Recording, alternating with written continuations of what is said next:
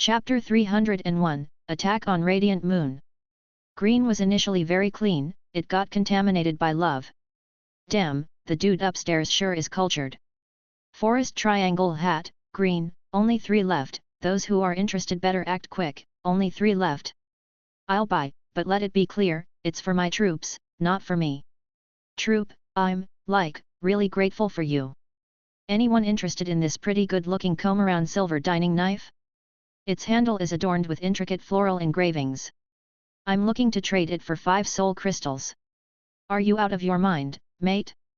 Apart from its appearance, it serves no purpose and you actually think of trading it for 5 soul crystals. It's a collectible, an artifact, don't you get it? Soul crystals can be used to recruit troops and save lives. What can your fancy artifact do? Help trim toenails? I kind of agree, plus we don't live the Western lifestyle. We use chopsticks and you want to charge such a high price for a dining knife. Will you sell that silver dining knife for 1 soul crystal? Suddenly, someone interjected. Deal, let's exchange. What the hell? Someone was actually willing to buy it. Indeed, there are so many rich guys in this channel. Deng. While Fang Hao was idly browsing through the regional forum, he received a private message. He opened it to find a message from Deng Bin, the lord he gets his flax from. A large patch of flax fields lies outside Deng Bin's fiefdom. When Fang Hao was buying flax, the two decided to cooperate, with Fang Hao trading resources for Deng Bin's flax. Their cooperation had been going pretty well until then. Is the great Lord Fang Hao here? Just wanted to ask, is there a high demand for flax from your side? Demand? Fang Hao was planning to set up a textiles shop and had also increased the number of skeleton tailors. One could say, the supply of flax was stable. But, why would Deng Bin suddenly ask him this? Does he plan to raise the price? Just as Fang Hao was about to hit send on his reply, the demand for flax is average, he got another message from Deng Bin. Lord Fang Hao, I've gotten into some trouble on my end. If your demand for flax is high, I'd like to discuss a change in the way we trade it. Getting this message, Fang Hao understood what Deng Bin was hinting at. He deleted his unfinished message and replied, what happened? Is there anything I can do to help? Bandits have discovered my fiefdom and we've already had a few skirmishes. I want to trade you flax for some equipment. Deng Bin's fiefdom was in a good location. After trading flax with Fang Hao, his resources kept steadily increasing. He would exchange anything he needed with flax from Fang Hao. Sometimes, reselling those goods would earn him even more. But recently, a large group of bandits had stumbled upon his fiefdom. They had already had a few clashes which cost Deng Bin many lives. The bandits had now surrounded his castle, stopping his villagers from gathering resources. They were stuck in the castle, slowly eating away the food stored in the granary. After waiting for 2 days without the bandits showing any signs of leaving, Deng Bin decided it was worth a try. He'd been buying a lot of soul crystals from the channel. His troop count was now up to 500. Once he gets some more equipment from Fang Hao, he was ready to take on the bandits.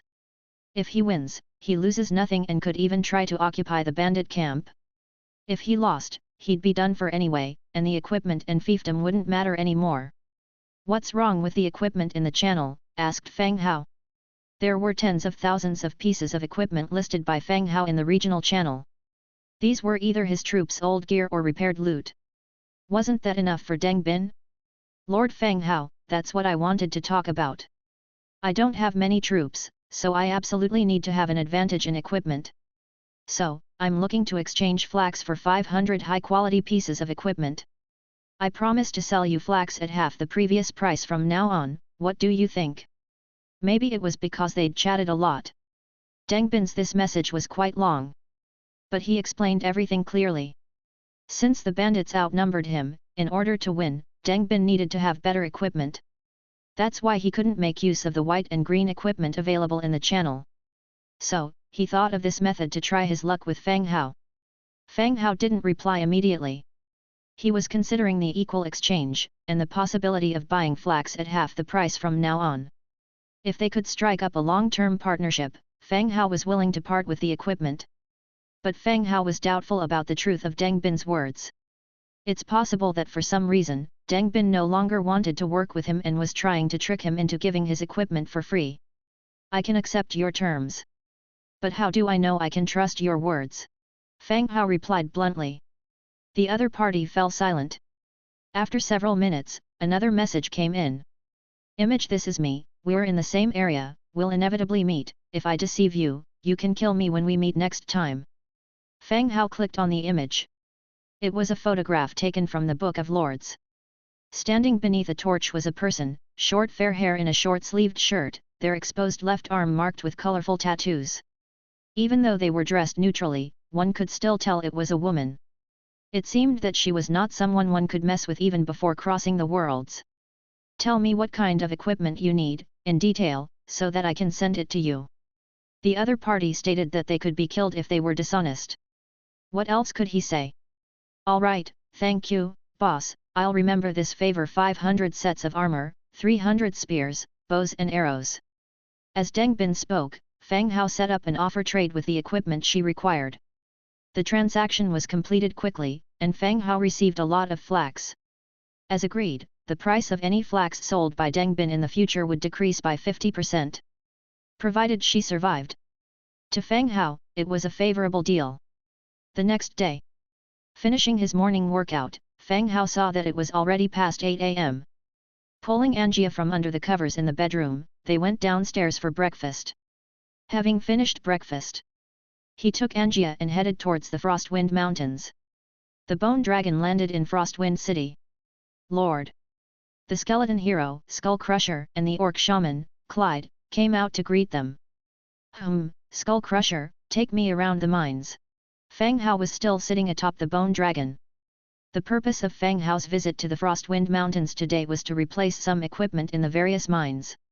In addition to the white steel mining drafts, minecarts and railways have also been made to increase the efficiency of the mines. Yes, my lord. Skull Crusher got on the Bone Dragon and pointed out a mine. The Bone Dragon soared into the sky, heading in the given direction. They began creating minecarts and railways one mine at a time. On the other hand, the border of the Crescent Heights, where the undead had recently established a massive camp. A 700,000-strong undead army was already ready for departure, and the orc messengers were already scattered among the ranks. Commander Dmitrija, the army is ready and can depart at any time. The Blood Hunter landed beside Dmitrija and spoke softly. Dmitrija looked up at the sky, and then at the thick fog within Crescent Heights. Crescent Heights was shrouded in clouds and fog all year round. Even during the day, the sunlight was dim under the cover of the clouds and fog. Depart! Dmitrija ordered. The signal flags were raised high, and the large troops set off. Stepping into the fog, the road was relatively smooth. The dense fog made the environment somewhat damp. The tree trunks were covered in fungus, like tumors growing after an illness. The rocks were also covered in green moss. As they delved deeper, Dmitrija became aware of a problem. The fog was getting thicker, and the farther they went, the harder it was to distinguish directions. He needed a guide. A guide who was familiar with the local terrain. Rustle. Suddenly, the sound of rustling leaves came from the shrubs ahead. The next second, a figure jumped out from the shrubs. Barely had they steadied themselves when they saw the undead army staring at them. After standing dumbfounded for a couple of seconds, they immediately turned around and fled. Catch him! Commanded Dmitrija nonchalantly. Whoosh! The Blood Hunter spread his bat wings and shot out in an instant. He pushed the fleeing individual to the ground, and with a dagger, he pried open the person's mouth, inspecting their teeth. Chapter 302, Kong Yang. 2 hours ago. Crescent Heights, Burns Village No. 4. The management system of Crescent Heights differs from the outside world. Every Blood Clan member is responsible for their own village. The villagers are more like slaves raised by the Blood Clan, having to complete assigned tasks and pay blood tax on time. If other Blood Clan members cross the boundary to seize population or collect blood they are not entitled to, this could lead to conflict. Burns Village No. 4. This is the fourth village managed by Blood Clan member Burns 1. Inside a simple dwelling. Captain, this girl won't last much longer, says a pale-blooded individual wearing a heavy hood. In front of the pale blood, lies a pale, thin girl.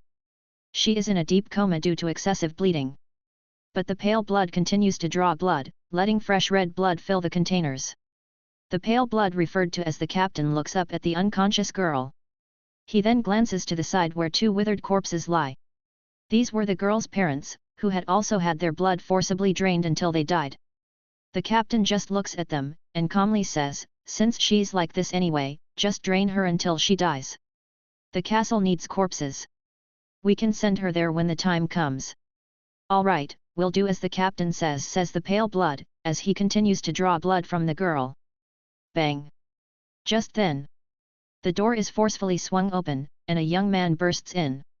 He glances at the two corpses on the floor. His gaze then lands on the two pale blood and the unconscious girl. "Kong Yang, have you had enough of your life? Don't you see we're working here?" The pale blood are the Blood Clan's guard dogs and the enforcers of Crescent Heights. Nobody here would dare to provoke them.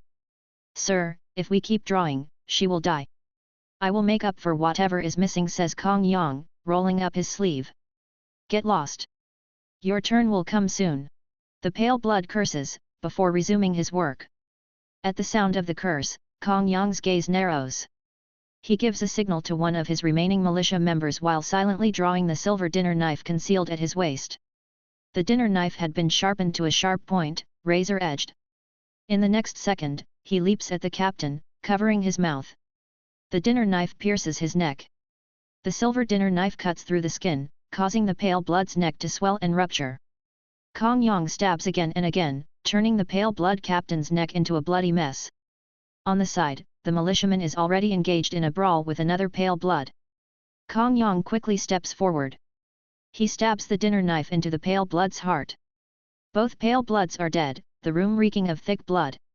Luckily, the village houses are separate, so they wouldn't attract other pale bloods for now. Kong Yang, out of breath, hears the rustling noises outside the door. He takes a deep breath and says, "You clean up here, I'll go explain to the villagers. We must leave before dark." "Yes, sir." Walking outside, a number of villagers have already gathered. They look pale and quite perturbed as they watch Kong Yang. The village is small, with not many inhabitants. A lot of them must have heard the screams of the pale blood just now. "Everyone listen to me. This time, the Blood Clan wants to reduce the number of villages. They plan to drain everyone's blood and kill us all. Maji's parents are already dead in the house, you all can go in and see." Kong Yang sits down and starts to speak. None of the people below actually go to check, they just stand there in silence. Kong Yang continues, "I have already found a way out. Before dark is our only chance. Everyone, follow me and we'll go live in the city of humans." "Can we really get out?" a villager asks. "Yes, I wouldn't joke about my own life. Everyone, go back and pack your things. I'll go confirm the route again, and come back at noon to lead you all out." Kong Yang's gaze hardens and he warns in a cold voice, "Please watch each other. If anyone snitches to the Blood Clan, none of us will make it." The villagers hesitate for a moment.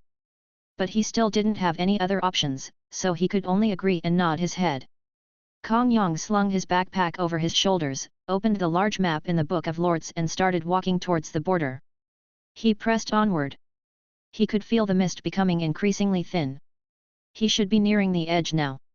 Thinking about finally leaving this damned place, his steps lightened considerably. He dutifully leaped over the shrub in front of him, covering great distance in one single jump. However, as soon as he landed, the color drained from Kong Yang's face. A dense force of white-boned soldiers had blocked his way. What the damn hell was happening? He instantly turned around and started running. But after only 2 steps, a formidable force knocked him down. A chilling dagger pried his mouth open and a bony finger started probing his teeth. Human, and not a thin-blooded one either. The blood hunter casually tossed Kong Yang in front of Dimitrija. The disoriented human on the ground was in his 20s and had been thrown around mercilessly by the blood hunter. Dimitrija looked at the human on the ground and said, "I ask, you answer. If you answer well, I will let you live." The sight of a lizardman slightly startled the human, causing him to take 2 steps back. However, compared to the seemingly infinite army of white bones, a single lizardman wasn't so terrifying. The human nodded, indicating that he understood. "What is your name?" Dimitrija asked. "Kong Yang." While answering, Kong Yang's pupils suddenly constricted. "Ancient Blade, Dimitrija, Orange Tier 8 hero. And the Batwing skeleton that had been probing his teeth was also a hero. Blood Hunter, Blue Tier 5. What the hell was going on? He had only seen green hero templates shared in the district channel before. But now, 2 heroes had appeared at once. And the lizardman leading them was an orange tier hero. Alright, Kong Yang, why are you here? Dmitrija continued to interrogate.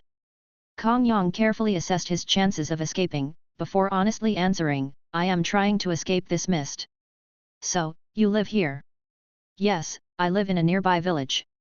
The Blood Clan recently increased the blood tax, and many villagers have already died from excessive bloodletting. I am hoping to find a way out, Kong Yang explained. To the transmigrators, who were more adaptable in their mindset. The blood clans who sucked human blood, seemed a lot less fearsome compared to these lizardmen and undead. Good. Kong Yang, I can sense your bravery. If you were born in a human city, you would have been a righteous warrior, or perhaps even a hero, Dmitrija said. Kong Yang furrowed his eyebrows at the sudden praise from the lizardman. Kong Yang, we need a guide right now, someone who can show us the way, said Dmitrija before Kong Yang could say anything. Kong Yang, who had just stood up, lost his balance upon hearing the words. A skeleton immediately supported his arms from behind.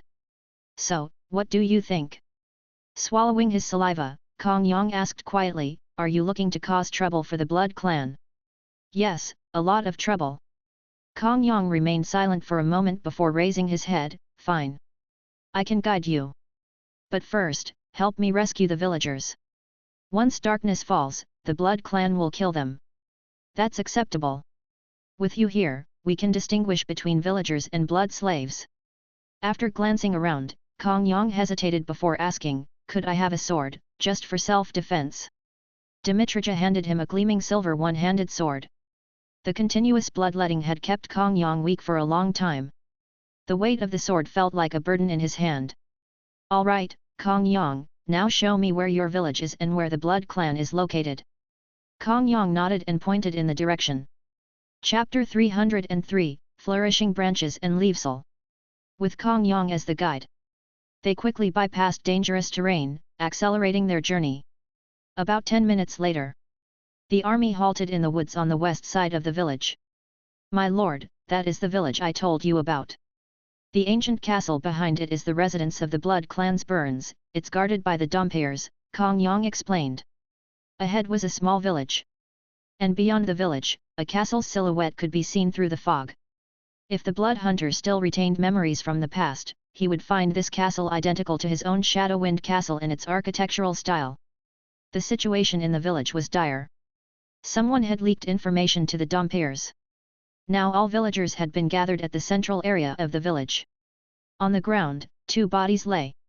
One of the corpses was the only surviving militiaman who had followed Kong Yang when he abandoned his territory. Seeing this scene, Kong Yang clenched his fists, an unquenchable anger burning within. The man who vowed to slaughter the Dompiers and rescue the villagers from the vampires was teary-eyed. Even though he had witnessed so many deaths, he still couldn't come to terms with this reality. Dmitrija glanced at Kong Yang, do you know the person on the ground? Yes. Kong Yang gritted his teeth. Without saying much, Dmitrija immediately ordered, Bolton, lead your men to rescue the villagers. The rest will storm the Blood Clan's castle ahead. Yes. Everyone acknowledged. The undead army rolled out of the forest, barreling towards the castle. Bolton led his small undead squad to surround the village and rescue the villagers. The Blood Hunter unfurled his bat wings, leading a swarm of skeleton giant bats into the sky, charging forward. With the help of the dark deception skill, he navigated through the thick fog. Arriving over the castle, he swooped down. The blade in the Blood Hunter's hand swung out, instantly slaying 2 Dompiers. The skeleton giant bats following closely behind swarmed like a plague. They enveloped all Dompiers around the castle. When they dispersed again, all that was left of the Dompiers were their picked clean, bone-white skeletons scattered on the ground. The battle was over in a flash. Hundreds of Dompiers were wiped out cleanly. Dmitrija and his troops arrived. They walked straight into the castle, ascending to the 3rd floor via the staircase. The 3rd floor's bedroom was dimly lit. The windows were sealed shut with thick curtains. In the middle of the room, there was an exquisitely designed corpse-raising coffin. The coffin lid was tightly closed. It seemed the soundproofing here was excellent. Despite hundreds of Dompiers being killed outside, Burns inside remained undisturbed, still resting. Dmitrija gestured. 2 Baron Tomb Guards stepped forward, one on each side of the coffin lid. With a simultaneous exertion of force, the coffin lid was prized open. The moment the vampire inside opened his eyes. Swish! Dmitrija's sword came slashing down. The vampire's head and half of the coffin fell, rolling into a corner. Move the body out, Dmitrija ordered as he sheathed his longsword and walked downstairs. Vampires possessed a strong vitality. Despite decapitation, it wasn't dead yet. It stretched out its arms, flailing and thrashing around. A skeleton warrior next to it drew its argent short sword from its waist, hacking at the squirming body several times. Only then did it slowly quiet down. Outside the castle, the rescued villagers were gathered in an open area. When they saw the 2 coffin halves being carried out, along with the casually held head of Burns by a skeleton, everyone's eyes widened in disbelief and fear. The vampire was dead. They had never thought that even a vampire could be killed. Dmitrija looked at the chaotic and sickening crowd below. Bolton. Bolton immediately rushed forward. Lord Dmitrija, guide these villagers out and set up a camp for them at the back of our base. Anyone who dares to try to leave or send word to the Blood Clan will be executed on the spot, Dmitrija loudly declared. Upon hearing the words executed on the spot, the already frightened villagers began to tremble even more. Yes, sir. Bolton took the order and began to lead the villagers away. The villagers left. Dmitrija did not plan to halt his troops either. In the combat strategy, he and Fang Hao had a fixed time arrangement. Kong Yang, you did a great job this time. Dmitrija praised him openly. Kong Yang had already calmed his emotions. The death of Burns and the blood feeders were considered as a revenge for his militia. Thank you, my lord. I know a few other locations of Blood Clan's castles, I could lead you there. Kong Yang had never thought that killing the Blood Clan could be this simple. The undead army he guided had, in the blink of an eye, killed the mighty Burns. It was as simple as killing a chicken. No rush. Dmitrija shook his head and continued, the extermination of the Blood Clan is not the priority right now. I need you to guide me to somewhere else. Sir, I might have limited knowledge, but I can definitely guide you anywhere I'm familiar with, Kong Yang reassured him. Tenhole Lake. Upon hearing the name, Kong Yang momentarily froze. The Book of Lords map did not include Tenhole Lake, but he knew of its location. Because it was a place strictly prohibited by the Blood Clan. Anyone who approached it, none have returned alive. Is there a problem? Dmitrija noticed the tension in Kong Yang's expression. My lord, that place is a land of death. The Blood Clan has strictly forbidden anyone from approaching it. Everyone who has ventured in has died, Kong Yang explained, his voice trembling a bit. Are there Blood Clan soldiers there? Tenhole Lake, as a vital part of the Beating Heart mission. It was quite reasonable that the Red Duke had stationed heavy troops there. If nothing was there, it would indeed be worrisome about the authenticity of the intelligence. I don't know. Nobody who got close came back alive, Kong Yang replied. Dmitrija nodded.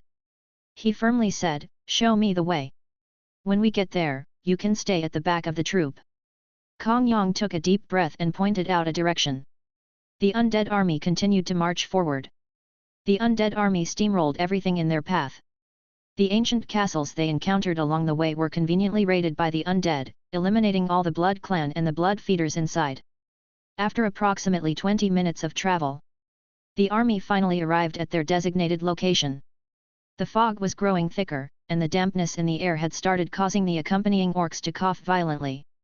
The dim light could no longer penetrate the dense fog, as if it was already deep into the night. Ahead was a thick forest. Through the gaps in the trees, one could see the rippling surface of a lake. There was no sign of any enemies, and there were no traces of any wildlife. Is the fog always so dense here? Dmitrija asked. Yes, when you enter this place, it's hard to tell day from night. Kong Yang answered. Looking at enormous trees ahead, through the dense branches and leaves, there lay the murky sky above. As if being engulfed in the gloom, a feeling of danger surged in their hearts. The signal flares. Dmitrija demanded sternly. Someone in the back of the team ignited a signal flare. Whoosh! The signal flare exploded in the air, casting an orange glow illuminating the surroundings. The next second, 2 bright red dots suddenly lit up among the dense branches and leaves. 4, 6. Countless red dots appeared, filling the entire forest, all looking at the intruding undead army. The fleeting light also allowed everyone to see the situation ahead clearly. This wasn't a lush vegetation. Instead, gigantic bats hung all over the barren trees. Bats, archers, get ready! Whoosh! A rustling sound came from ahead, fluttering wings of hanging bats began to take flight, leaving only tall dead trees in what was once a lush forest. Chapter 304, Coffin at the bottom of the lake. Ferocious bats, Tier 3. The body size of the ferocious bats is comparable to that of an adult hound, completely black in color, hanging upside down, with their black bat wings covering most of their bodies. Quietly waiting for the prey to approach.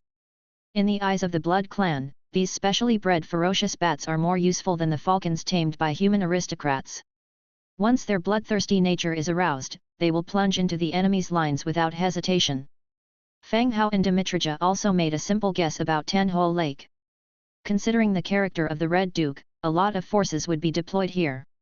Even a large number of Dusk Banqueters.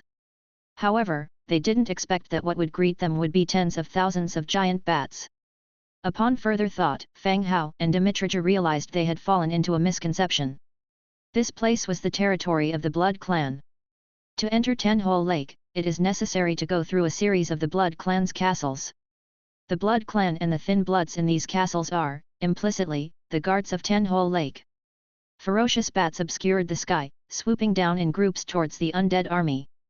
These Tier 3 bats often rely on their numbers and mobility as their advantages. Even if they found that the number of enemies is dozens of times larger than their own, and they are a bunch of bloodless skeletons, they wouldn't turn and flee, but only knew to plunge fearlessly into the rank and file. Attack! Dimitrija gauged the distance and calmly uttered the command. Fire arrows! Fire arrows! Magic missile! A dense clanging of bowstrings was followed by the sounds of arrows cutting through the air. 200,000 archers fired simultaneously. The arrows were like a giant wave, slamming towards the oncoming flock of bats. Thud thud thud! Arrows hit the ferocious bats. In the blink of an eye, a large number of ferocious bats were filled with arrows, falling down like raindrops. The first round of volley firing ended. The undead mages at the rear had also condensed the dark missile. The Death Whisper wand pointed into the sky, and 100,000 magic missiles formed a curtain of light that exploded in the sky. Boom boom boom! The bats that couldn't evade in time were instantly blown to pieces by the explosion. Pieces of flesh fell with the rain of blood. Only in the first clash, more than half of the bats were killed or had lost their ability to fly. The remaining bats continued to approach. Archers switched from volleyed fire to free firing. The bats that dived into the team knocked down a large number of warriors. When they revealed their fangs, intending to tear the enemy's flesh, they found that the body wrapped under the armor was just hollow white bones. The skeleton soldiers of the side took this opportunity to kill the bats that had fallen to the ground. The battle didn't last long. Besides consuming a large number of arrows, the casualties were negligible.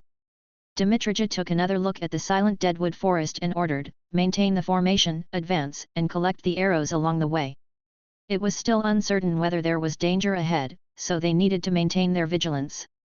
The team moved forward in formation. The archers at the rear collected the arrows along the way. Stepping into the deadwood forest, an anomaly occurred again. Decaying corpses crawled out of the ground, wearing rotted armor, and launched an attack on the team. But, the rank of these rotten corpses was not high, nor did they have a numerical advantage. The undead army didn't stop, marching forward, they casually exterminated all these emergent rotten corpses. At the front of Tenhole Lake, the lake was still calm, like a giant mirror, with a few broken arrow shafts drifting on it. Kong Yang was dragged over from the back of the team by a skeleton warrior. "Does the village have any sayings about this lake?" Dimitrija asked indifferently. Tenhole Lake was too calm. Given the Red Duke's nature, apart from the bats and rotting corpses on the shore, the bottom of the lake was a perfect place to set up an ambush. If there was anyone who wanted to salvage the body from the bottom of the lake, it would be an ideal chance to kill the enemy. Kong Yang's legs were shaking. He didn't want to get near that damned Tenhole Lake. Hearing Dimitrich's inquiry, he started to recall any rumors he had heard about the lake. Thinking for a moment, he said, "Some say there are treasures at the bottom of the lake. And that's it. Nobody dares approach this place, not even the Blood Clan or the Half-Bloods." Kong Yang said. "All right, I get it." Dimitrija spoke out. Kong Yang moved to the back of the team. Dimitrija called over 2 Baron Tomb guards, "Go down and check. If you find any coffins or anything, bring them up." The 2 Baron Tomb guards plunged straight into the lake. However, soon enough, the center of the lake started churning and then the bleached skeletal remains floated up. Seeing this, there was no need for further thinking. There was indeed danger at the bottom of the lake that had killed the Baron Tomb guards who went down. "You, go down!" Dimitrija ordered nearly 100 Baron Tomb guards. He took several night stones out of his backpack and put them around the necks of the Baron Tomb guards. Plop! Plop! Plop! The Baron Tomb guards dived into the lake and descended towards the bottom. Dimitrija also jumped into the lake, maintaining a certain distance from the sunken guards. He was carefully observing the threats that might emerge from the surroundings. The trait of underwater breathing in the lizardman race made him even more flexible in water than on land. On the other hand, the Baron Tomb guards, despite not needing to breathe in water, moved quite awkwardly and sluggishly. They might not even be able to exert half of their original strength. Everyone descended quickly. The night stones illuminated the surroundings, while also attracting creatures from the bottom of the lake. At this moment, 4 massive fish-like creatures began to approach. Each fish was nearly 6 meters long, with scales similar to crocodiles covering their entire bodies. They rapidly swam towards the sluggish Baron Tomb guards, opening their enormous mouths that were full of sharp teeth, biting and shaking one of the guards. The Baron Tomb guards waved their white steel giant swords, influenced by the water. The strikes left only shallow scratches on the heavy scales. Perhaps it felt that the bones lacked flavor. One of the creatures turned its attention towards the swimming lizardman from behind. Shouldering past the skeletal remains, it opened its enormous mouth and bit towards one of the lizardmen. Dimitrija glanced indifferently at the massive fish charging towards him. He shifted his body and instantly dodged the attack. His longsword swept out. Raging slash! A red sword aura sliced through the massive fish's neck. The fish's head was still lunging forward with biting motions while the body was already separated, slowly sinking to the bottom of the lake. The death of one massive fish, blood diffusing into the water, sent the remaining 3 into a frenzy. Their biting became even crazier as they tangled with the Baron Tomb guards. Dimitrija confirmed no other creatures were there. He started swimming quickly as well. Approaching the remaining massive fish, he mercilessly executed them with his sword training. Having eliminated the threat at the bottom of the lake, Dimitrija continued to dive deeper, leading the few remaining Baron Tomb guards. As they neared the bottom of the lake, Dimitrija finally saw their target. In the center of the lake bed, there was an approximately 2 meters high humanoid iron coffin. The iron coffin stood upright at the bottom of the lake, and a female face was carved on the front of it. Chapter 305, Little Use Mission. At the eerie bottom of the lake, the glow of the night stone gradually dimmed. An image of a young girl on the iron coffin seemed all too lifelike. This made the atmosphere even more bizarre and terrifying. Dimitrija, along with the Baron Tomb guard, swam forward to inspect. There were no more threats. The iron coffin stood erect at the bottom of the lake, its base connected with 4 metal chains. The chains secured the coffin to the boulders around it. To take the coffin out, the chains had to be broken. Red Duke had really gone to great lengths to prevent this coffin from being taken away. Leaving aside the forces he placed outside, the depth of the lake alone was enough to prevent most living creatures from approaching the iron coffin. The intelligent races of Crescent Heights were mostly humans and orcs. Even heroes would have a hard time reaching such a depth and trying to salvage the heavy iron coffin with their physical strength. Unfortunately, Red Duke underestimated one thing. He did not take into account the appearance of the Transmigrators and Fang Hao's undead faction. Even without Dimitrija's involvement, it was only a matter of time before Fang Hao could salvage the iron coffin from the depth of the lake. Dimitrija tugged at the heavy metal chains, unsheathing the long blade at his waist, and swung at the chains. Clang, clang, clang. The 4 chains snapped as ordered, and the surface of the lake was disturbed by the resulting waves. Soon enough, Dmitrija came back up to the surface. How was it? Blood Hunter, who had moved forward, asked. Prepare the ropes down there. Ropes were thrown into the lake one after another. Dmitrija picked up one end and sunk back into the lake. He tied up the iron coffin and the bodies of the 4 enormous fishes with the ropes.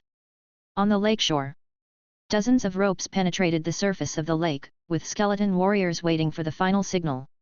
When Blood Hunter saw the signal conveyed by the ropes, he ordered the ropes to be pulled. Under the combined efforts of thousands of skeleton warriors, the heavy, 2-meter-high iron coffin was gradually hauled out of the water. They dragged it to the lakeshore, leaving a trail of wet mud. Dmitrija quickly followed it out of the lake.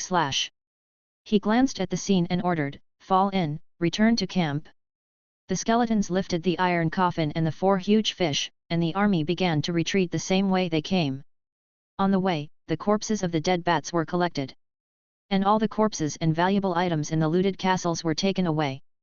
The army left the mist and returned directly to the camp. At 6 p.m. Fang Hao and Angia returned to the main city.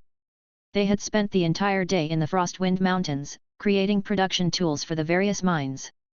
Fortunately, they had Bone Dragon to serve as their mount, otherwise, it would have been difficult to complete the journey across the treacherous mountain terrain even in 5 full days. Upon returning to the city lord's hall, the maid served fruit wine. Sitting in the chair, he let out a deep breath. But as soon as he had sat down, Little Yu quietly stepped into the city lord's mansion. She slightly bent her legs, lifted her long skirt, and curtsied slightly, "My lord."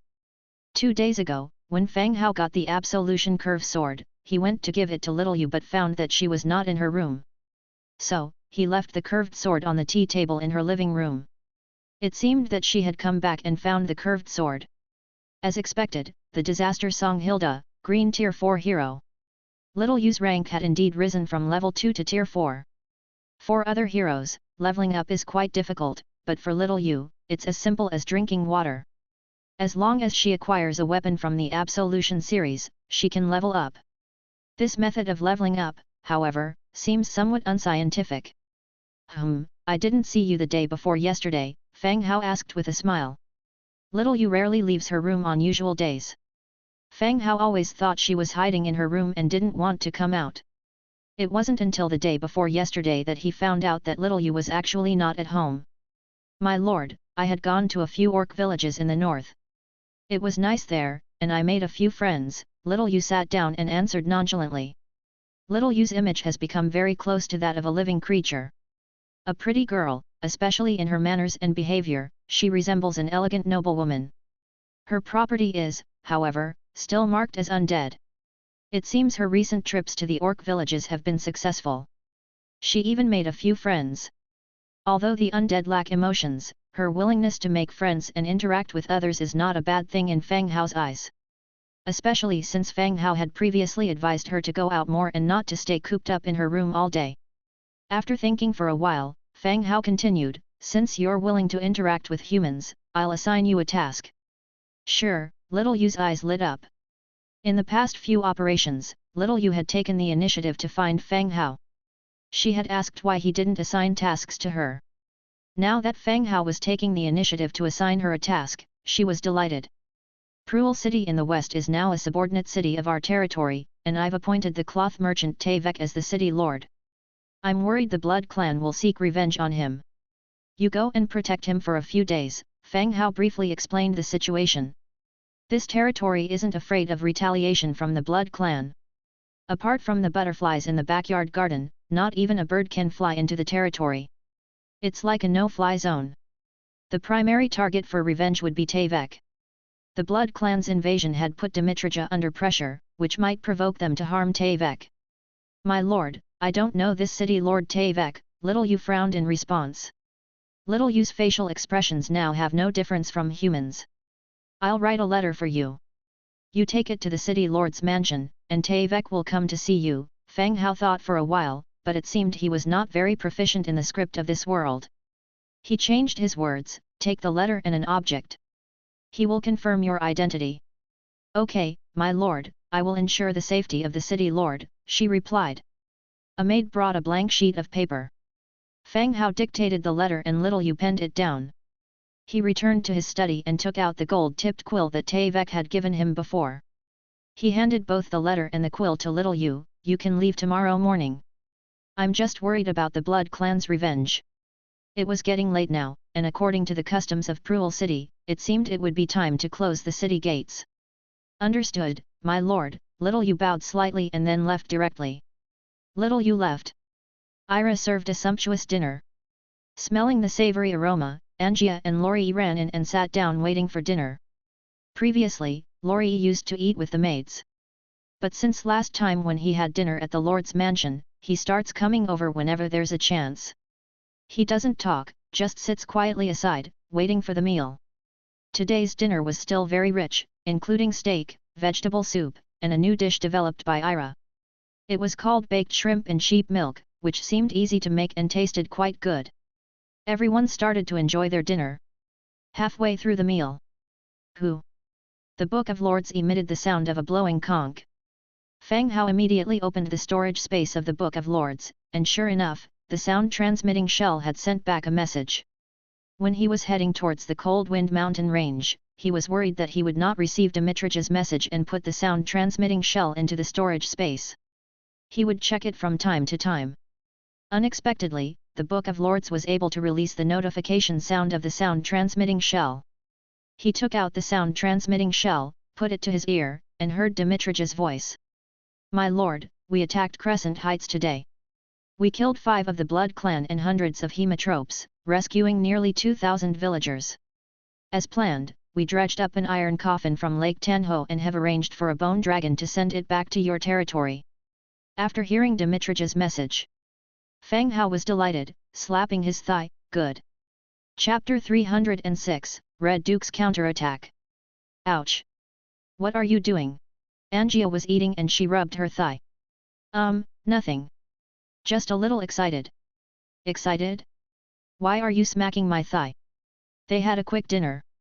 Fang Hao headed straight to the Trade Alliance store. Skeleton merchant Deng was in a meeting with other merchants. Seeing Fang Hao approach, he gave a brief explanation, allowing the skeleton merchants to disperse and attend to their affairs. Good evening, my lord, Deng greeted with a bow. Good evening. Deng, was there any update on the Dark Gold heroic contract that I mentioned last time? Sitting at the counter, Fang Hao got straight to the point. Dimitrich's side was making smooth progress. An iron coffin had been found at the bottom of Tanho Lake. According to the information collected, this coffin should contain the last part of the Heart mission. Using the Bone Dragon for transport, it was expected that the coffin would arrive at the main city by tomorrow morning. It would be better to have a heroic contract when the Dark Gold tier hero was resurrected. Not yet, my lord. Deng pondered and said again, my lord, these high-level scrolls are hard to come by. Fang Hao understood this. Forget about Dark Gold, there weren't even any in orange for sale so far. Has the latest order come in? Fang Hao continued to ask. But immediately he dismissed the thought. Even if an order was placed, it was likely no one would sell them. Moreover, since the iron coffin would arrive tomorrow, there wouldn't be enough time. Yes, do you wish to fill one, my lord? Deng asked. Not right now. Fang Hao shook his head. After chatting with Deng for a while, he left the Trade Alliance hall. He returned to his manor and went to the backyard for a hot spring bath. Night fell. The Crescent Heights, in front of Tanho Lake. The Red Duke gazed at the drag marks on the shore from where the iron coffin had been hauled out. His eyes turned a deeper shade of crimson.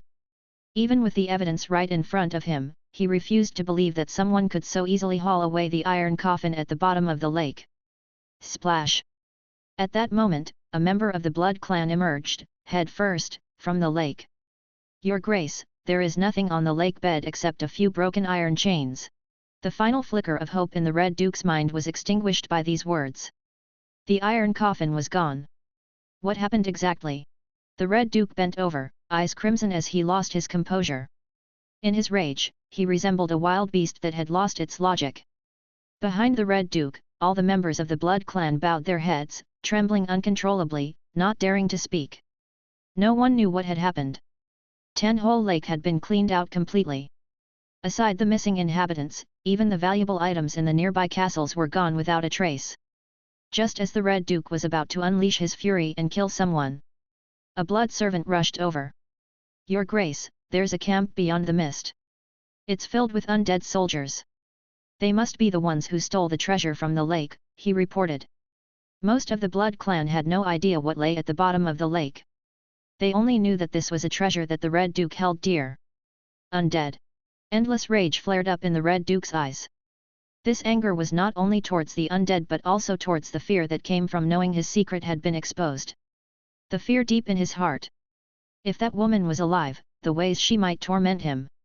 This fear made him want to leave right away. To leave Crescent Heights, to hide away. No. I still have a chance. Over such a short distance, the iron coffin might still be recoverable. As his sharp nails dug into his own palm, the ensuing pain forced him to calm down. The iron coffin must be recovered.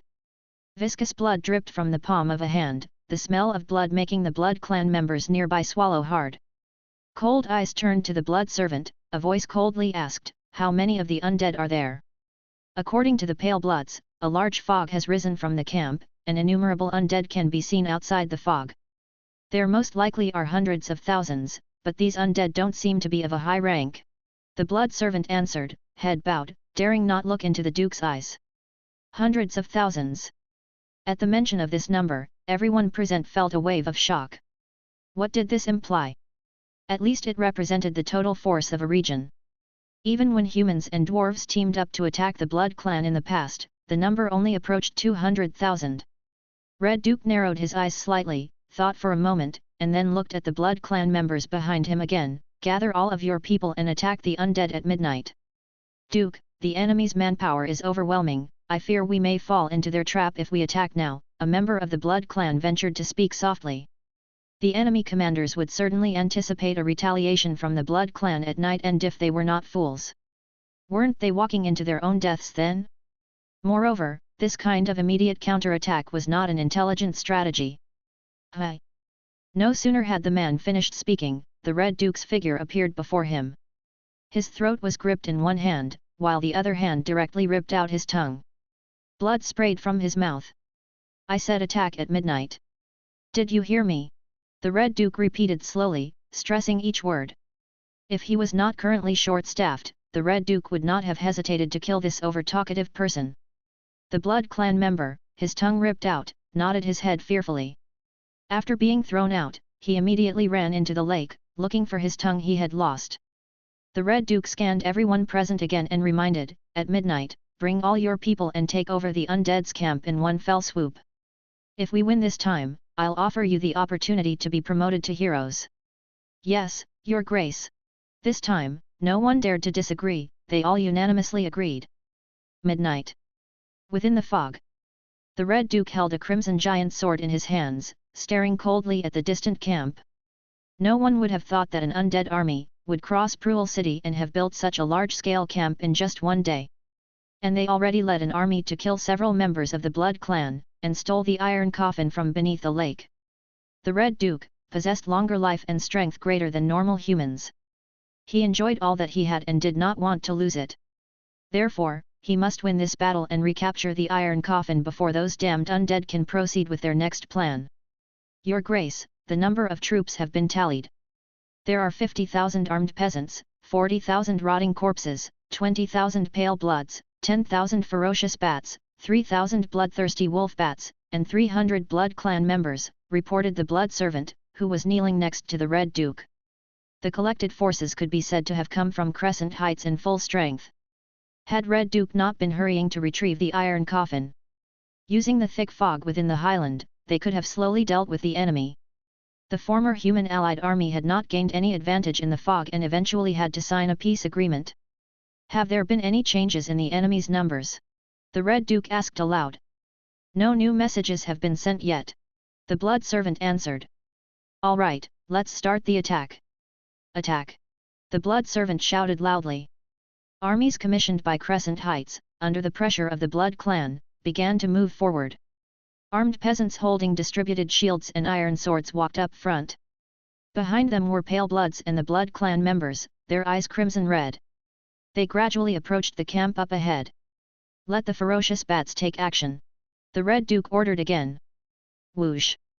The ferocious bats, at Tier 3, flew to the sky. Their bodies, pitch black, eyes crimson red. Round metal bombs were tied to their short hind limbs. Under the cover of night, they quickly flew towards the undead camp. Chapter 307, Full Coverage. At midnight, darkness engulfed the land. 10,000 ferocious bats flew swiftly towards the undead camp under the cover of night. Each ferocious bat carried a black round bomb. This bomb, known as the fire oil bomb, was a miniaturized, improved version of the fire oil tank. Although its power was reduced, it was easier to carry. There was no need for any special equipment to throw it. This was one of the Red Duke's tactics for fighting against larger numbers with fewer forces. The ferocious bats, carrying fire oil bombs, would recklessly crash into the enemy ranks once they reached overhead. When the bombs shattered, they would explode and ignite all units in the vicinity. And once this fire oil was ignited, it was challenging to extinguish. The more undead skeletons they could set on fire, the more intense the fire would become. The forces at the rear would hence experience less pressure. Of course, the outcome of the battle and the success of retrieving the iron coffin still relied on the infantry troops behind. Therefore, while maintaining a certain distance from the ferocious bats, the infantry continued to move forward. Whoosh, whoosh, whoosh. The ferocious skeletons got closer and closer to the undead from above. They were only 300 meters away. Whoosh! Suddenly, a flare shot up into the sky and exploded. The bright light illuminated the sky. Whoosh! Following the flare, the sound of arrows piercing the air rang out. The night was thick, making it hard to see the arrows. But the whistling sound of the arrows reached the ears of the Red Duke and the others in the distance. Bang! The first ferocious bat was shot down and fell from the sky. The fire oil bomb under its feet exploded violently, and flames rose from the ground. Subsequently, under the heavy rain of arrows, ferocious bats kept falling from the sky. As they hit the ground, they ignited fierce fires. The volley of arrows was so concentrated that there was no need for precise aim. Even if they couldn't hit the bats, they could easily shatter the fire oil bombs under them. Each fire oil bomb exploded in the air, raining down a cascade of flames. The night was lit up in a shade of orange. The Blood Clan at the rear watched the bats falling from the fire rain like dumplings in a bewildered manner. They couldn't help swallowing nervously. More than 10,000 ferocious bats carrying fire oil bombs didn't even reach the air above the enemy camp. They were almost completely wiped out. If just one fire oil bomb were to fall into the enemy camp, it might cause a little panic, wouldn't it? As expected, the enemy was fully prepared, and it seemed they were just waiting for them to come and offer up their lives. The Red Duke to one side had a gloomy expression. Staring at the already dead vanguard, his face betrayed no emotion. At this point, there was nothing he could do. Even if he knew it was a trap, he had to walk into it. He had to retrieve the iron coffin from the enemy's hands. The dark mass of Blood Clan soldiers, under the urging of the Blood Clan, tried to form a coherent line as best as they could. Along the way, villagers whose legs had given out kept rejoining the ranks under the coercion of whips and batons. They were 4.00 meters from the camp. The Blood Clan furrowed their brows in confusion. What was going on? At this distance, it was well within the range of archers and mages. Why wasn't the enemy launching long-range attacks? Duke, the enemy may be running low on arrows. A Blood Clan member stepped forward and voiced his suspicions. The Red Duke glanced at him, silently cursing his foolishness. The enemy's leader had calculated everything so precisely, time and place, all arranged so appropriately. How could they make such a basic mistake? But the Red Duke did not refute him. Letting his subordinates think the enemy was a fool could boost morale to some extent. Charge, prepare to scale the city, the Red Duke commanded dispassionately. Yes. The Blood Clan officer stepped back, loudly relaying the order. Prepare the siege ladders, charge. The troops launched their assault upon receiving the order. The camp's wall was approximately 4 meters high. Since it had been hastily constructed, there were no spikes around it. The armed villagers and weaker members of the Blood Clan reached the wall. They began to set up the siege ladders. The second wave of troops at the rear were slow-moving dead bodies. They dragged their stiff bodies, edging ever closer. The undead camp. Inside the commander's tent. Commander Dmitrija was polishing his longsword. The tent flap was thrown open. The Blood Hunter strode in. Commander Dmitrija, the Blood Clan army has reached the foot of the city.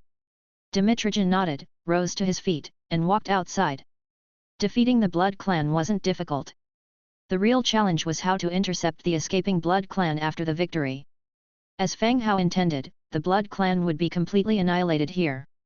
If too many of the Blood Clan escaped, they would pose a serious threat to human cities. At least for the past few decades, Crescent Heights and the Human Federation had maintained a peace treaty maintained through willful blindness. "Fire the signal flare and prepare to finish this," Commander Dmitrija said quietly. "Yes, Commander." The two walked out of the tent. The Blood Hunter conveyed the next steps down the chain of command. Commander Dmitrija headed towards the city wall. Soon after, a second flare was launched from within the undead encampment. It shot straight into the sky and exploded with force. Shortly after, another flare was launched from the center of the camp. It traveled straight upwards before exploding in the sky.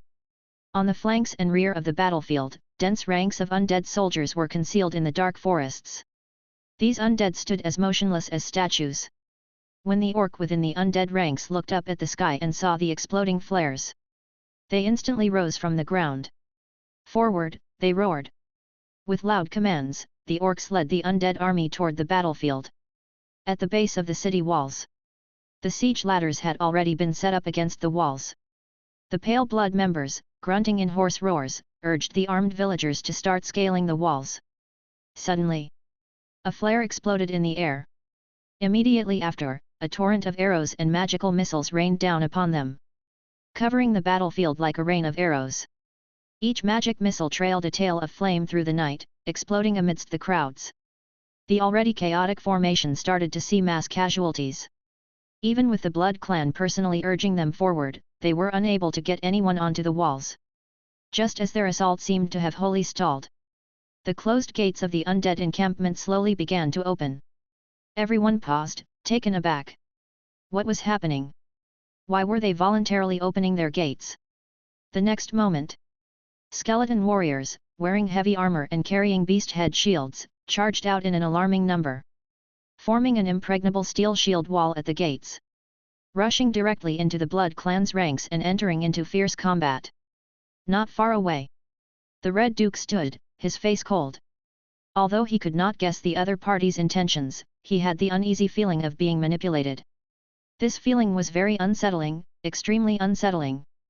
Just as he was ready to personally join the battlefield, two figures made their way up the fortress walls of the undead encampment. A tall golden-armored warrior, and an undead with bat wings. He was too familiar with the second figure. Giovanni. The fact that his own nephew had been converted into a skeleton was true after all. Could it be that Giovanni had leaked the news about the iron coffin? Damn that bastard! "You all continue to attack, I will go and kill their commander," the Red Duke said coldly. Without listening to opinions from others, Lai spread his huge bat wings and took off in the direction of the undead camp. Not long after the Red Duke left, large groups of undead soldiers began to appear around the Blood Clan's forces. They began to encircle and slaughter the Blood Clan. The difference in numbers made it impossible to generate effective combat power.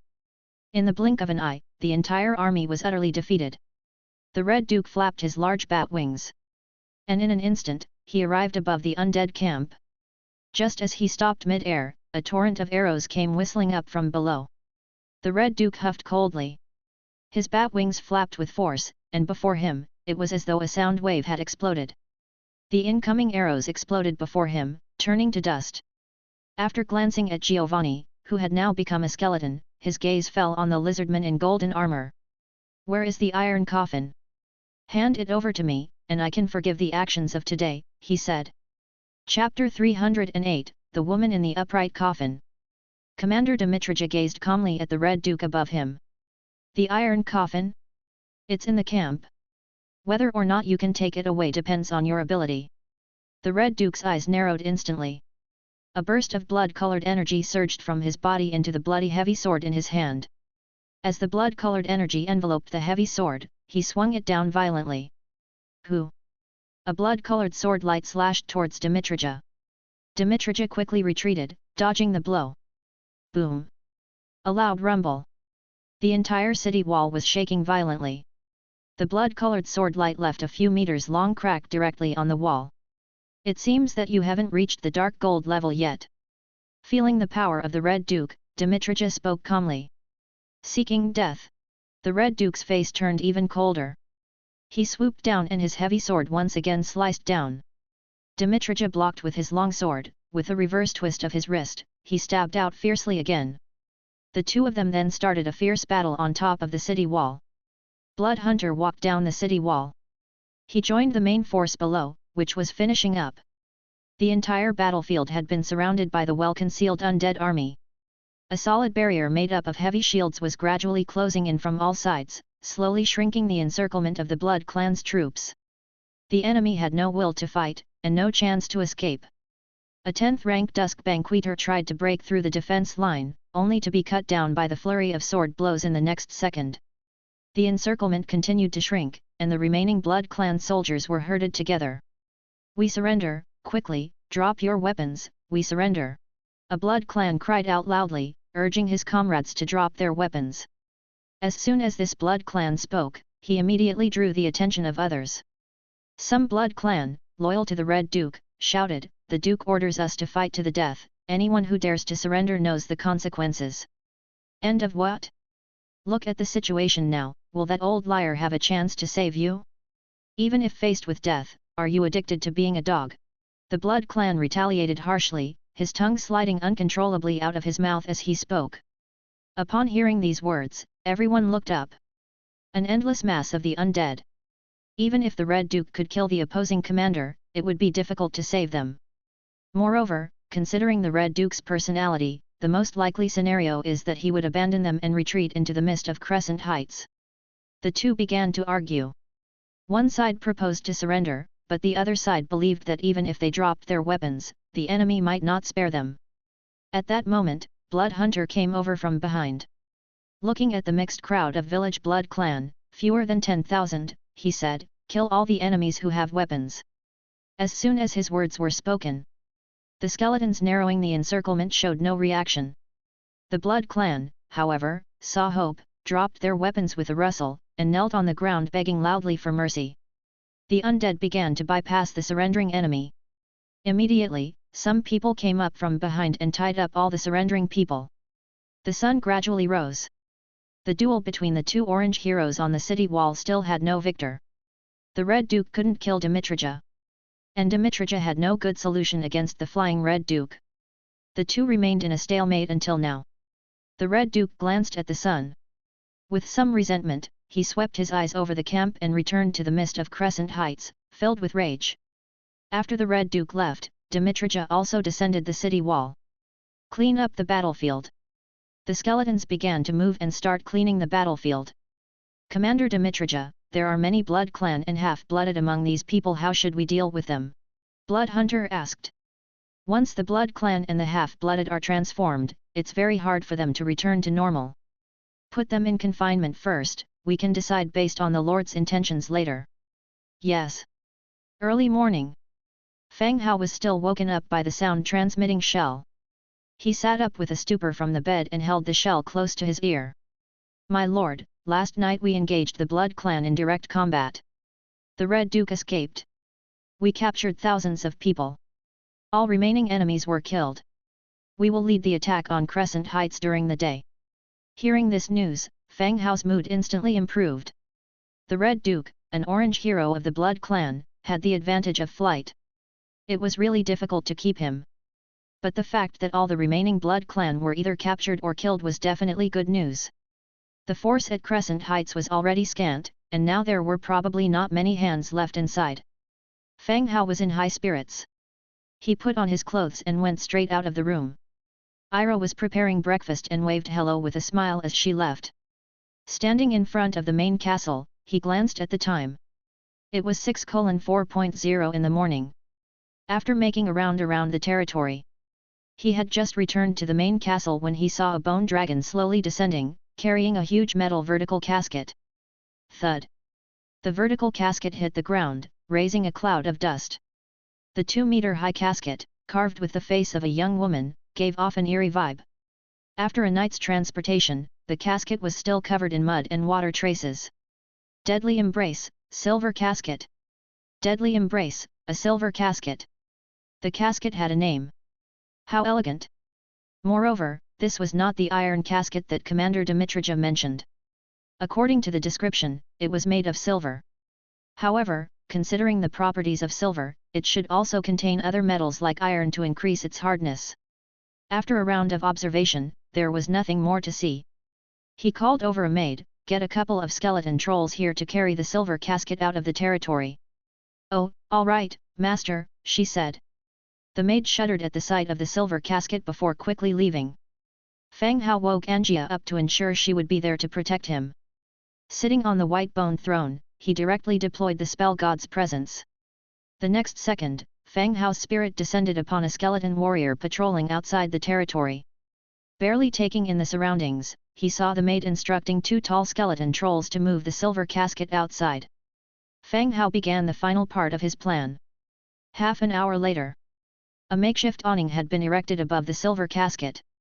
Skeleton warriors formed a tight shield formation around it, layering up several circles. Even though the quest indicated that if he helped her gather her body, she would be highly loyal to him. But without the constraint of a hero contract, Fang Hao was still nervous. He surely couldn't capsize in the gutter here. But as things stood, he couldn't back out now. "Open the casket!" Fang Hao commanded. Two skeleton trolls picked up their hatchets, bang! Bang! Two loud noises, and they directly broke the restraining chain.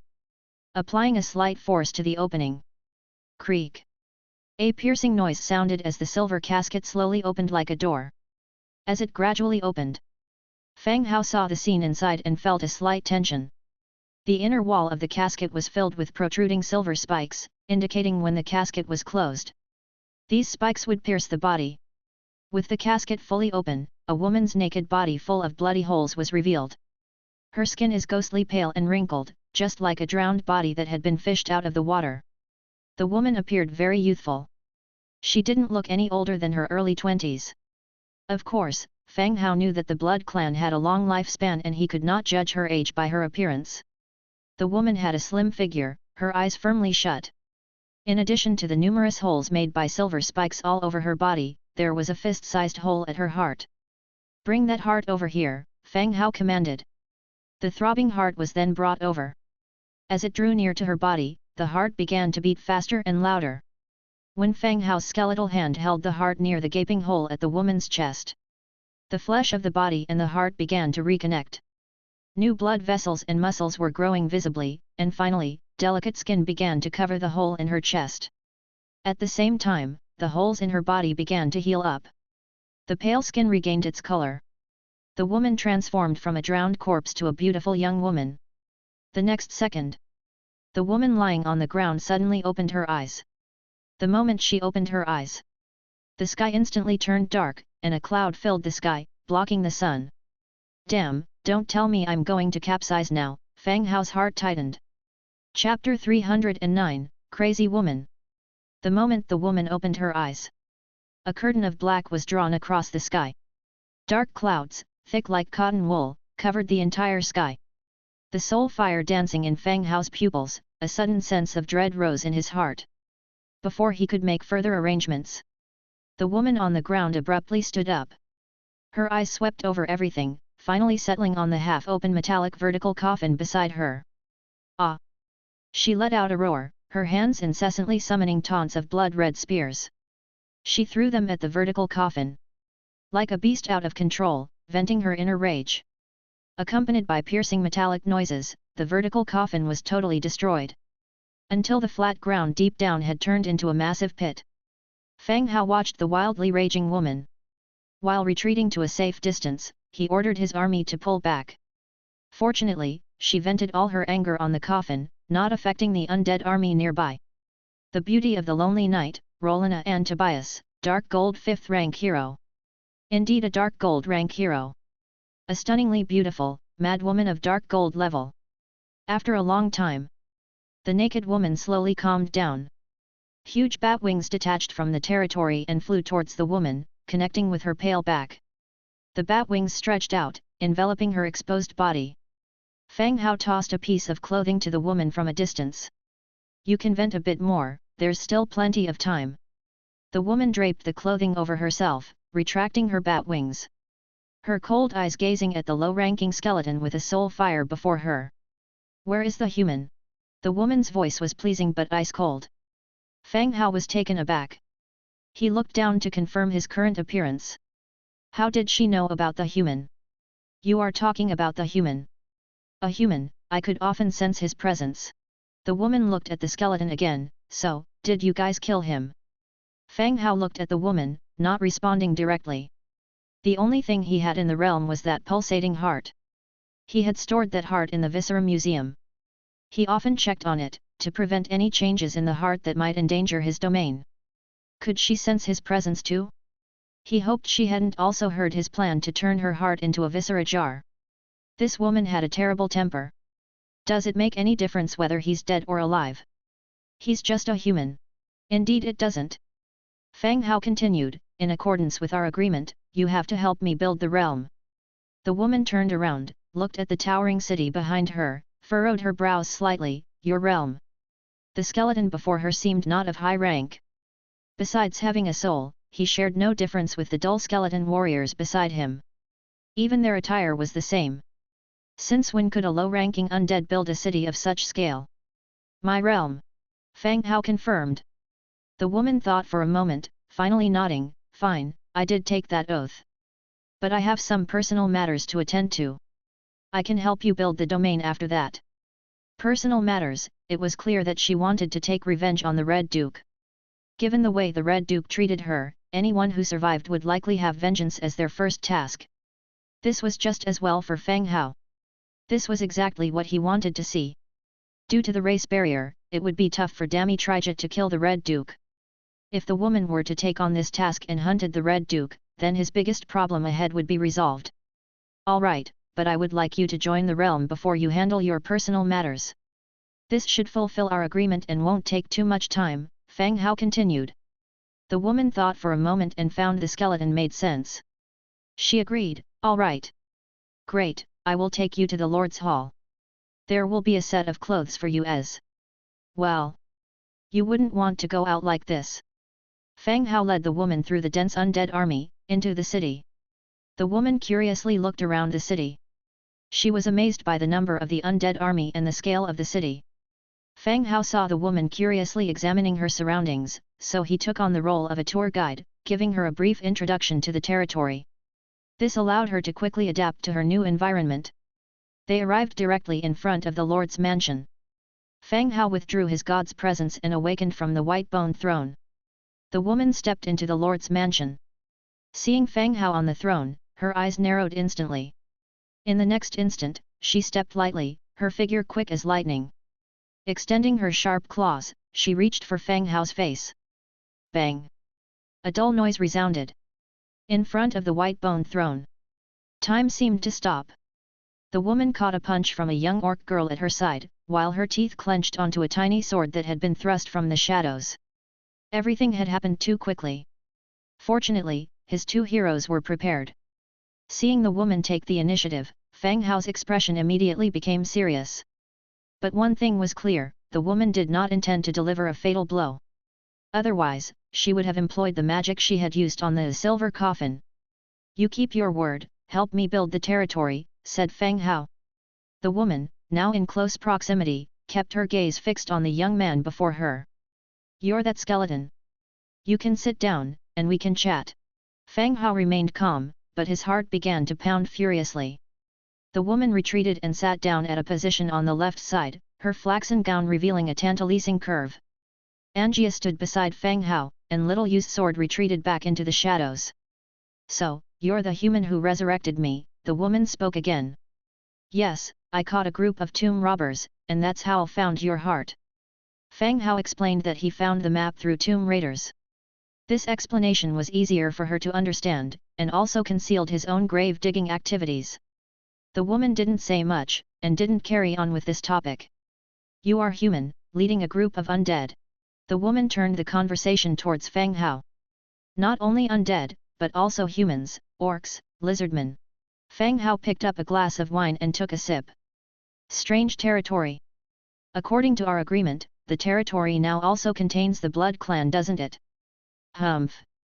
The woman snorted coldly, clearly understanding the message behind Fang Hao's words. She stood up and moved to the middle of the room.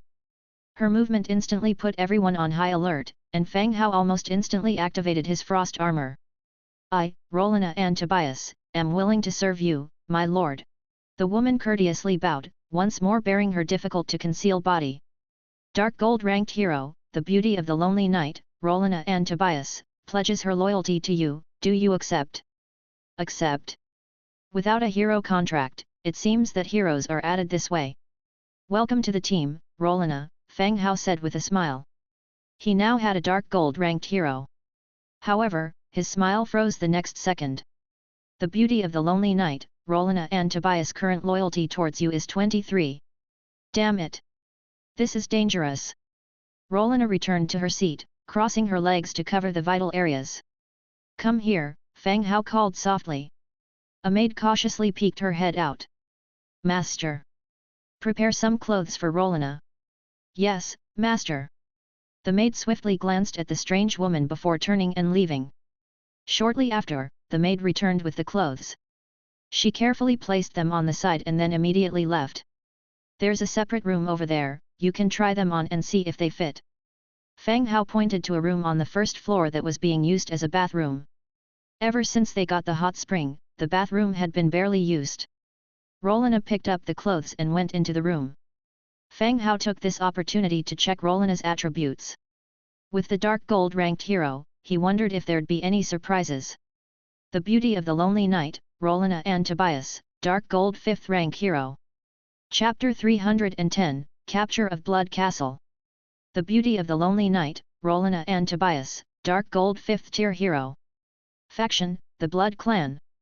Template, dark gold. Racial traits, Batwing, Moonwalker, impure divine power. Army talents, Master of Deception, dark brilliance aura, magic conductor. Skills, Crescent Shelter, dark moon spear, bat nest breeder, moon blade, blood slave, night storm. Innate abilities, mastery of territory magic, mastery of territory flight, advanced mastery of swordsmanship, advanced mastery of command. Batwing, this unit has the ability to fly. Moonwalker, in moonlight, this unit's attack power increases by 85%, magic power recovery is increased by 50%. Impure divine power, stolen divine power comes with a heavy price. They are estranged from living creatures, abandoned by divine spirits, living an existence of solitude in their dark castle. Master of Deception, at night, the army led by this unit is difficult to detect by enemies, movement speed increased by 75%. Dark Brilliance Aura, the army led by this unit will become Rolen's most loyal servants, will not retreat or surrender due to morale issues during battle. Magic Conductor, magic coagulation plus 25%. Crescent Shelter, the new moon protects her, causing the region to enter a bright moon state. Dark Moon Spear, launches a magical spear condensed with dark energy at its target, causing 200% magic attack on hit, with additional negative statuses such as darkness and corrosion. Bat Nest Breeder, comes with blueprints for the broken bat nest building. Recruiting this hero will automatically unlock these blueprints. Moonblade, condenses a longsword with dark energy to unleash a bloody sword light with plus 120% attack, hitting with additional negative statuses such as darkness and corrosion. Blood Slave, causes living creatures to drink her own blood, converting them to Blood Clan. Night Storm, when the light disappears, the storm will be even more intense. The magic whirlpool will reduce the movement speed of enemies within its scope and deal magic damage. Airborne units take an additional plus 20% damage. Description: Rolen was born incredibly beautiful and noble. The lonely and cold castle, and an enviable beautiful love story, led the little princess of the Blood Clan out of the castle and into a human city. Damn it, novels are harmful. Fang Hao couldn't help but sigh. After reading Rolen's attributes, he had a certain understanding of this Blood Clan woman. Rolen was of noble birth, and not a Blood Clan converted from others. Impure divine power should relate to the Blood Clan's immortality and fear of the sun. Eternal life that everyone longs for, but at a high price. The ability of Moonwalker is also very powerful, attack power increased by 85%, magic power recovery by 50%. Under the moonlight, attack power directly increased by 85%. That's not the most outrageous part. The most outrageous is the skill Crescent Shelter.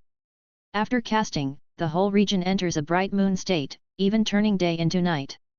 Isn't this foul play? Among the army skills, Dark Brilliance Aura is also very powerful. The troops led by it will not flee due to low morale, exactly the same as enslaving the undead. The subsequent skills are also very powerful. No wonder the Red Duke divided her body into so many parts. Once resurrected, if she wants to kill, no one can stop her. Before long, Rolen walked out of a room on the side. She wore a maidservant's blouse, with a pair of trousers underneath. With her tall and slender figure, and shapely long legs, Rolena exuded an extraordinary temperament. As she walked out slowly, she looked every bit the part of a career woman. An aristocratic temperament, and an incredibly beautiful face. No wonder, that day mentioned in the diary when she went to the human city. All the men in the city became rivals over this woman. It looks quite fitting. Fang Hao praised. It wasn't flattery, he just wanted to find an opportunity to raise her loyalty a bit. He couldn't defeat her and didn't want to let a dark gold tier get away for free. Ugh! Being a lord is so hard. All right, give me a long sword, I have my own things to do, Rolena said indifferently. We are a certain distance away from Crescent Heights, I'll prepare a bone dragon and equipment for you, said Fang Hao directly. You also have bone dragons. What do you mean also? There are many in the territory. I can spare one for you when the time comes, Fang Hao continued. The troops in the territory have built a camp at the border of Crescent Heights. After you arrive, find Commander Dimitrija and he will provide you with support and supplies. Fang Hao briefly explained the battle situation. Meanwhile, he did not forget to describe some of the things the Red Duke had done to prevent her resurrection, in order to remind her not to be deceived by the enemy's sweet words. So you are at war with Crescent Heights. Rolena picked up a wine glass and tasted the fruit wine, her expression relaxing somewhat. Yes, otherwise, how do you think I resurrected you? How many troops have been assigned? 700,000. While we're talking here, the army had already begun the final assault, so you can get some useful information from Dimitrija if you go see him. Fang Hao continued to explain. Is there anything else to tell me? Rolena's voice was still calm. No more. Outside the manor, Rolena was clad in close-fitting leather armor. A hardened silver longsword hung from her waist. Sitting atop the bone dragon, she was about to set off. Why don't I get you some help? Just in case something goes wrong. Fang Hao suddenly doubted his equipment provisions. A formidable hero could hardly display their combat power with shoddy equipment. Rolena asked, is this bone dragon for me? Hi. Didn't you say you were giving me a bone dragon? Damn, did I actually say that? I was just being polite. Yeah, if you want, this one is yours. Fang Hao patted the bone dragon. Thank you. The beauty of the lonely night, Lorana and Tobias's loyalty to you has increased by 2 points. Current loyalty level, 25. Damn, only 2 points for my bone dragon? Okay, be careful. Come back early once it's done. Oh, don't forget the corpse of the Red Duke. He can be turned into a skeleton hero for the territory. Fang Hao instructed. Rolena glanced down and didn't say much. Patting the bone dragon lightly on its back, it flapped its wings and suddenly took to the sky. Heading in the direction of Crescent Heights. Crescent Heights. Today early morning. Except for the 100,000 troops stationed at the camp, the remaining 600,000 large army, under the leadership of Dimitrija, entered into the fog again. After last night's battle, Crescent Heights was essentially unstaffed. The undead started clearing the castles one by one, taking everything valuable and removable, transferring it all outside the fog. The lavish lifestyle of the Blood Clan yielded numerous valuables. The army swept through, beating the residual Blood Clan all along the way. By dusk, the army arrived at the dwelling of the Red Duke, the Blood Clan's castle. Without much resistance, the army entered the castle directly. But the Red Duke was nowhere to be found. Commander Dimitrija, we searched the entire castle. We only rescued more than 100 humans who were being used for blood collection in the basement. We didn't find any traces of the Red Duke. Bolton reported. Dimitrija took a moment to think and guessed a possibility. The Red Duke had run away. "Where's Kong Yang?" Dmitrija asked. "Lord, I'm here." Kong Yang, clutching his helmet, ran over from behind. "This undead team is truly fierce. They came today and directly routed the Red Duke's lair. The Red Duke has run away. Do you know of any other places he could hide?" Dmitrija asked. Ran away?" Kong Yang widened his eyes. "A level 9 orange hero had run away? My god! Yes, do you know where else he might go?" Kong Yang pondered carefully but ultimately shook his head. He was originally a villager, paying a blood tax to the Blood Clan. How would he know all these? Seeing his inquiry bear no fruit, Dmitrija also nodded. Kong Yang had just intended to withdraw, but he collided head-on with the skeleton hero, Blood Hunter coming from Skull Command. When he saw two skeleton soldiers carrying a bright white treasure chest behind Blood Hunter, his pupils suddenly shrank. Platinum chest. What's going on? How do they have a treasure chest? Wasn't it supposed to be only the transmigrator who could obtain treasure chests? Chapter 311, The Male Lord's Dream. Kong Yang was rooted to the spot. He crossed paths with the skeleton carrying the treasure box. For the past few days, he had assumed that this undead army was an existing power in this world. But now, he was beginning to harbor doubts. Could these troops belong to another transmigrator? He knew a bit about the development of other lords from the chat in the channel. Even if they were progressing well, they surely wouldn't be able to reach this scale. As Kong Yang mulled over this, something caught his eye. Could the appearance of the treasure box be because of him? Had him joining the army resulted in the appearance of this treasure box? Suddenly, the possibility seemed plausible. With that thought in mind, Kong Yang didn't rush to leave, but stood dutifully to one side. While he was filled with anticipation, he also waited. He planned to step forward and open the treasure box once these natives failed to do so. Bang! The platinum treasure box was thrown next to Dmitrija. The Blood Hunter spoke, "Commander Dmitrija, the army is defending Blood Castle. Shall we notify the Lord to come over?" Capturing the castle meant they had successfully occupied Crescent Heights. According to the plan, Fang Hao would come over to acknowledge his new territory after its safety was confirmed. "Good, I'll notify the Lord right now." Dmitrija took out a sound-transmitting shell and quietly relayed the message. Meanwhile, Kong Yang, who had heard the entire conversation, was stunned. So, this army did belong to a lord. But who could command such a large force? Kong Yang thought hard, examining the troops' equipment and comparing it to the information disclosed during normal days. The only person who fit the bill was Fang Hao, who had a strong presence and reputation in the area. This was because the equipment Fang Hao sold was in the tens of thousands, sufficient to fulfill the troops' requirements. However, the equipment Fang Hao sold was mainly green and white, while the undead soldiers here were equipped with blue items. Moreover, who could recruit lizardmen, these powerful orange heroes? The thought was almost unimaginable. If the community channel knew about these orange heroes, it would definitely cause a frenzy. Woo! While Kong Yang was admiring and observing the lizardmen, an orc rushed in running the whole way. In his hurry, he tripped on the steps, stumbling and bumbling. "My lord, a strange woman came to our camp and asked specifically for Commander Dmitrija." As soon as she arrived, the orc spoke, his expression uneasy. The orc was responsible for guarding the territory outside the fog. The orc's sudden arrival took Dmitrija and the others by surprise.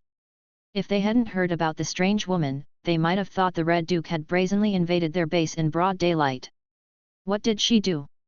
"She slaughtered all the imprisoned Blood Clan and the Blood Diluters," the orc said in a rush. About 40 minutes earlier, a woman riding a bone dragon arrived at the camp outside the fog.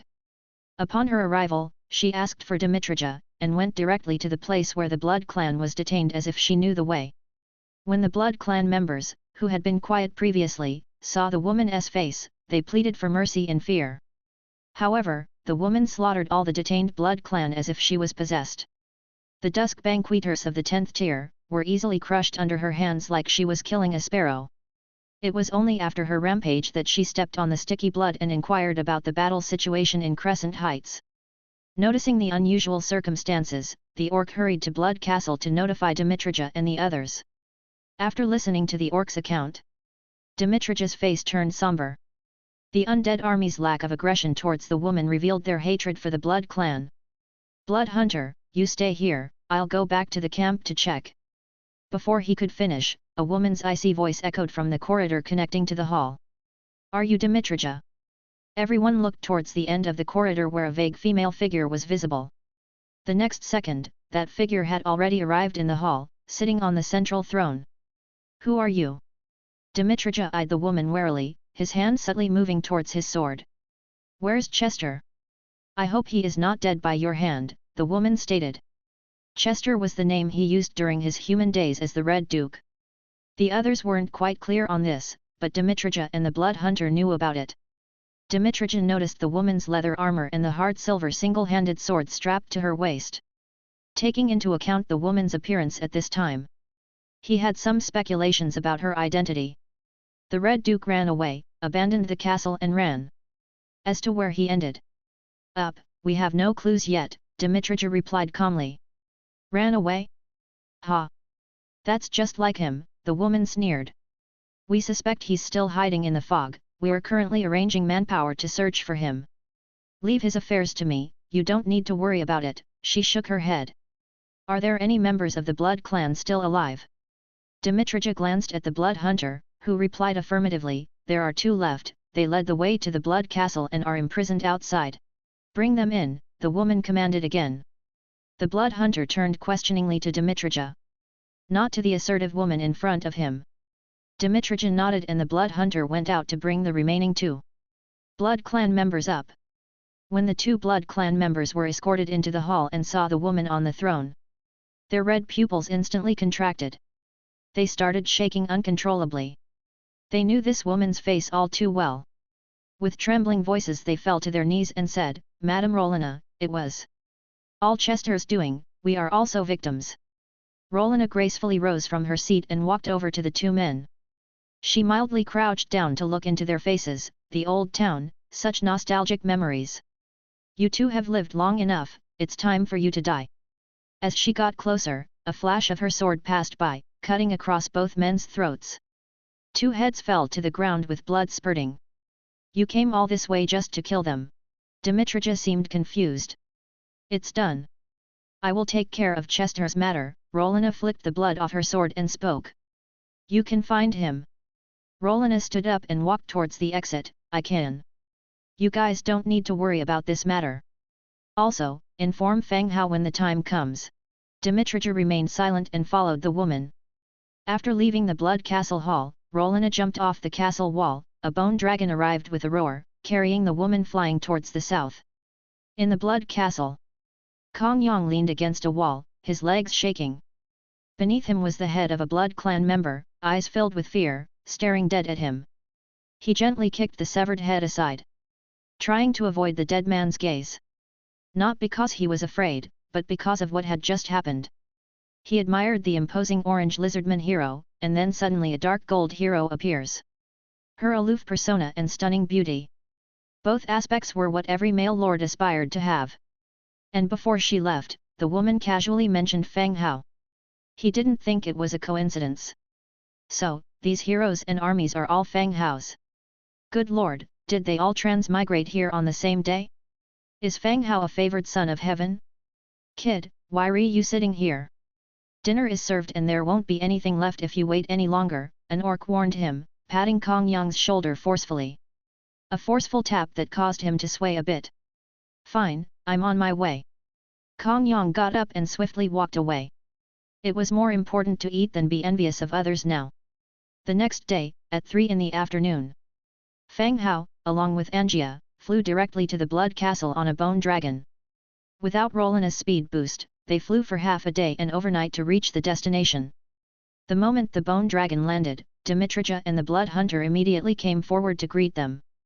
"Lord," they all saluted. Dimitrija, Blood Hunter, you've done very well.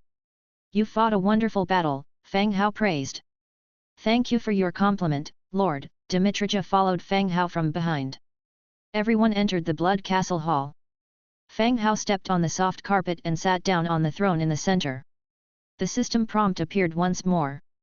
Blood Castle has now become your subordinate city, where you can rename the city. You have control over all resources of the tribes and subordinate villages. Chapter 312, Boss Kong Yang. The emergence of system notifications. It signified the official designation of Blood Castle as Fang Hao's subsidiary city. Crescent Heights was no longer under the domain of the Blood Clan. It became a part of Fang Hao's territory. When he first arrived, he disliked the damp and cold atmosphere of the place, fearing the people living here were susceptible to rheumatism. He wasn't sure if the lingering mist was a natural phenomenon or a result of a spell. He planned to keep the city's name as it was, as he wasn't skilled at city naming. Checking city information. Blood Castle. City level, 6th level urban. Attribute, rotten corpse conversion plus 25%, ferocious bats breeding plus 35%. Description, a city with attributes can bring various different enhancement effects, speeding up the city's construction and development. Blood Castle was a level 6 city. But its attributes, in Fang Hao's eyes, were of no use. He had no intention of transforming rotting corpses. Although both the rotten corpses and skeletons were undead, the skeletons were obviously cleaner and wouldn't produce a strong stench during summer. Fang Hao had yet to encounter ferocious bats. They must have appeared in the battles. But, they held no significant attraction for him. Fang Hao thought for a moment, deciding to let it be for a few days until Rolen returned, then listen to her opinions. If it doesn't work out, he would consider transforming the city into a subsidiary city for the transmigrators. Unlock blueprints, Corrupt Land Construction Blueprint, Blood Clan, Wolf Bat Nest Construction Blueprint, Blood Clan, Collapsed Bat Nest Construction Blueprint, Blood Clan, Blood Night Camp Construction Blueprint, Blood Clan, Pale Blood Camp Construction Blueprint, Blood Clan, Blood Prison Construction Blueprint. Quite a number of blueprints were unlocked. Apart from the Blood Prison Construction Blueprint, the rest were blueprints of the Blood Clan. These could only be constructed in a Blood Clan city. Blood Prison. Category, Underground Structure. Ability, Fortification plus 20%, Torture Pain Sensitivity plus 30%. Description, a solid yet terrifying playground, anytime a new guest arrives, excited howls resound. Good heavens! The description was a bit scary. It seemed like a place where a serial killer held their captive. There was no place to imprison captives within his territory. Past prisoners were kept in iron cages and surrounded by numerous skeleton soldiers. If the prisoner was of high rank, they would be surrounded by several more layers of cells. After he returned, he would construct the blood prison. In case enemies or criminals appeared, it could serve as a prison. As for cruelty, there was no need to show mercy to enemies. Fang Hao finished checking the city's attributes quickly. People also started to fill up the hall. Among them, besides Dimitrija and the Blood Hunters, there were orcs from various villages who had participated in the battle. Today was not only the day Fang Hao took over Blood Castle, but also the day for post-battle rewards. You fought a splendid battle, beating down those self-proclaimed noble Blood Clan members who think they're invincible. Fang Hao stood up and began speaking. The heroes remained as composed as ever. But the orcs were clearly excited. They remembered Fang Hao's promise of rewards before they set out for battle. Dimitrija, as the general commander, you have led effectively. Once you return, receive 10,000 warfire coins, Fang Hao spoke. Dimitrija was recruited by Fang Hao using a hero recruitment scroll. His loyalty was high. Fang Hao didn't hide anything from him and gave him anything useful from his territory. Now he could only reward him with money. Thank you, sir. Dimitrija expressed his gratitude. The orcs below, upon hearing the figure 10,000, erupted into a noisy commotion. This number was exorbitant enough to drive them all mad. Even 1,000 or 500 would be enough to buy their entire village. Everyone's expectation turned into excitement. They wondered how much they would receive when it was their turn. If they could get 10 warfire coins, they could go to the slave trader and buy a beautiful orc woman of demon bloodline. That strong body, those thick leg hairs. It was simply a sight to behold. Observing the sudden pandemonium, Dimitrija turned around to take a look. The whole room instantly fell silent, even the orcs' breathing became softer. Fang Hao continued, Blood Hunters, as deputy commanders, you are rewarded 5,000 warfire coins. In addition, the territory will fund you to equip a set of purple-grade equipment. As a skeleton hero, the Blood Hunters didn't have many places to spend their money. However, once they developed self-consciousness and once the territory developed further, they would have places to spend money. Most importantly, it was to get them new equipment. "Thank you, sir." After giving a salute, the blood hunters stepped back. Fang Hao turned his attention back to the remaining orcs below. He smiled and said, "Everyone else who participated in this campaign also made invaluable contributions. Each person can receive a reward of 1,000 beast head gold. Your villages will also receive priority support and funding from the territory." Fang Hao finished speaking, and the orcs began to count with their fingers. According to a 1:5 ratio. That would be 200 warfire coins.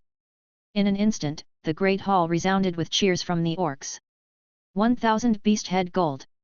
When they returned to their village, they would be richer than their village chief. How could they not be excited?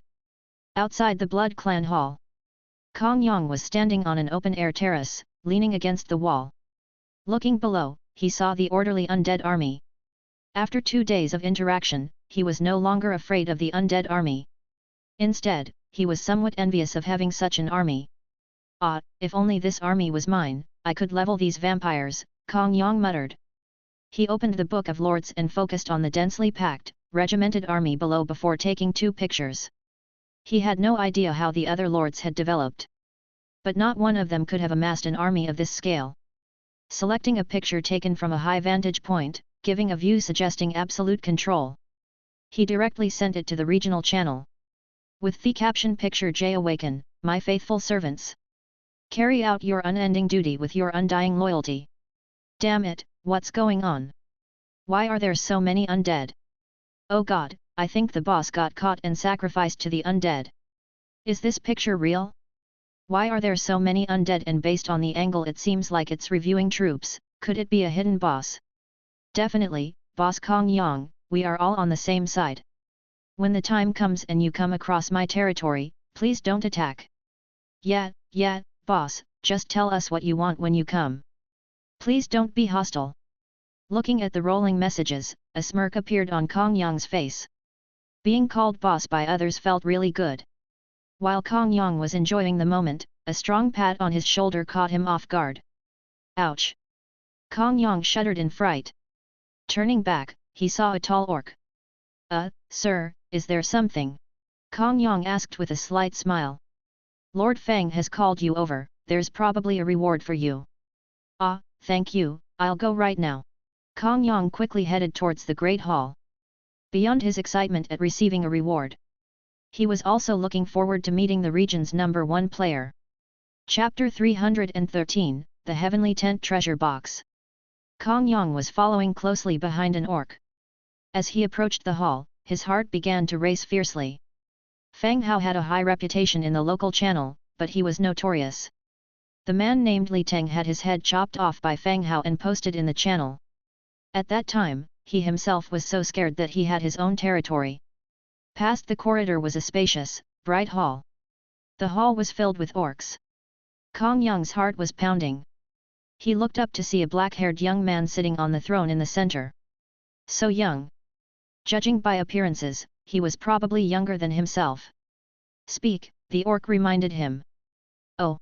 Kong Yang quickly came to his senses, took 2 steps forward to the center of the hall, and bowed ceremoniously, "Greetings to the Lord." This situation was clearly not the right place to address Fang Hao casually. On his throne, Fang Hao looked down at Kong Yang. When rewarding the others, Dmitrija specifically mentioned Kong Yang. In the whole battle, the fight ended so quickly, and the exact locations of all the ancient castles were found. The map in Kong Yang's hand had been crucial. Fang Hao looked down at Kong Yang. "Kong Yang, you made significant contributions to the fight against the Blood Clan. You deserve a reward." He could naturally identify Kong Yang's identity as a transmigrator, but that was another matter. Hearing Fang Hao's words, Kong Yang was instantly delighted. "Thank you, my lord. The villagers of Crescent Heights thank you for your life-saving kindness." It's not just that he helped Fang Hao. It could also be said that Fang Hao's army wiped out the Blood Clan, saving him and his villagers. Fang Hao nodded, finding Kong Yang to be quite intelligent. "All right, you will receive the same reward as everyone else, 1,000 beast head gold. I can convert it to Warfire coins for you and provide some equipment support, Fang Hao announced. Kong Yang didn't respond, but he was carefully weighing his decision. 200 Warfire coins and some equipment support. Perhaps it would enhance the strength of his territory a notch. But his territory had been abandoned for a long time, and its resources had been depleted after several missions. He had nowhere to use this money and equipment. Was he supposed to live in a human city with this money? After the money ran out, find another village and sustain himself through farming? As Kong Yang quickly thought, he made up his mind. My lord, I don't need this money. I have a small territory, and I would like to come under your protection, Kong Yang said.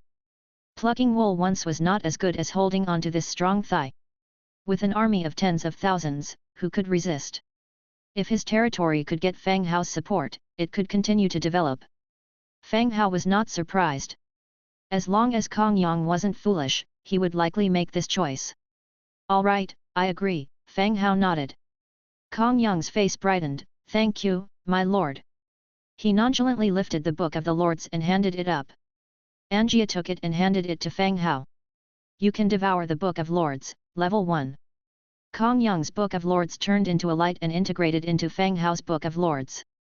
Devouring successful, your Book of Lords is currently level 5, the need for leveling up is 2/10. The last time he devoured Fu Lei's Book of Lords, the level reached 5,1/10. Now it has become 2/10.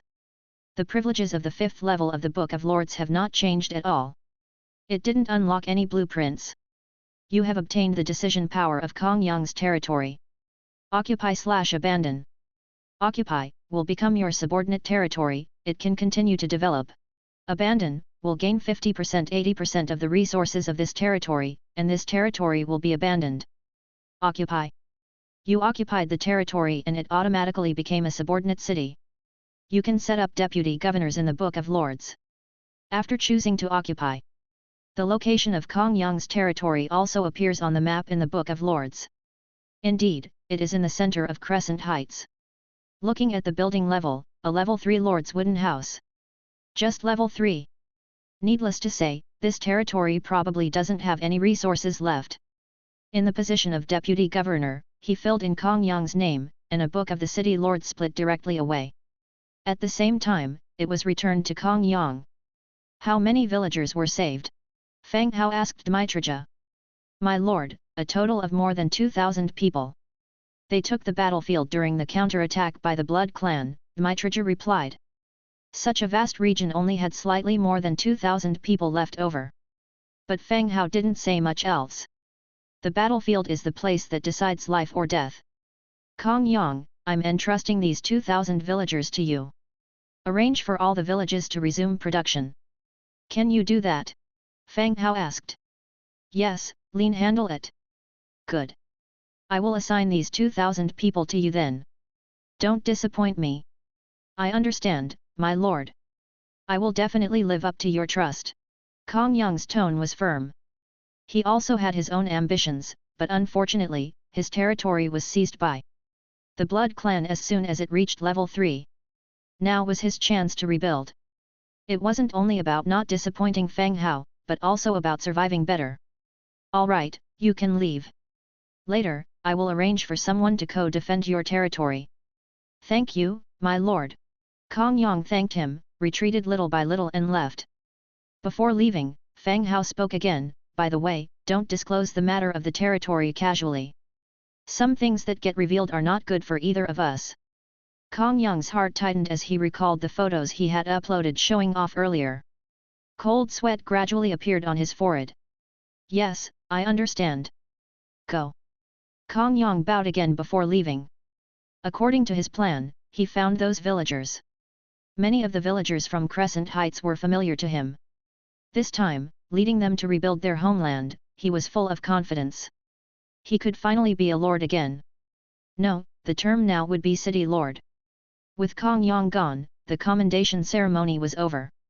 The orcs returned to their positions, their faces still excited. They were discussing how to spend the money. The hall quieted down. Accompanied by the rolling sound of wooden wheels, a sand table was pushed to the center of the hall. This was a sand table of Crescent Heights. A layer of mist shrouded the sand table. Watching from here, the mist wasn't thick. One could clearly see the forests, lakes, and the positions of each Blood Clan castle recorded on it. Detailed sand table, Crescent Heights.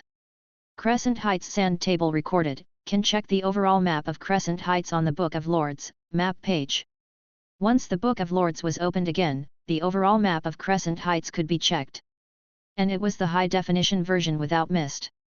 "My lord, do you find this useful?" Blood Hunter asked, bringing over a beautifully carved wooden box. The wooden box was exquisitely made, and the box was carved with gorgeous gold patterns. Canopy Treasure Box, Purple. Category, Sand Table Prop. Ability, Misty Canopy. Misty Canopy, release the Misty Canopy centered on the sand table, covering the surrounding area in the mist. Description, a fantastic treasure box, sought after by those who loathe sunlight. Chapter 314, Unclean Magnet. Fang Hao somewhat bewilderedly examined the properties of the sky dome. Treasure box. He casually opened the lid. The fog in the sand table was sucked into the box like a vortex. Simultaneously, the mist enveloping Crescent Heights quickly dissipated. Dazzling sunlight covered the entire land. So, it can be used this way. Once the mist was all taken in, Fang Hao closed the wooden box. This operation was beyond Fang Hao's expectations. There were magic tools specifically for the sand table. This was much more useful than his own swirling mist and demitunges. Misty sky. The whole area was covered and it lingers all year round. If you say it's not a treasure, Fang Hao wouldn't believe it. He tossed it into the storage space and continued to a treasure chest not far away. Platinum treasure chest. Open. Obtained, blueprint for Nightwalker chest plate, blue, blueprint for Nightwalker gloves, blue, blueprint for Nightwalker helmet, blue, blueprint for Nightwalker boots, blue, wind-swift thick leather horse mask, blue, sturdy white steel horse armor, blue, bloodthirsty longsword, purple, unclean magnet talisman, orange, 255 bloodstones, 742 warfire comms. A bright light flashed, nearly blinding him. This time, the equipment was plentiful, the only disappointment was that there was no orange hero recruitment scroll like last time. An orange hero could greatly increase the power of his territory.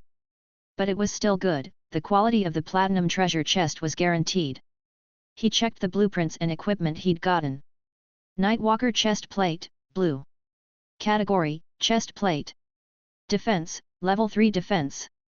Set effect, attack power plus 2%, skill success rate plus 10%, 20% increased. Movement speed in the dark, harder for enemies to detect. Description, those who hide in the dark have already shown their sharp fangs. The Nightwalker set, judging by its properties, was suitable for use by the Blood Clan. But Fang Hao had no Blood Clan soldiers at his disposal. The only Rolena is a dark gold hero, and whether she would choose this set of clothes is still uncertain. In any case, he collected it first. If soldiers suitable for night operations appear in the future, they can be equipped accordingly. Wind-swift thick leather horse mask, 3 leather, 2 thick leather, 2 linens, 5 threads, 3 metal parts, 1 trace of wind. Description, a headgear made of thick leather that is sturdier than an ordinary horse mask and can utilize the power of wind. The horse mask, a type of horse armor. The use of horses for traveling within the territory is limited to heroes and himself. They usually rely on Bone Dragon for transportation. But regular soldiers still primarily use horses, so the horse mask was useful. When equipping a large number of cavalry, it will come into use. At present, the skeleton cavalry in his territory are primarily responsible for patrol tasks. Moving on, there was still more horse armor. Sturdy white steel horse armor, 12 leather, 8 thick leather, 15 linens, 8 cast iron pieces, 12 white steel ingots, 10 metal parts. Description, white steel horse armor made to improve defense. While providing good defense, the downside is that it's a bit too heavy. Horse armor, not much to introduce here, also prepared for future cavalry. The cost for this horse armor is a bit high though. Enough to make quite a few white steel two-handed swords. After looking over the blueprints, the next few items were finished equipment. Bloodthirsty longsword, purple. Category, one-handed sword. Damage, level 5 damage. Effect, Each enemy defeated increases attack speed by 1%, up to 10 stacks. Description: you are unaffected, just haven't tasted the sweetness of the fresh blood of living creatures. Very good. In Fang Hao's view, weapons like this that stack effects with each enemy killed are quite good. When used well, they can play a critical role. Just in time, the Blood Hunter used a longsword. And on top of that, he had promised to make him a set of equipment. Isn't this weapon right on time? Blood Hunter, take a look at this sword, see if it suits you. Fang Hao handed the bloodthirsty sword to the Blood Hunter. The latter respectfully took it, waving it about a bit in his hands. The sound of a sharp blade cutting through the air echoed. Very good, my lord. The Blood Hunter replied. Then this weapon is yours, Fang Hao said. Blood Hunter immediately replaced the one-handed sword at his waist. Thank you, sir. You deserve it. After giving the weapon to Blood Hunter, Fang Hao continued to look down. Unclean Magnet Talisman, Orange. Category, Talisman. Skill, Wound Healing plus 70%. Description: Eternal Knight made an unclean divine power into a talisman, and will forever guard his friends. The talisman looks more like a pendant. A simple black chain, connected to a blood-red crescent-shaped jade pendant. It looks pretty good and feels warm to the touch. The most important thing is the ability attached to the talisman. Plus 70% of wound healing effect, but it's unclear how effective it is.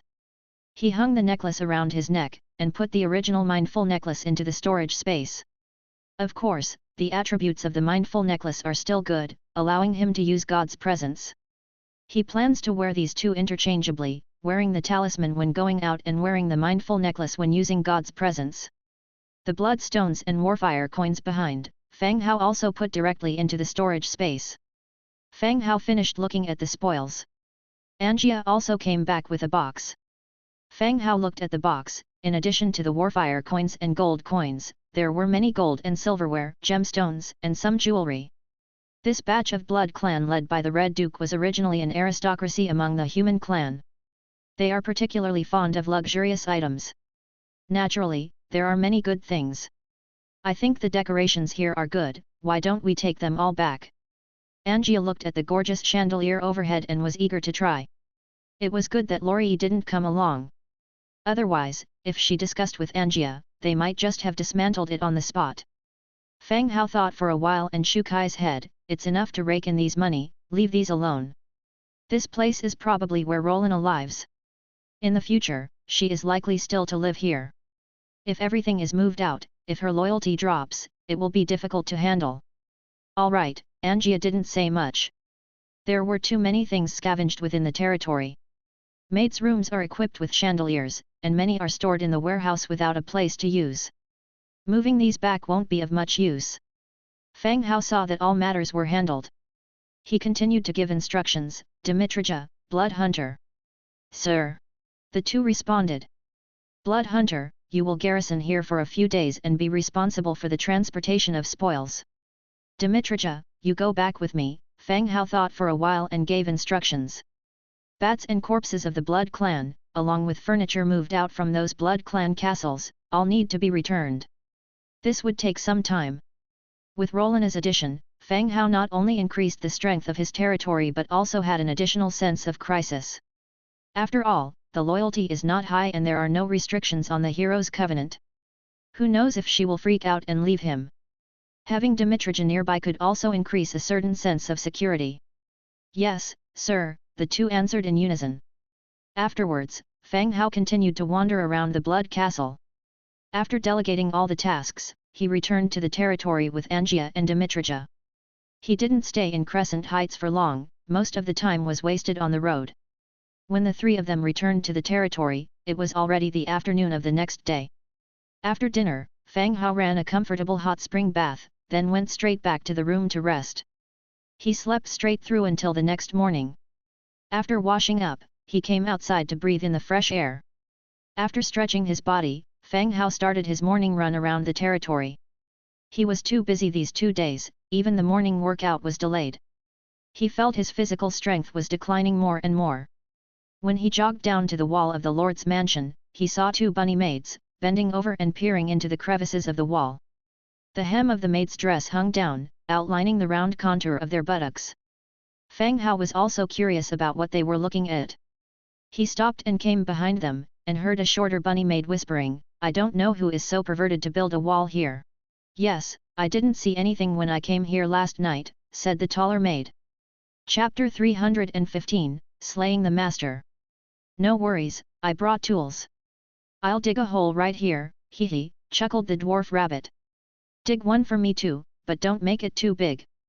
We don't want it to be easily discovered." 7. "Got it," came the reply. Fang Hao was standing behind them, listening to their risque laughter. These two rabbits, they behaved like peeping toms. As the two of them truly began to dig into the wall, Fang Hao quietly cleared his throat. Ahem ahem l. The two rabbits, with their butts sticking out, froze. "Did I hear Master's voice? You check." "I dare not." "You check." "Let's turn around together." They slowly turned around.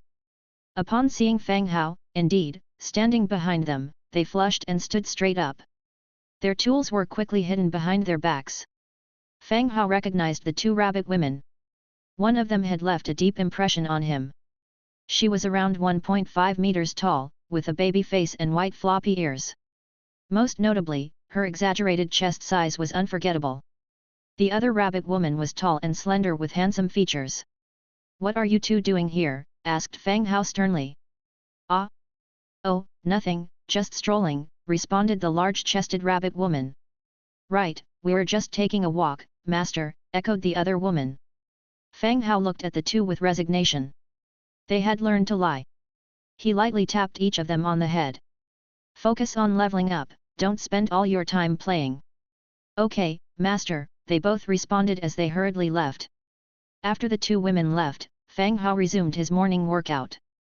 After concluding his morning workout, Ira had prepared breakfast. Knowing that Fang Hao had a hard time on the road last night, she prepared an abundant meal this morning.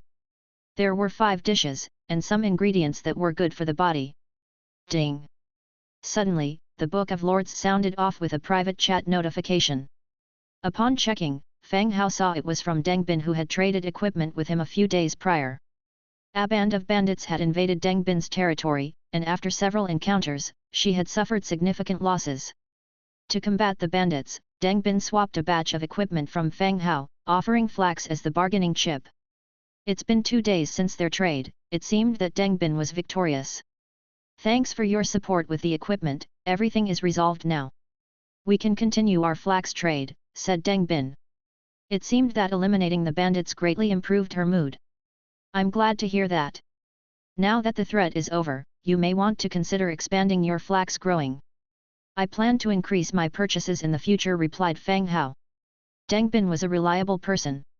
Despite her mafia-like appearance, their transactions had been smooth so far.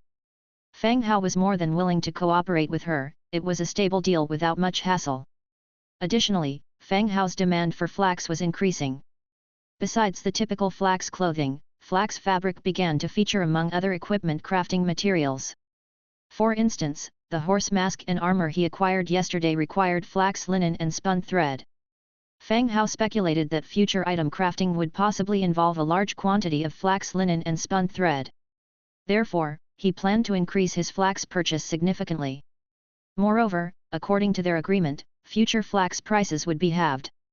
After Fang Hao sent his message, there was a brief silence on the other end. After a couple of minutes, Deng Bin responded.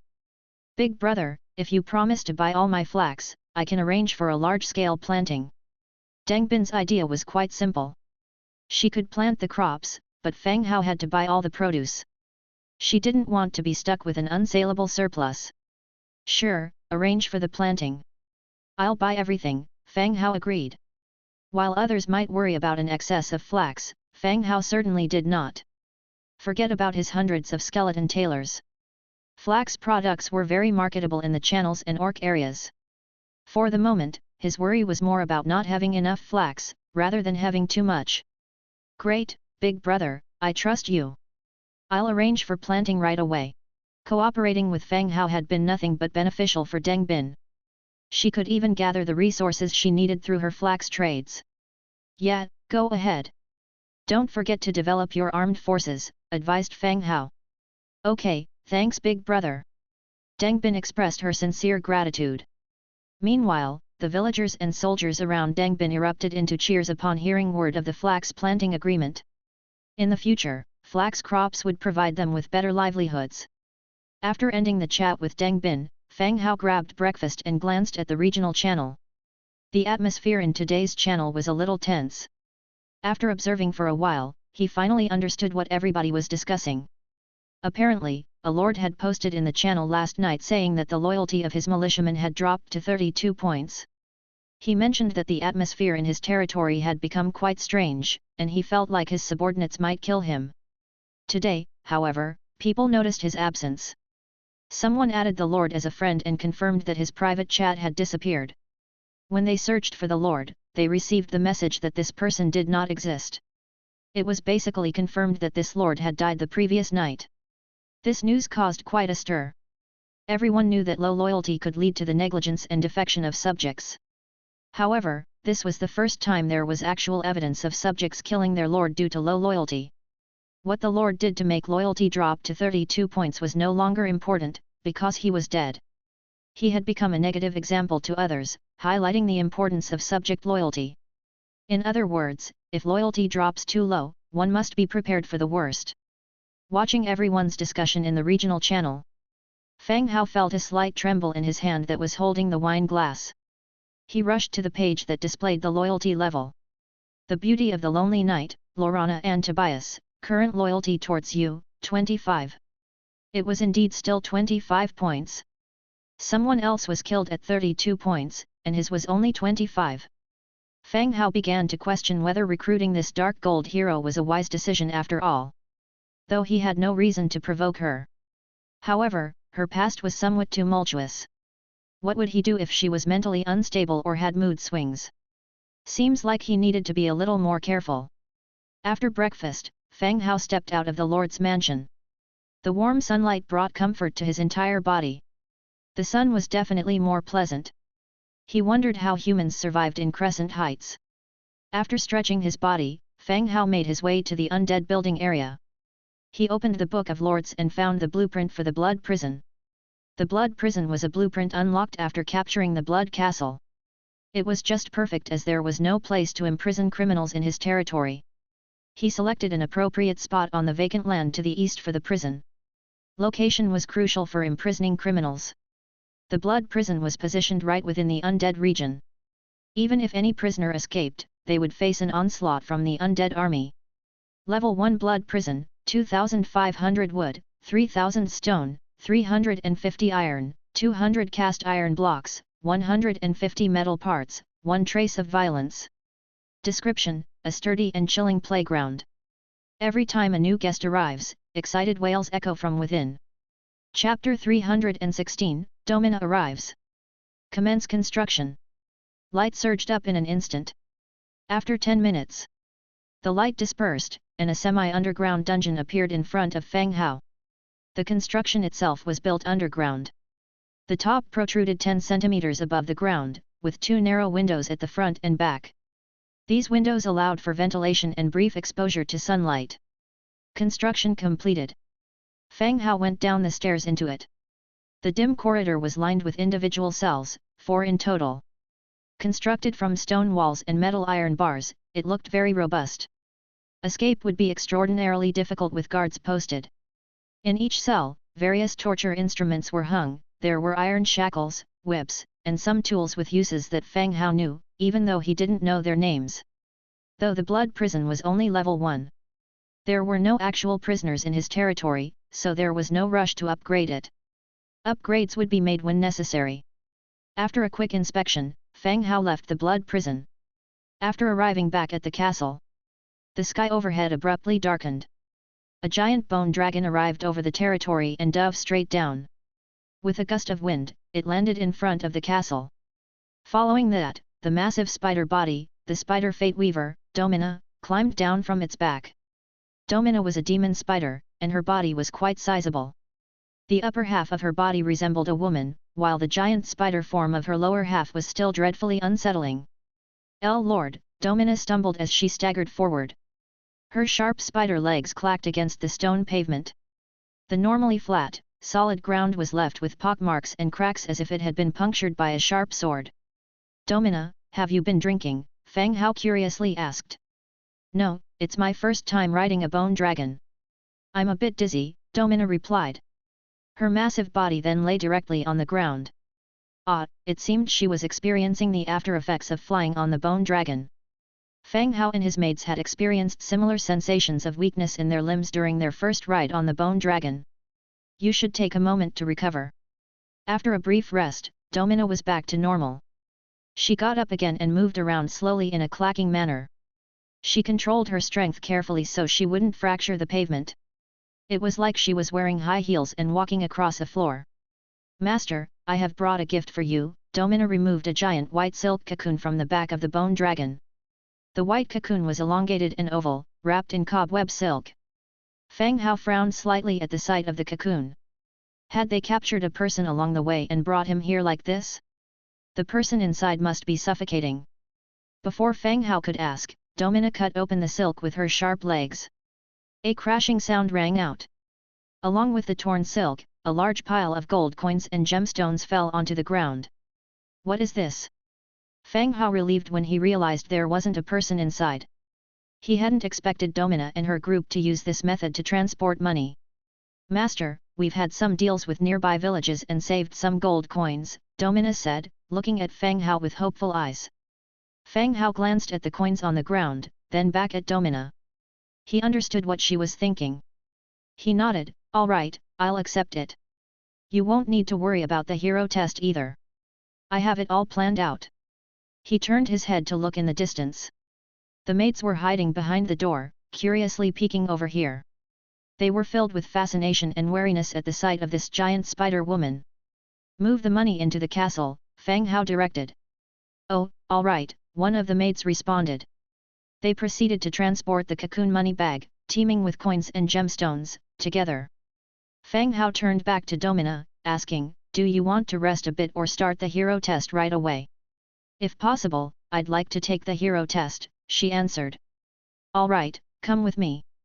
Fang Hao led Domina to the merit training grounds. As they walked, he casually explained the architectural style and characteristics of the city to her. Domina stared in awe at the grand scale and order of the city, much like how Fang Hao felt when he first saw the spider-web dwelling that she had constructed. They passed through the city to its center.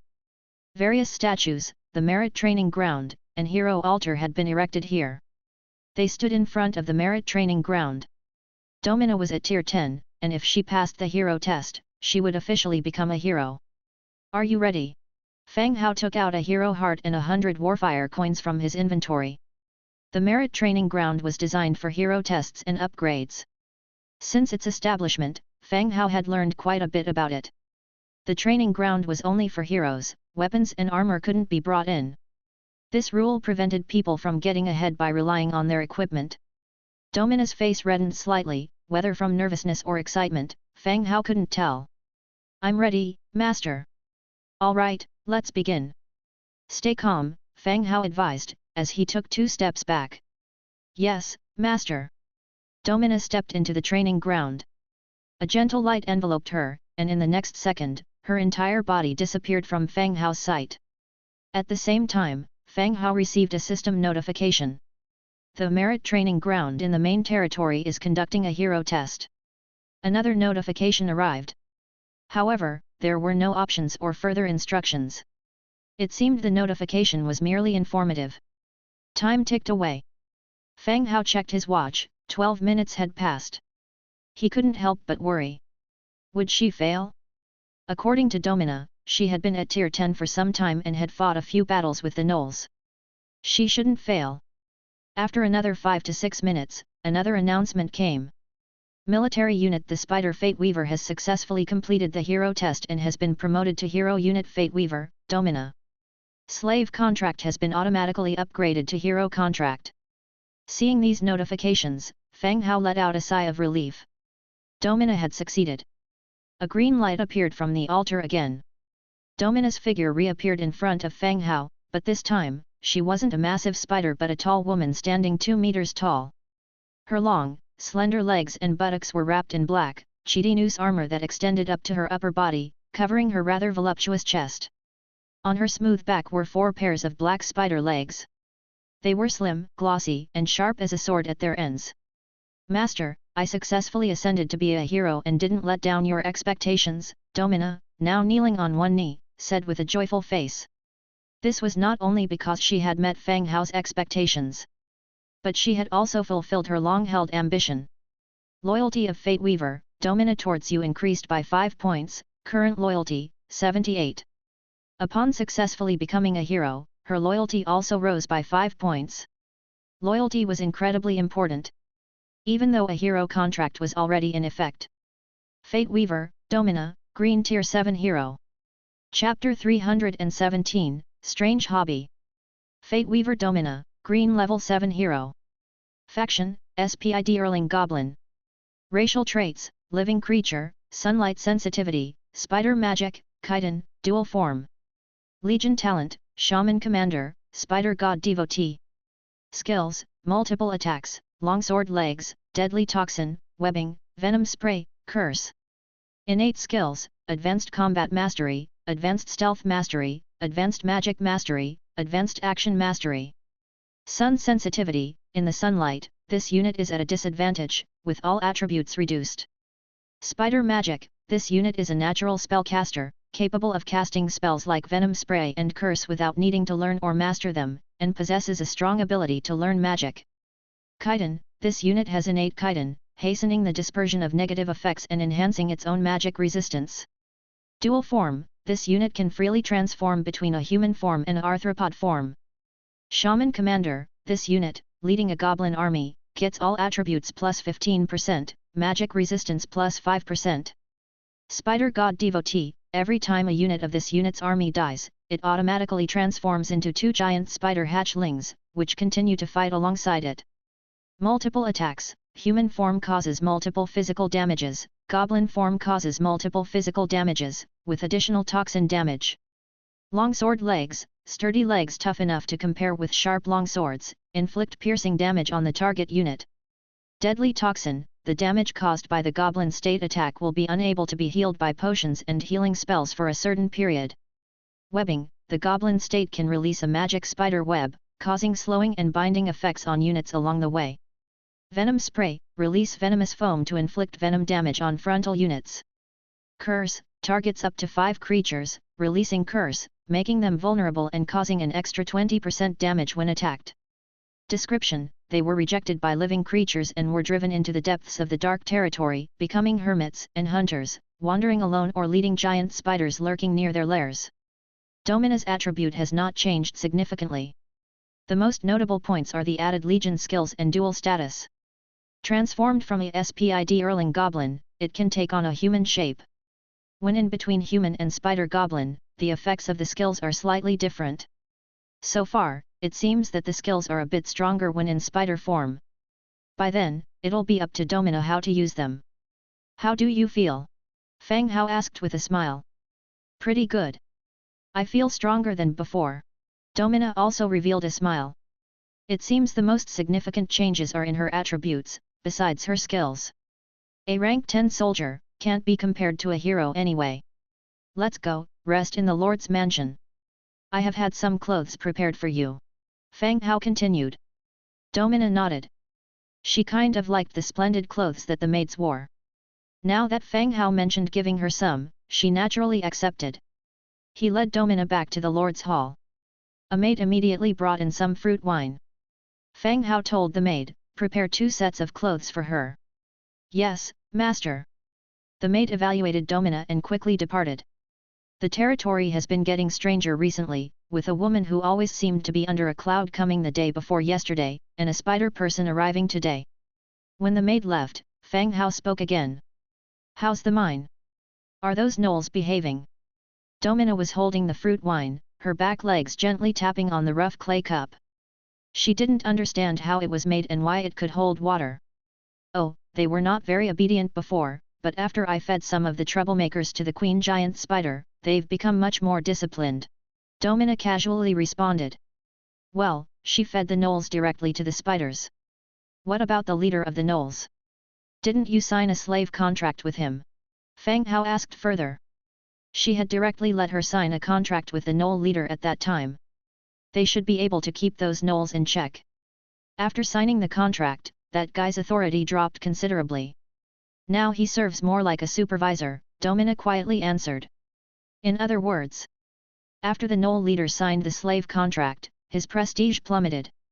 He is no longer recognized as a leader by the other Gnolls. His current role is more like a foreman or overseer. He is responsible for discussing the Gnolls mining the ore.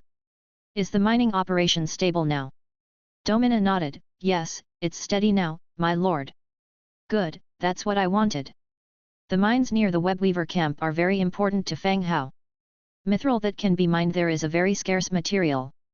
It needs to be mined steadily. If the efficiency of mining can't be guaranteed, he would consider letting the skeleton workers do the mining. While the two are chatting, the maid who was preparing the clothes came in. She brought several sets of clothes in her hands, including maid outfits, everyday linen dresses, leather armor, and a one-handed sword. The maid put the clothes aside, cautiously glanced at Domina, and quickly exited the room. Domina, you try them on and see if they fit, Fang Hao pointed to the clothes. Oh, of course, my lord.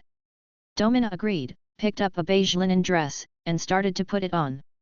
Her body entirely covered by chitin, she didn't need to go to the changing room. The beige top was put on, and the black limbs on her back pierced through the garment. Her 2-meter height made the top somewhat short, like a women's midriff-bearing outfit. My lord, how do I wear this? Domina asked, somewhat embarrassed. The corset and leather armor were in the wrong order. Piled on her, it looked bulky. Fang Hao sighed, stood up, and walked over. He looked at the punctured linen top and reluctantly shook his head. A perfectly good piece of clothing was pierced full of holes. Wasn't this just wasting resources? He took all the clothes from her arms and tucked the sword under his arm. You aren't supposed to put all these clothes on at once, these are put together as a set, and these are another set for you to change into, Fang Hao explained. As he was speaking, he put clothes into sets and placed them on a chair nearby. Thump! The moment he turned around, the sword under his armpit smacked against Domina's chitin-covered butt. A crisp sound echoed as if hitting flesh. Fang Hao instantly stiffened, looking up to find Domina frowning back at him. It wasn't. Fate Weaver, Domina's loyalty to you has increased by 2 points, the current loyalty is 80. Huh? Why did it go up by 2 points? Fang Hao curiously looked at Domina, then at the place he'd hit. He turned back around. This time, he hit Domina's backside with the sword even harder. Thump! An even more resonant sound came, Domina's body froze slightly, and the black spider legs on her back tightened, trembling slightly. Fate Weaver, Domina's loyalty to you has increased by 2 points, the current loyalty is 82. Chapter 318, Visiting Someone's House in the Evening. Fang Hao looked at Domina in surprise. She stood still, wearing a slightly short top, seemingly waiting. Fang Hao subsequently fell silent. Why would patting her behind increase loyalty? This seemed utterly unrelated. Did he just discover a bug for boosting loyalty? The thought had barely crossed his mind when Fang Hao discarded it. If this method could indeed enhance loyalty, he should have noticed it long ago among his comrades. Noticing Domina bend her upper body slightly with her rear end slightly raised, Fang Hao used his hand to give it a solid pat. Smack! That was louder, and left Fang Hao's hand feeling hot. This bug shell was like smacking on the sturdy leather, so hard. Fate Weaver, Domina's loyalty to you increased by 2 points, current loyalty is 84. As expected, increased another 2 points. Domina, do you enjoy this? Fang Hao asked curiously. Domina's face blushed slightly, not bad, my lord. Well, alright then. It seemed that Domina in her human form did have some peculiar tastes. Just as Fang Hao was about to raise Domina's loyalty straight to 100 points, there was a sound of hurried footsteps from outside. Whoosh! A tall and short figure burst through the door, skidding a couple of meters into the center of the hall. Fang Hao, hand me the shepherd's flute, we're going to the river. Angia shouted excitedly. Following her was the Blackfoot cat, Lori, nodding his head in agreement. Before Fang Hao could reply, their gaze fell on Domina, eyes fully locked on the sharp limbs growing on her back. Who's this? Angia asked.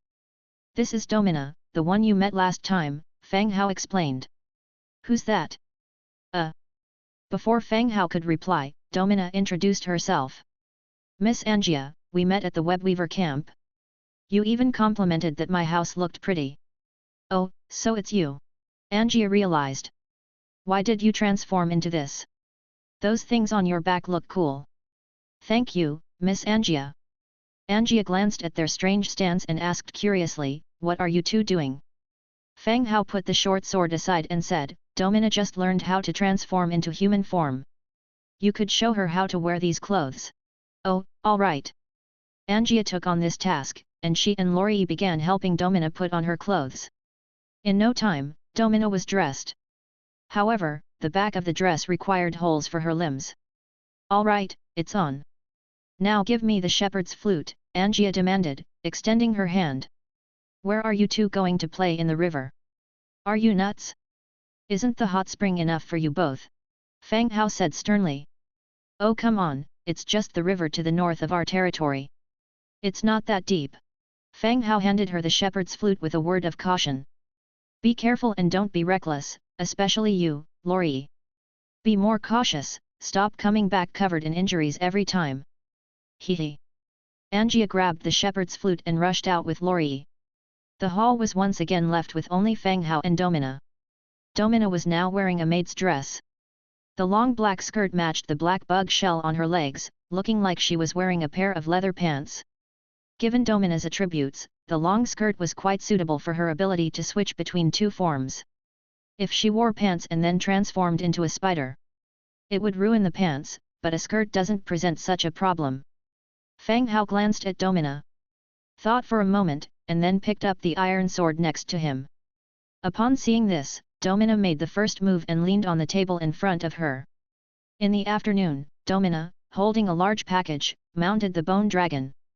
Fang Hao used a brutal method to directly raise loyalty to 90 points. Although Domina still preferred this method after it reached 90. Her loyalty didn't increase anymore. It's getting late.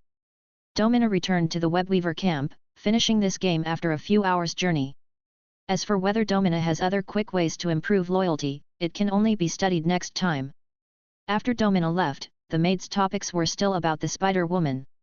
They were very curious about the spider form that suddenly turned into a human. Dinner was served. The goldsmith, Luke, sought Fang Hao again.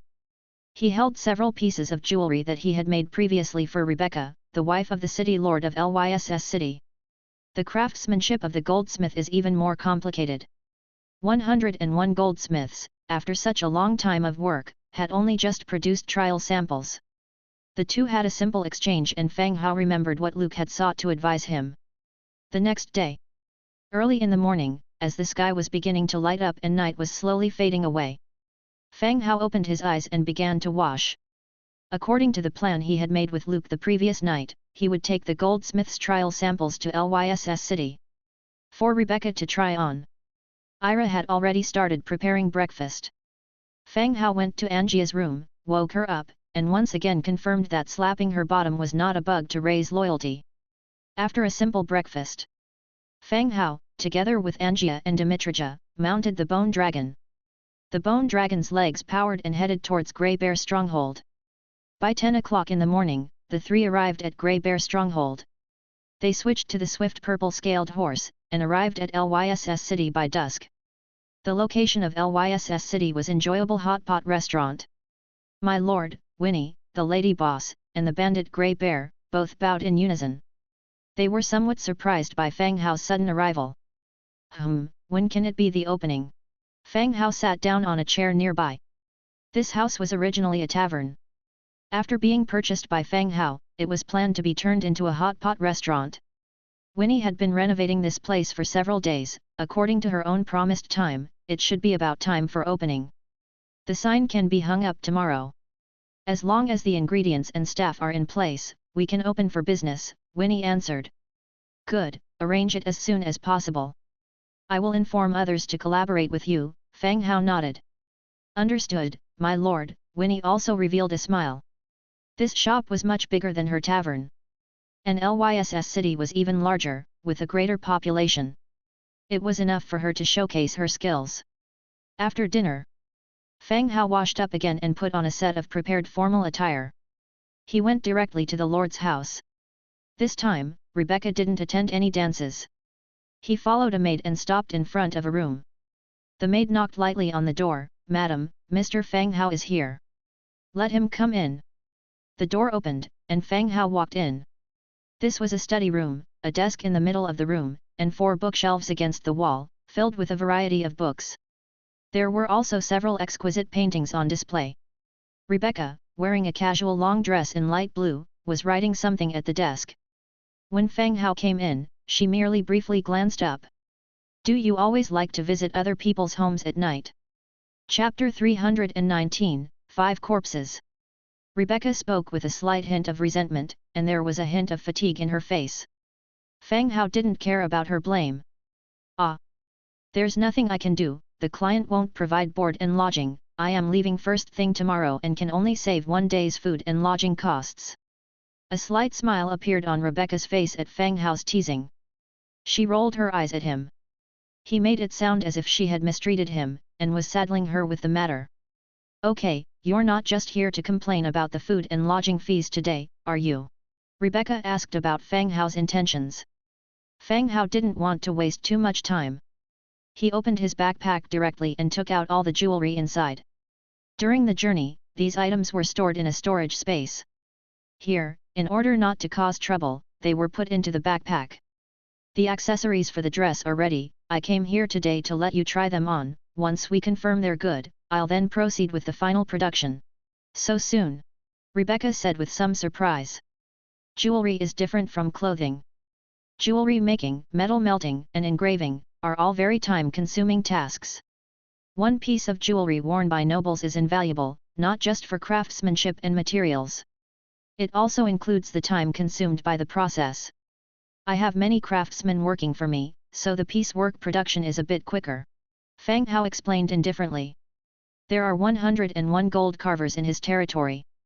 Not only are they numerous, but their craftsmanship is also extremely close to each other. There would not be a big difference in their skills. "Well, let's see how it turns out then." Rebecca stood up, a look of anticipation in her eyes. She had high hopes for Fang Hao's design. Throughout these years, his works provided the only innovation and breakthrough.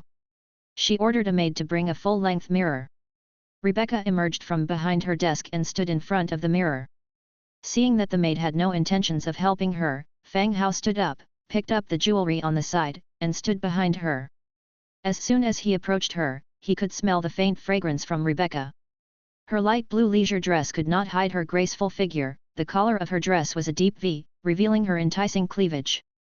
Fang Hao put the blue necklace inlaid with blue gemstones around her neck. The white neck and the blue necklace made from sapphires complemented each other very well. With Rebecca standing in front of the mirror, she was subtly swaying from side to side, looking at herself in the mirror. She nodded subconsciously. Even though it was just a fitting, and many steps were still incomplete. However, the overall effect of the set of accessories was already on display, exuding a feeling of lavish elegance. A pleasant feeling welled up in her heart, and a smile appeared on her face. From the corner of her eyes, she saw Fang Hao, staring at her. She struck up a conversation. "Did you hear, there's been quite a commotion in Cruel City recently? Lyss City and Cruel City are neighboring cities, so they pay close attention to each other's news." "Yes, indeed." Fang Hao responded casually. "Cyril has participated in many Federation battles and made outstanding contributions to humanity, so it's unexpected that he died at the hands of the Blood Clan," said Rebecca with a hint of sigh. Tavek was elected as city lord.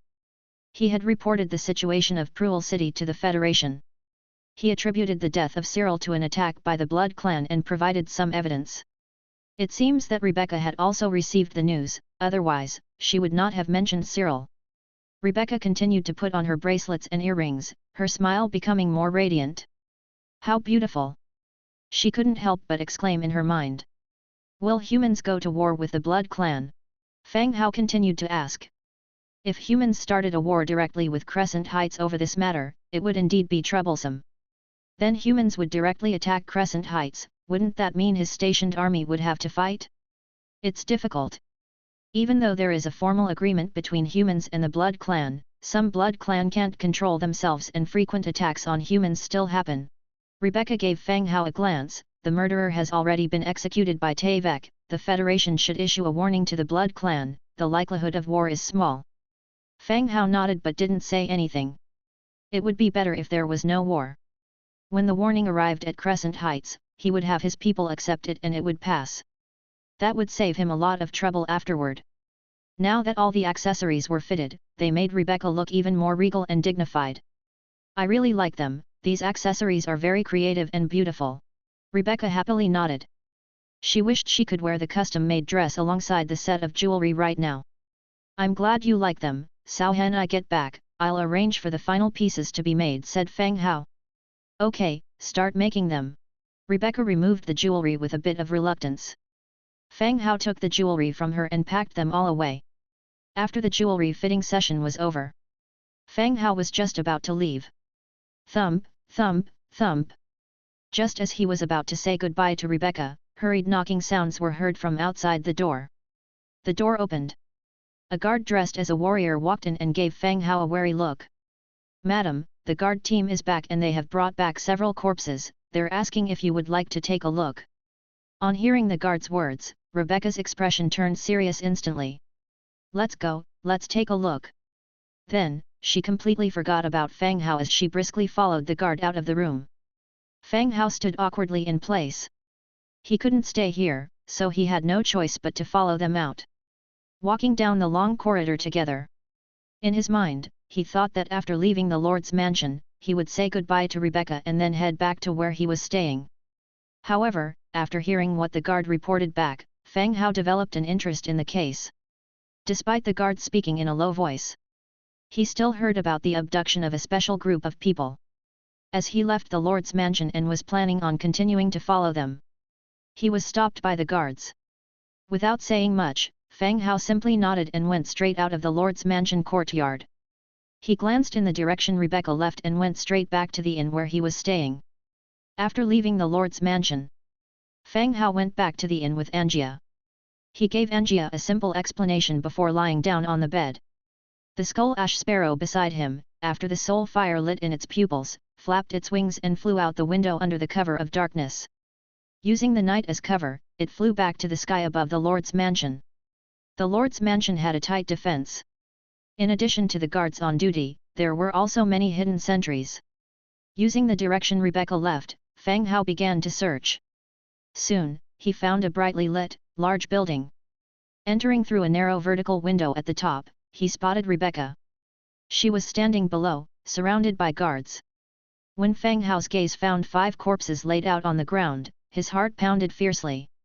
The grey-brown body bag had been opened, exposing the bodies that had been dead for quite some time. All over the bodies were densely packed wounds that had turned into bloody scabs, revealing they suffered intense torture or abuse before death. The corpses were both male and female, of different ages. But they had one thing in common: black hair. Chapter 320, Donating to the Temple. Looking at the bodies below, a sudden sense of danger welled up in Fang Hao's heart. He had no idea where Rebecca had gotten these bodies.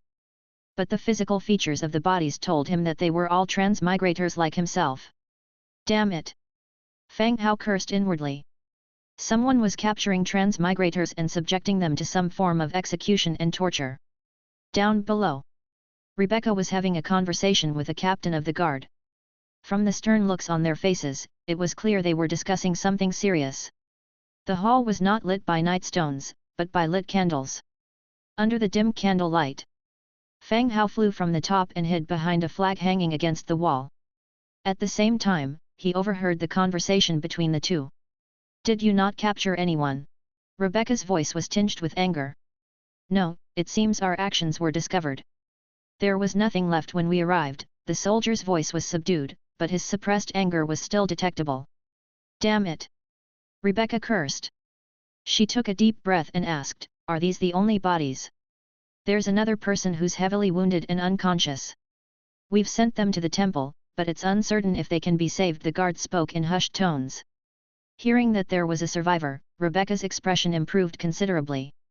If this survivor could wake up, they might provide some useful information. After a brief moment of contemplation, Rebecca continued, keep this information confidential. Have someone guard him. No one else is allowed to approach him except for me. Yes, ma'am. The two ended their conversation.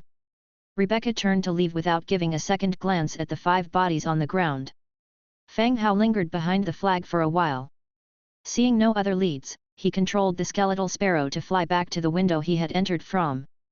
The candlelight cast a large, dark shadow on the wall. Before the soldier could turn around to look, the sparrow had already flown out the window, disappearing into the night sky. Withdrawing from his avatar state, Fang Hao woke up in his room at the inn. Sitting on the bed and gazing at the star-studded night sky, he remained silent for quite some time. The next morning's dawn. Fang Hao woke up from his bed. Dimitrija had already fed the horses, and Angia had packed some food for the road. We're not leaving today. Angia, come with me for a little while. Fang Hao stepped outside at a leisurely pace. The two were taken aback, surprised by Fang Hao's decision. The sudden change of plan suggested that something unexpected had come up. What happened? Aren't we going back? The food here is so bad, Angia grumbled quietly. A snort from the innkeeper echoed from inside the inn. We'll go back first thing tomorrow morning. Get ready to eat now, Fang Hao said. Oh. The two agreed, and made their way back into the inn. After breakfast, Fang Hao took Angia out of the inn. Strolling along the main road, Fang Hao bought some unfamiliar fruits. Seeing that no one was looking, he quickly put them in his storage space. Angia held some snacks in her hand and continued walking while stuffing her mouth full. She also kept talking non-stop. The two walked along the main road and gradually came upon a grand temple. Watching from a distance, they saw residents entering and exiting freely, with no guards stopping them. They continued up the stone steps. There was a round flower bed.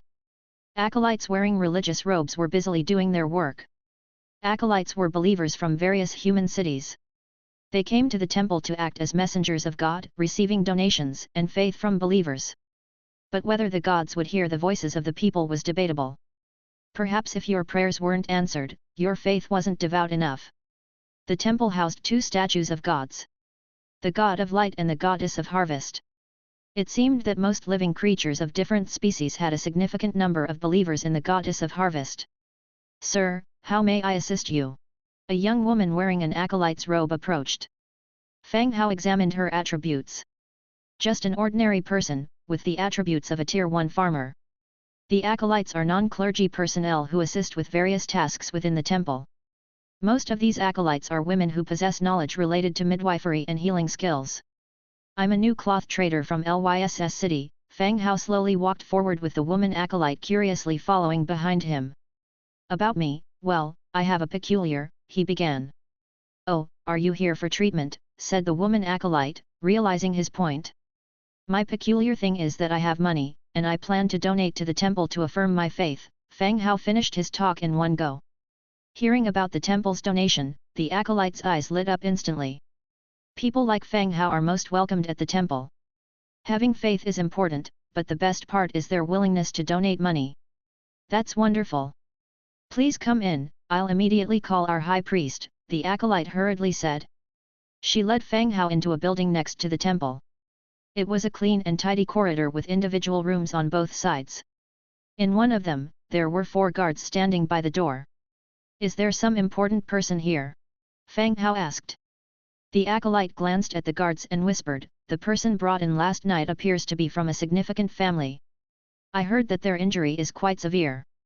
Did they not die? Huh? If they died, wouldn't they have been carried away already? Why would they still be here? That makes sense, Fang Hao agreed. The acolyte guided them to a separate room, asked them to wait a while, and went out to find the priest she mentioned. Fang Hao didn't bring Skeleton Grey Sparrow with him. No matter how brave he was, he didn't dare to bring the Skeleton Grey Sparrow into the temple. Fang Hao casually strolled down the corridor, apparently appreciating the temple, his eyes occasionally glancing towards the guarded room. When the guards threw him a wary look, Fang Hao casually walked back to his room.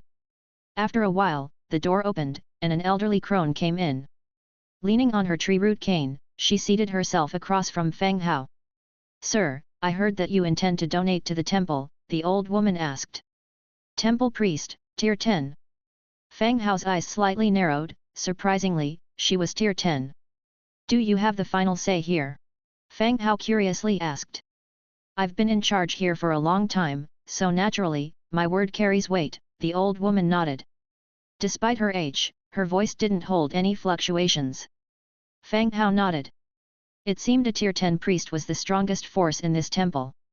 It should be legit, there was no temple in Cruel City. As Cruel City's neighbor, the fact that Lyss City had a tier 10 priest in their temple was quite impressive. Alright, I wanted to ask, what kind of donations does the temple accept? Are you a trader? Many traders would donate items they produce. Of course, we also accept gold coins, the old woman continued. The temple did not discriminate against donations. Whatever you've got, they'll take it. Donating your products was fine, giving them cash so they could purchase what they needed was also acceptable. I'm a cloth merchant. Does the temple need clothing? Fang Hao asked. Yes, it's been a long time since the temple received a clothing donation, the elderly priest immediately answered. One more thing, if I added some advertisements on the donated clothing, that wouldn't be a problem, would it? Fang Hao suddenly had a new idea and asked for confirmation. What is an advertisement? The old priest asked, slightly furrowing her eyebrows. Fang Hao pointed to his chest. Well, here, there'd be the name of our cloth store printed, showing that these clothes are made by us. That would be fine, the old priest nodded. Oh, then could you count how many people are there in the temple and give me the clothing styles? After I get back, I'll arrange for the clothes to be made, Fang Hao said. This time, the idea of donating clothing came to Fang Hao on the spot. By then, both officials from the city lord's mansion and the temple would wear clothes from his cloth shop. Probably, his cloth shop's name would be known across the city overnight. It just depended on when the cloth shop would be officially started.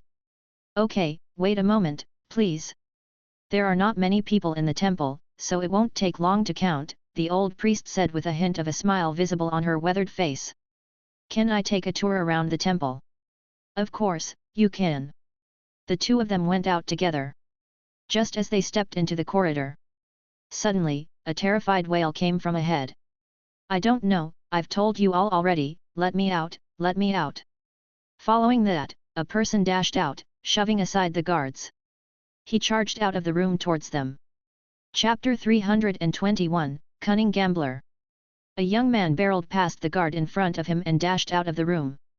He ran down the corridor and shrieked, in a fit of hysteria, I told you, let me out, let me out. Stumbling all the way, he ripped open his fresh wounds. Blood started soaking through his linen robe. He barged through all the people blocking his way. However, as he passed by Fang Hao, his pupils dilated abruptly and he staggered, falling to the ground. Fang Hao tried to step forward to help, but was blocked by Anjia, who shielded him behind her. The young man, drained of energy, looked at Fang Hao and said, they are coming after us, those maniacs, get out of here, hide quickly. Who are they you're talking about? Fang Hao asked. Them, get moving, they're all madmen, they kill, the man's speech was incoherent. When Fang Hao asked who they were, his eyes were full of fear. Who are they? What did they ask when they captured you? The man was still gripped by panic, his gaze was vacillating, looking around surreptitiously. He kept repeating words like escape, they are devils, they are lunatics. At this moment, the guards from behind caught up. They helped the man up and took him back to the room he was in before. Under the guards' orders, the gathering crowd quickly dispersed. The corridor grew quiet again. Only Fang Hao, Anjia, and the old, crone-like priest were left. What happened to that man just now? Fang Hao asked the old woman. The old woman eyed Fang Hao and said slowly, he's a patient sent from the city lord. It seems he's involved in some violent incidents, but I'm not sure of the details, we in the temple only look after their treatment. So, he's not in a lethal condition. Fang Hao followed the old woman, walking ahead. His life is not in danger, he's just been shocked and needs some time for recovery. The old woman replied. Fang Hao nodded slightly, deciding not to ask further. Last night he saw 5 bodies, perhaps he knows more than the old woman does. This was not a simple case of violence, but someone was capturing transmigrators to interrogate and murder them. The old woman assigned some assistant priests. She took Fang Hao for a tour around the temple. Soon, the temple staff's number and uniform style were also delivered. Temple uniforms always have specific religious symbols, but they do not fall within the category of equipment blueprints. They cannot be mass-produced and need tailors for processing. By the time they left the temple, it was already 3 o'clock in the afternoon. Fang Hao had a haircut, then strolled through the other commercial streets. He looked to see if there were any shops for sale and evaluated which ones had better business. By the time he finished strolling along the commercial street, it was already getting dark. Angia felt that the food at the inn was not good, so they decided to eat in the tavern instead. Upon pushing open the tavern door, they were met with an onslaught of noise. Fang Hao took a seat at the bar. The tavern owner also walked over. It's been a while since you've been here. It seemed the owner still remembered Fang Hao. Just occasionally coming here for improved dining. Fang Hao replied with a smile. He didn't mention that he had just arrived in Lyss City. What do you plan on having today? The owner wiped his hands with a rag. Fang Hao looked at Angia. Order whatever you want to eat, just don't order too much. Angia began ordering, while Fang Hao turned his attention to the notice board on the side. The notice board in the tavern. It has always been an important source for obtaining maps. The rewards on the notice board are all local trivial matters. However, 2 single-page maps caught Fang Hao's attention. Map, Bandit Camp Map, Chaotic Stone Forest. Fang Hao casually plucked them off the board and immediately started studying them. Map, Bandit Camp/Chaotic Stone Forest. Type, single-page map. Description, a map drawn by a traveling merchant, recording the route and terrain of unknown ruins. There was nothing special about either of the 2 maps. A single-page map that recorded the place. Boss, I'll take these 2 maps. Fang Hao said to the boss. The boss was busy on the side, just looked back and nodded. Indicating Fang Hao should put them away by himself. Fang Hao directly removed the 2 maps and put them into his backpack. Once he returned, he would record them using the Book of Lords. Not long after, the beer and ordered dinner were also served. The 2 chatted while devouring their food. Bang! At this moment, the tavern door was forcibly pushed open. Several strapping men walked in aggressively. The noisy tavern quieted down instantly. The burly men stood at the entrance, scanning the room. Their gaze finally stopped at the corner of the tavern. They stepped forward briskly. From under the table, pulling a thin, dark-skinned man. Lie go boss, why are you all here? The thin dark man smiled fawningly, his eyes dodging. Slap. The strong man called Boss Ligo slapped him across the face and said, less fucking bullshit, the boss asks you when you're going to pay back the money. Give me a few more days leeway, as long as you give me a few more days, I'll soon have the money. The thin dark man said with his face covered. You've already got plenty of time, boss said if you don't refund today, we'll break your leg as interest first. Ligo said coldly. Don't, boss, give me 2 more days, and I will definitely get the money. The man fell to his knees and begged loudly. Ligo apparently had heard enough of his excuses and lifted him up and walked out. The tavern was silent. Only the sound of pleading and dragging on the floor, knocking over tables and chairs. When the strong men took the thin, dark man out, the tavern became noisy again. Everyone acted as if nothing had happened, the drinkers drank, and the braggers bragged. The boss, wiping his hands, returned to the counter. What just happened? Fang Hao asked the boss in a low voice. The boss's gaze was still towards the door. This guy likes to gamble, but he's very lucky. Every time he leaves the city, he can pick up a not-so-small gemstone, sell it to the jewelry shop, and take the money to gamble. Pick up gems? Where did he pick them up? Fang Hao was shocked. He could pick up gemstones. If I knew where to pick them up, I wouldn't be running this tavern anymore. I would be out picking up gemstones every day. The boss filled up the wine for a nearby customer and continued, don't disbelieve. This is true. He has shown off his gems in this tavern more than once, this big, wrapped in a brown leather bag. The boss gestured to describe the size of the gemstone. Hearing the boss's description, Fang Hao's eyes narrowed instantly, and something occurred to him. So, he hasn't been able to get gems lately, and can't pay his gambling debts, right? Fang Hao verified again. Yeah, it looks like he's not going to keep one of his legs. The boss nodded, confirming Fang Hao's thoughts even more. If all the details were connected, it would not be difficult to know where the gambler got his gemstones. Just take it away, doesn't the city care? I see the security here is pretty good. Fang Hao continued to ask. Those people just now are all Lei Li's men, who dares to manage, besides, an IOU is also impossible to manage. The boss wiped the table. Lei Li is very powerful. Boss Lei Li is the boss of the underground area of Lyss City, you mustn't provoke him. The boss leaned in and reminded in a low voice. Oh! Fang Hao acknowledged. After dinner, the two also packed some food for Dmitrija. When they left the tavern, it was already a bit darker. There were also considerably fewer pedestrians on the street. Walking down the road to the hostel, a carriage slowly drove past them. As they passed by, the face of the coachman made Fang Hao frown slightly. The captain of the city lord's guard. It was him who had gone with Rebecca to check the body last night. Follow the carriage to see where it's going. Angia nodded and rushed towards the direction of the carriage. This was a street within the city, and the carriage was not fast. It was not difficult to follow. Chapter 322, Important Information. The night was silent. In a two-story building near the civilian area.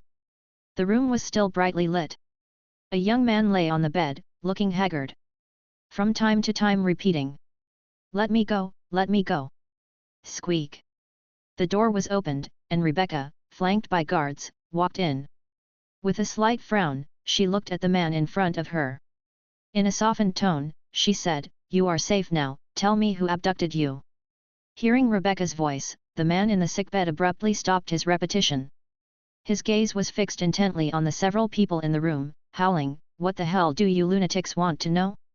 We are humans too, why do you treat us like this?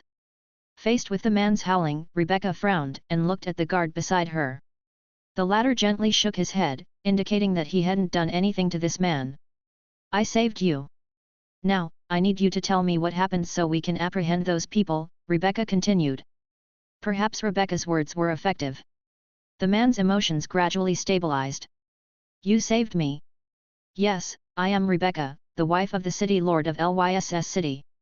I will arrange for someone to ensure your safety, so you don't have to worry. Rebecca moved 2 steps closer, sat down on a chair nearby. I need you to tell us more details.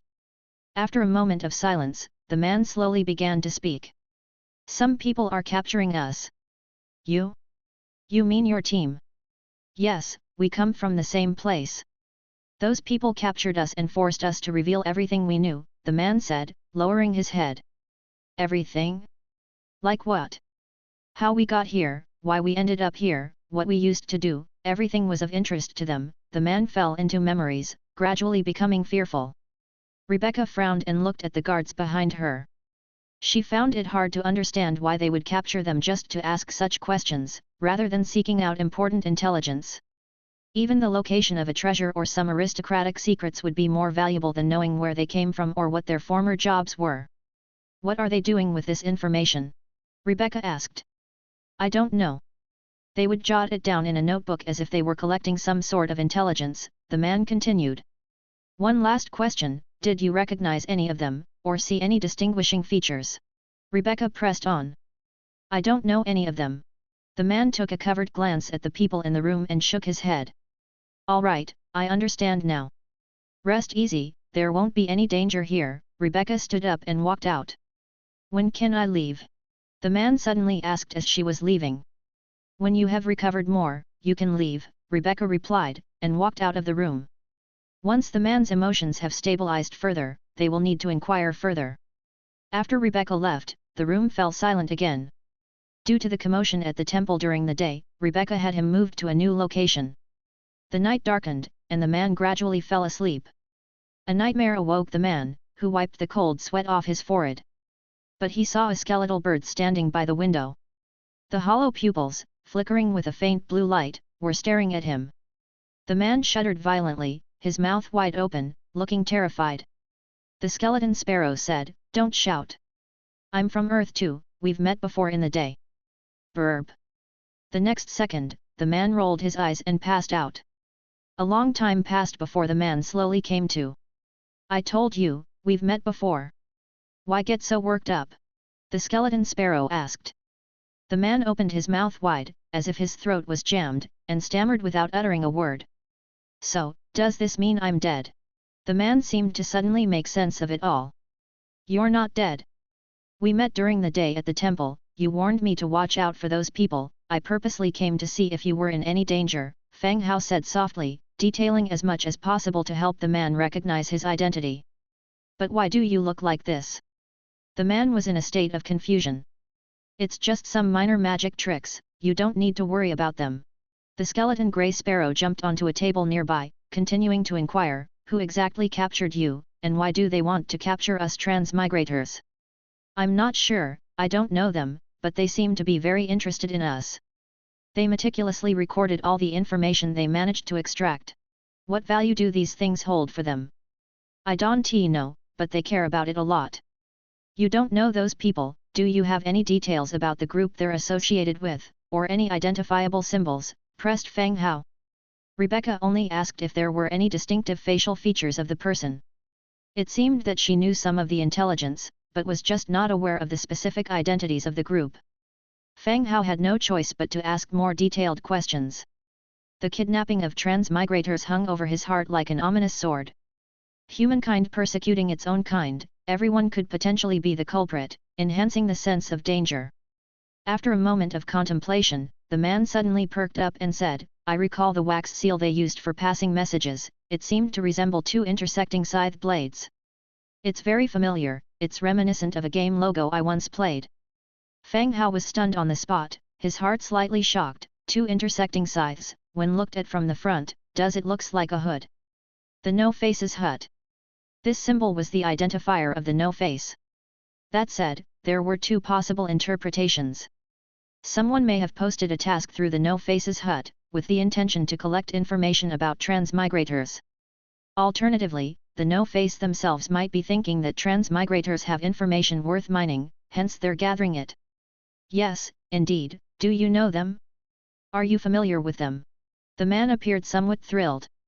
I don't know them personally, but I've heard of them. Fang Hao paced back and forth, isn't there any way to track them down? I previously used the Book of Lords to seek help from my friend, passing two photographs which might hold some clues, the man suddenly remembered. Where is your Book of Lords? It was taken by them long ago, but I've sent it to my friend, his name is Gao Linear, the man mentioned. Okay, and you were saying, you are Ren Jun. Just as Fang Hao was about to ask further, noises from outside the room interrupted him. Who are you talking to? Fang Hao immediately flew back to the windowsill, instructed, you can relax now, Rebecca will ensure your safety. After you get out, do not go back to your territory, head to the enjoyable hot pot restaurant, I will arrange for someone to rendezvous with you there. Following his words, the skeleton grey sparrow flew off out the window, disappearing into the night sky. Click. The door was slightly ajar, two guards popped their heads in to take a peek.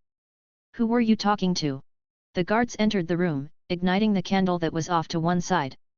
The man was sitting on his bed, staring blankly out the window in silence. I didn't say anything, how did you hear me talking? Was I talking in my sleep?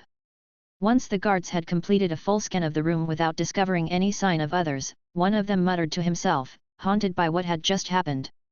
They then shut the door behind them and left. The room was once again engulfed in darkness. The man was gazing at the window, in the direction where the skeleton grey sparrow had flown off to. From the regional channel, only one person could open a hot pot restaurant. The next morning arrived. Fang Hao and his associates woke up early. They opened the city gates and rode a swift purple-scaled horse to leave Lyss City. They switched to the Bone Dragon at Grey Bear's stronghold. By 5 p.m., the trio returned to their territory. As they arrived at the Lord's mansion, they saw a skeletal hero waiting for them, seated upright in silence on a long bench. Black Sword, it's an honor to meet you, Lord. The skeletal hero kneeled on one knee and spoke. Black Sword, Blue Tier 7 hero. This was the last one out of the 3 hero corpses obtained after the battle between the mountain range of Chillwind and the mountain range of Bloodshed. Chapter 323, Black Sword Hero.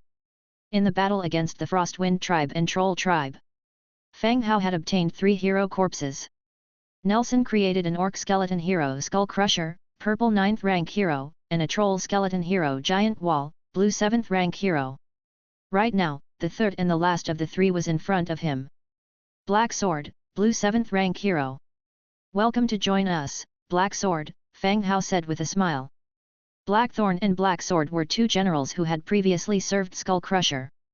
Thank you, my lord. Black Sword rose to his feet, his tone relaxed. Didn't Sir Nelson come out? Fang Hao asked again. Sir Nelson is still working and didn't come out, Black Sword replied. Right. Fang Hao remembered, Nelson was still preparing City Lord Cyril's corpse, the former City Lord of Cruel City. He was also a hero, who was killed by Fang Hao when conspiring with the Blood Clan. Ah, Black Sword, you can go to the storage area and see if your equipment is there. If not, pick some useful ones, said Fang Hao. These heroes had their equipment when they were alive. Much of it would be left undisturbed in storage. But who knows, if they were severely damaged, the blacksmith might have melted them directly into iron blocks. Yes, my lord, Black Sword agreed and turned to walk towards the storage area. Fang Hao opened the hero attributes to check. Black Sword, Blue 7th rank hero. Faction, Undead. Template, Blue. Race traits, Undead, Hollow Skeleton, Weakness to Light. Legion talents, Insensitivity to Pain, Infantry Commander, Sword and Shield Instructor. Skills, Pain / Toughness, Slamming, Furious / Innate skills, Advanced Tactical Mastery, Advanced Shield Mastery, Advanced Command Mastery, Advanced One-Handed Weapon Mastery. Insensitivity to Pain, for every 15% reduction in health, the morale of the troops led by this unit will increase by plus 50%, and attack power plus 5%. Infantry Commander, attack power of infantry troops increases by 8%. Sword and Shield Instructor, all attributes of sword and shield units increase by 5%. Pain / active, strike the target heavily, causing severe bleeding injury. The wound ignores any healing effects for a certain period, including but not limited to healing magic, bandaging, and healing potions. Toughness, passive, when the unit's health goes below 35%, the skill cost is reduced by 50%. Slamming, active, bash the enemy with the shield, causing 50% damage, with a chance to stun. Furious / active, swing the sword in a furious /, causing 75% additional damage. Description, a product of the immortal corpse which, not recognized by the god of undead, this hero cannot level up or advance. A modest infantry template. It has no particularly outstanding features, but no major weaknesses either. Among the Legion skills, insensitivity to pain is relatively good. For every 15% reduction in the health of the troops under his command, their morale would increase by 50%, and attack power by 5%. While it wouldn't be too significant for a single battle, it could very well mean the difference between victory and defeat. An increase in morale by 50% signifies that this troop will never collapse and run away due to morale, as long as they participate in combat. But most of the soldiers in his territory were undead creatures who had no concept of morale. It's a useful skill, but not greatly useful in his case. The remaining skills were all damage-boosting skills, nothing special. Before long, Black Sword returned. He was wearing a suit of metal armor, and in his hand was a black sword and shield. Fang Hao instructed him to find Giant Wall first, and planned to assign him tasks later. Entering the Lord's mansion. Ira was preparing dinner. Fang Hao sat down, and a maid brought fruit wine. After resting for a while, he directly opened the Book of Lords and typed Gao Lin in the name search bar. Survivor Ren Jun secretly took photos using the Book of Lords and sent them to his friend, named Gao Lin. Confirm the search. The next moment, more than 2 people named Gao Lin appeared. This left Fang Hao stumped. He had overlooked the problem of people having the same name. It wasn't a good idea to question each person individually, and he also had a limited number of times he could use the chat function. Directly, he added a note in the exchange column, Gao Lin, the friend of Ren Jun, please contact me. This was a dull, yet rather effective method. Having rested for a while, Ira brought dinner up. Laurie scampered in from outside the door and silently sat down. He didn't say anything, just waited patiently for dinner. Then it was time for Angie's performance. She started telling stories of what happened in Lyss City to both Ira and Laurie. From the gamblers who ran up their tab at the tavern to the lunatic who rushed out of the temple, every story was told in details. They both listened with great interest. After dinner, the skeleton tailor Soy and the dwarf jeweler Luke walked into the hall one after another. Fang Hao simply explained to them what happened on his trip to Lyss City, and then gave them each their assignments. Dwarf jeweler Luke would finalize the production of Rebecca's jewelry. Meanwhile, Soy would arrange for extra staffing to work on the temple's clothing. They were to be sure to add the brand name and logo of the Bone Textile store. Just the thought that clothes from the temple would carry a brand name with bones in it was sure to cause quite the sensation. Perhaps overnight, the whole city would know of his store. Having dealt with everything, the sky was gradually getting dark. After a comfortable hot spring bath served by Ira, he returned to his room to rest. Worn out from the 2 days in Lyss City, he fell asleep as soon as he hit the bed. Early the next morning, Fang Hao woke up as usual. After a simple clean-up, he walked right out of the room. Following his morning jog, Ira's breakfast was ready. After breakfast, Fang Hao took Angia and boarded the Bone Dragon, leaving the territory. At 10 a.m., the Bone Dragon arrived above Zhongbin's city. After landing in the open ground, Fang Hao could see busy residents and the operating advanced mills. He was surprised that Zhongbin had built 12 advanced mills. Did he have such a demand? Boss. Zhongbin hurriedly walked over with 2 guards. Anyway, he was a city lord, so having 2 guards was normal. Your place is far busier than mine, Fang Hao said with a smile. In terms of actual age, Zhongbin was older than Fang Hao. But Zhongbin always called him boss. Fang Hao had listened to it so much that he was now used to it. Boss, there is no comparison between the two, don't joke around. Zhongbin laughed heartily, scratching his head. He led Fang Hao and his companion into the city lord's hall where servants brought wine. Zhongbin spoke directly, Boss, there are a total of 12 subordinate villages to the city, all of which are developing agriculture. The problem now is transportation and the defense of the farmland in the villages.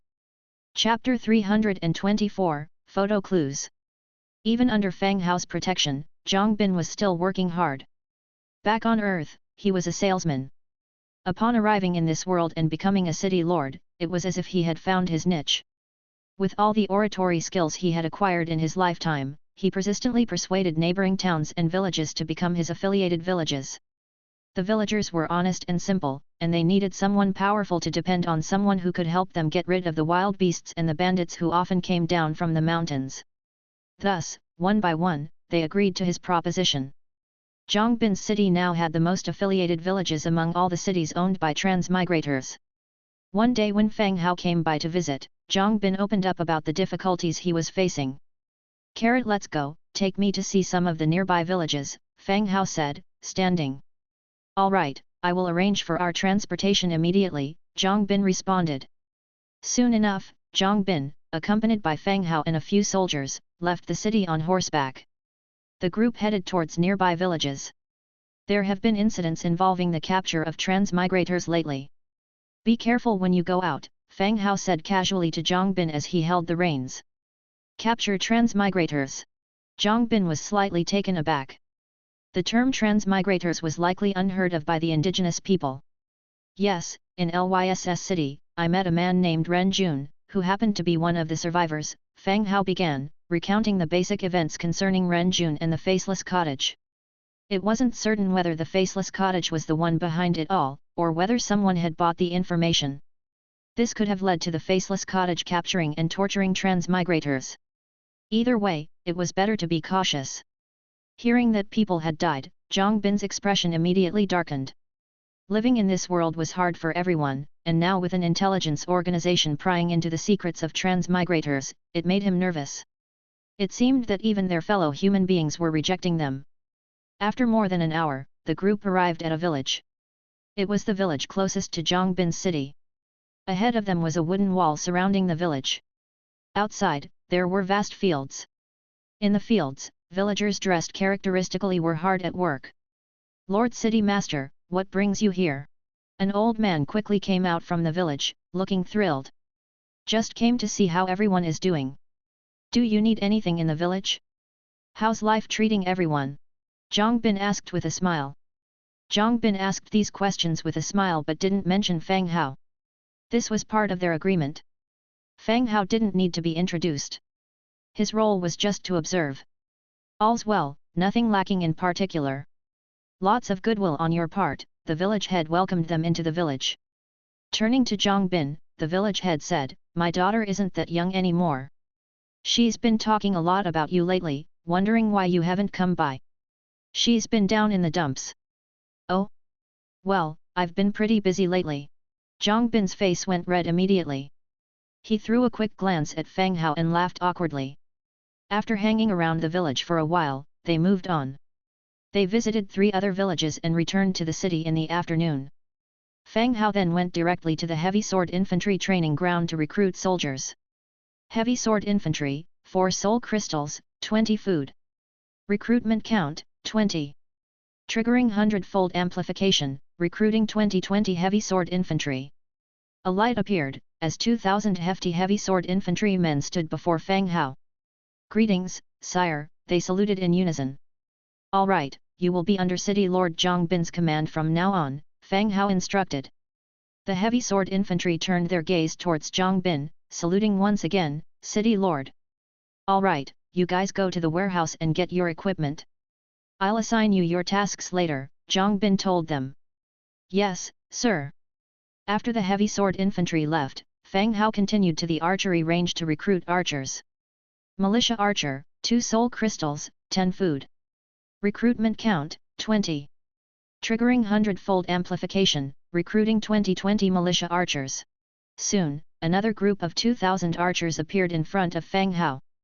As before, they were handed over to Zhang Bin for management. With all matters dealt with, they returned to the City Lord Hall.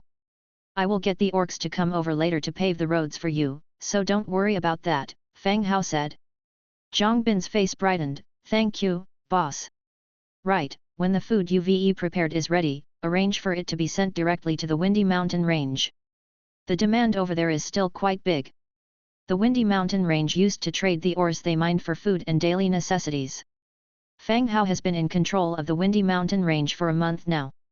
Initially, the food was bought from the grain merchants of Cruel City and transported to the Windy Mountain Range. Now that Zhang Bin's production has stabilized, and Taevek has become the city lord of Cruel City.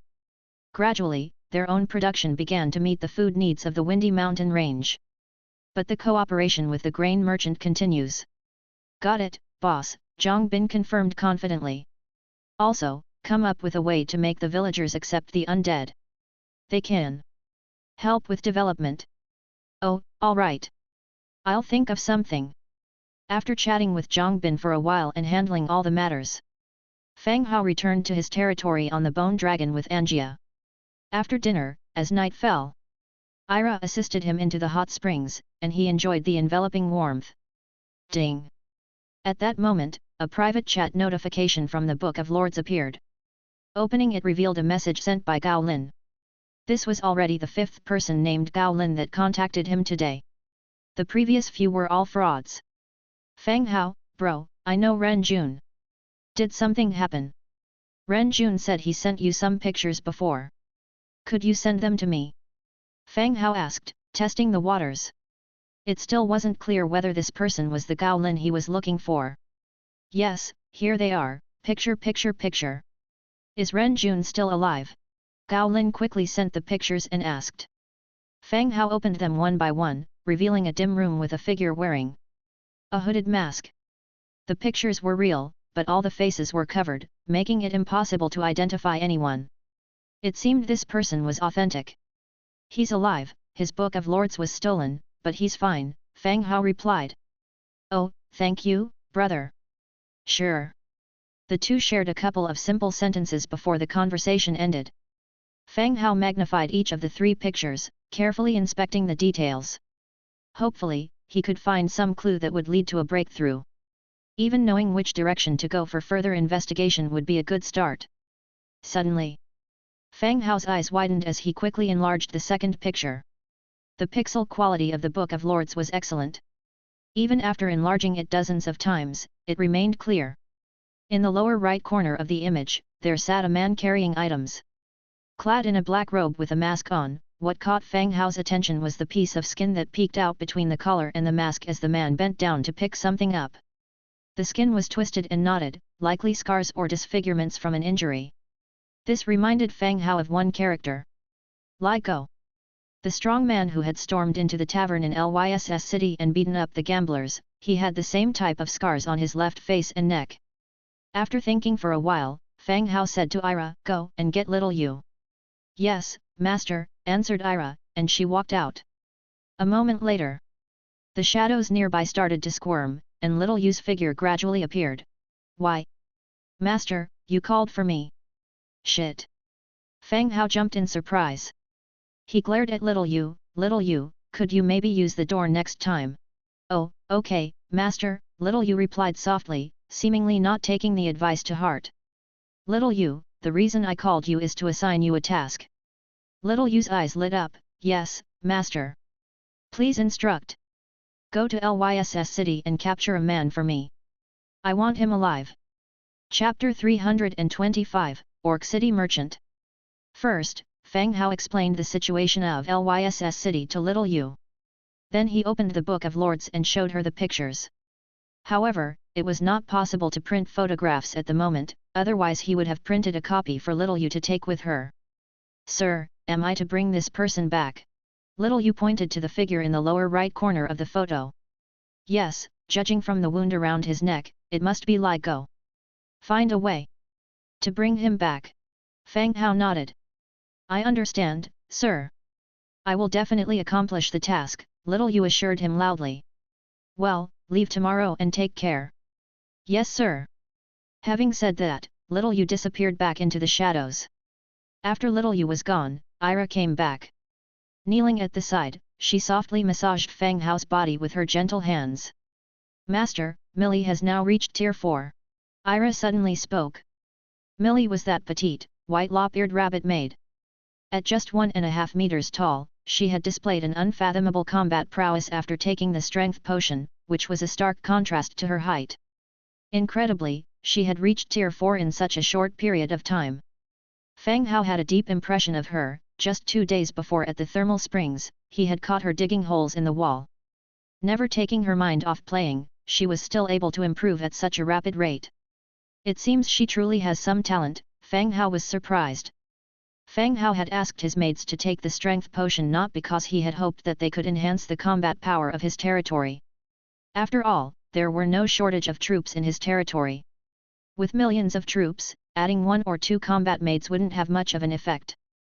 The main reason for them to take the potion and train was for them to be able to protect themselves in the future when they left his territory. Otherwise, with their power, they would be in great danger. Unexpectedly, there was actually one among them with distinct talent, improving her strength at such a quick pace. "Master, Millie's improvement has been slow staying in the territory. If there are any external training tasks available, could we let her experience the outside world to help control her playful nature?" Ira softly suggested. Fang Hao understood Ira's point. "Please visit Citus.C0M maybe Y0U will and J0Y the captivating SH0RTST0 rise." The Rabbitman clan had not inherited the sturdy physique of the orcs, and rarely produced strong warriors. As such, they had been oppressed within the orc community. Seeing Millie's rapid improvement this time, Ira saw hope and wanted to train her well. Of course, Fang Hao was also willing to train these obedient maids. Also, the rules of the slave contract were there. If he could train 1 or 2 of them into heroes, then he would make a huge profit. "Okay, I'll check if there are any safe tasks for her to try when the time comes," said Fang Hao. The moment Fang Hao finished speaking, outside the walls behind them, someone suddenly exclaimed, "Great! We're done for, run!" Then came the hurried sounds of footfalls retreating away. Fang Hao sat up, surprised at the direction the footsteps were fleeing. Meanwhile, Ira merely sat by, smiling. Early the next morning, Fang Hao woke up from his sleep, stretching his body before sitting up on the bed. He looked at the watch on the bedside table. It was already 6:30 in the morning. After dressing and washing up, just as Fang Hao was about to leave his room, he suddenly heard the sound of the sound-transmitting shell. He opened the storage space of the Book of Lords to check. It was a message from Bronze Bull. Picking up the sound-transmitting shell to his ear, the voice of Bronze Bull emanates, "Sir, an orc merchant convoy has arrived at Manam Market from Tasco City and wishes to establish a shop in the market. Fang Hao had heard of Tasco City before. It's an orc city to the east of his territory. It was where Domina the Spider-Woman had planned on promoting herself to a hero. It's a major orc city in the nearby region.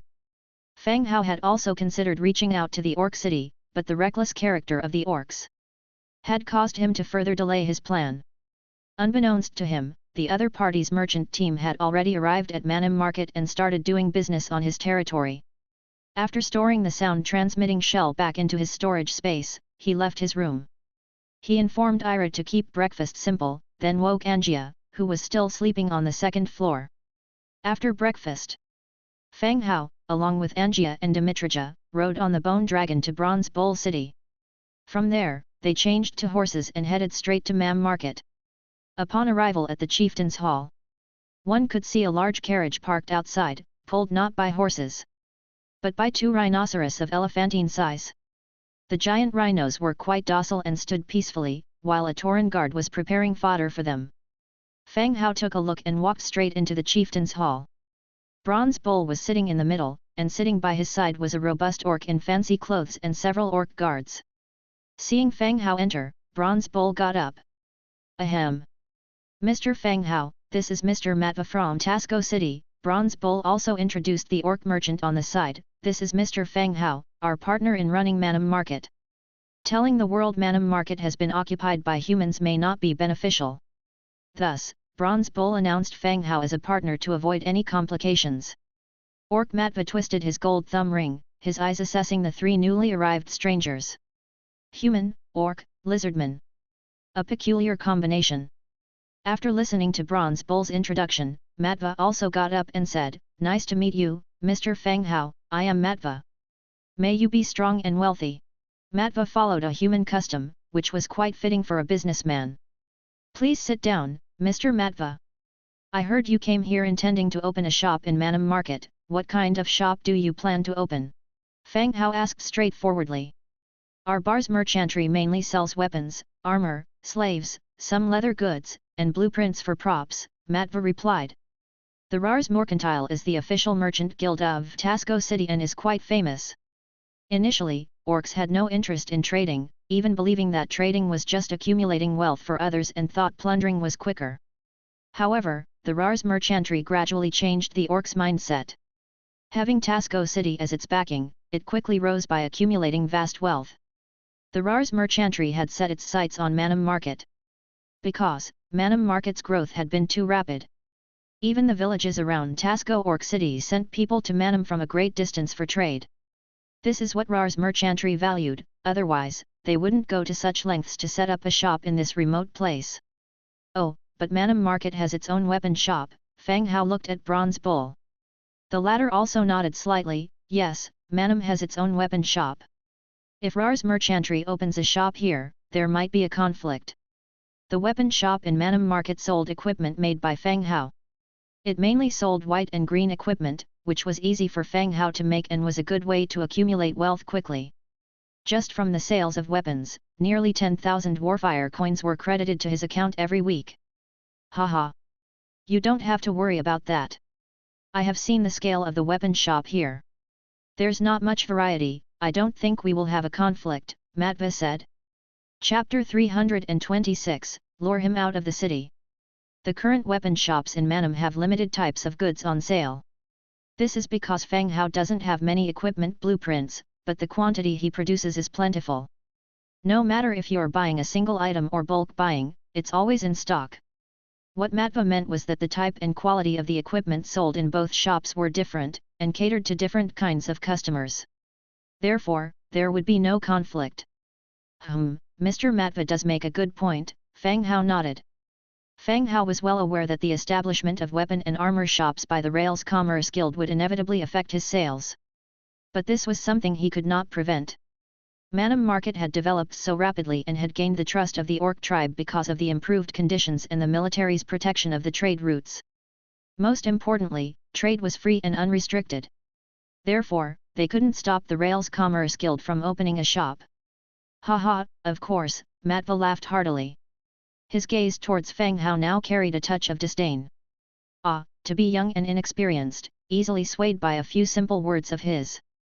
Once Matva hushed his laughter, Fang Hao continued, since our business does not interfere with each other, Chieftain Teluk, why don't we also arrange for someone to open a shop in Tasco City? Bronze Bull slightly nodded, all right, we have sufficient manpower, Mr. Matva can take our people along when he departs. Merchant Matva was slightly taken aback, but then quickly understood the implication of their words. So, this young man was waiting for him here. Agree to let the Rail's Commerce Guild open a shop, and they would also open a shop in Tasco City. He smiled slightly, of course, if Manam Market needs it, I can help introduce some lucrative trade routes. Both parties had met their objectives and the atmosphere of the conversation improved. Soon after, it was announced that lunch was ready. Mr. Matva, Mr. Fang Hao, lunch is ready, Bronze Bull summoned the two men. Both of them smiled as they rose to their feet and headed to the dining room. Matva's visit was just a preliminary negotiation, the selection of the shop site and tax issues still needed to be discussed.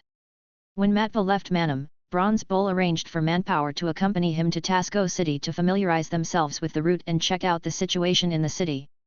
Preparations were made to open their own shop. Fang Hao and Bronze Bull walked around Manam, discussing the areas that needed improvement. It wasn't until sunset that they began to return to their territory. As night fell, Lyss City. The bustling streets were almost deserted. From the dim alley laden with garbage, moans of pain could be heard. In a damp corner, a slender man leaned against the wall. Aside from the bruises on his face, his left leg was twisted out of shape, apparently broken. Found you. Suddenly, a woman's voice echoed from the entrance of the alley. Just from her voice, one could tell that this woman was beautiful, even more so than the women selling their company at the street corners. The woman slowly approached, squatting down in front of the man. Seems like you're not dead yet. The man weakly lifted his head, but due to the dimness, he couldn't see the woman's face, only her attractive silhouette. He did not pay any attention to the woman, who was possibly some young miss from a noble family, coming to mock him for her amusement. I need your help with something, if you do well, this will be yours. One to get you healed at the temple, the other 99 can keep you fed and watered for quite some time. The woman drew out a purse, shaking it in her hand. The sound of gold coins clinking together was sharp and melodious. The man's eyes flew open, staring intently at the purse in the woman's hand. A woman, coming here with so much money, not a smart decision, the man rasped. His previously weak body surged forward, pouncing on her like a wild beast. Thump! With a thud, the man was sent flying backward, crashing into the pile of garbage again. The pain from his injured left leg made him howl in agony. Swoosh! The next instant, the woman had a sharp rapier pressed against his mouth, silencing his screams. Well? Do you want to earn this money or not? Wait another 3 days, and your leg will be useless forever, the woman continued. The man's pupils dilated, and he nodded slightly. The woman put away her rapier, and the man slid slowly down the wall, collapsing on the ground. What do you want me to do? The man asked hoarsely. I need you to help me get someone out of the city. Who? The man continued, guessing if it was a play of an affair between the nobles, where the husband kidnaps his lover. An old friend of yours, Ligo. At these words, the man's body shuddered violently. His leg had been broken by Ligo just 2 days ago, and he did not dare to provoke that death god again. Besides, he still owed him money, with interest upon interest, he could not afford to pay it back. What, are you scared? The woman asked. Are you crazy? That's Ligo, why provoke him? The man shouted. Just lure him out, and you don't have to worry about the rest. With this money, you can live a good life in a village. The woman pulled out a dozen warfire coins and dangled them in front of the man. The man fell silent, his heart wavering. The debt he owed, he could never repay in a lifetime. If he could get this money, leaving here might be a good idea. After a moment of silence, the man lifted his head. Where should I lead him? It can't be too far. The woman smiled, of course. The next day, after a simple morning run, Fang Hao sat on the stone steps and opened the Book of Lords. He looked at the 2 maps he obtained from the tavern 2 days ago. Map, Bandit Camp Map, Chaotic Stone Forest. Both maps are south of Cruel City. Compared to the nearer Grey Bear's stronghold. Fang Hao returned to his room, directly used God's presence. The next moment, he appeared right on the skeleton Grey Sparrow, in Grey Bear's stronghold. The view was clear, still Grey Bear's bedroom. On the white bone ankle of the skeleton Grey Sparrow, a thin chain was tied, it was probably to stop the skeleton Grey Sparrow from flying. Right in front, Grey Bear, wearing a linen shirt, was doing the same morning exercise every day. The shirt was thin and loose, showing her full chest with every push-up. As she sank down time and time again, squeezing and deforming on the floor. Very mesmerizing. 1975-1976-1977. Grey Bear counted in a low voice. Sweat droplets fell from her forehead to the floor, leaving a trace of wetness. If only Millie could be half as hard-working as Grey Bear.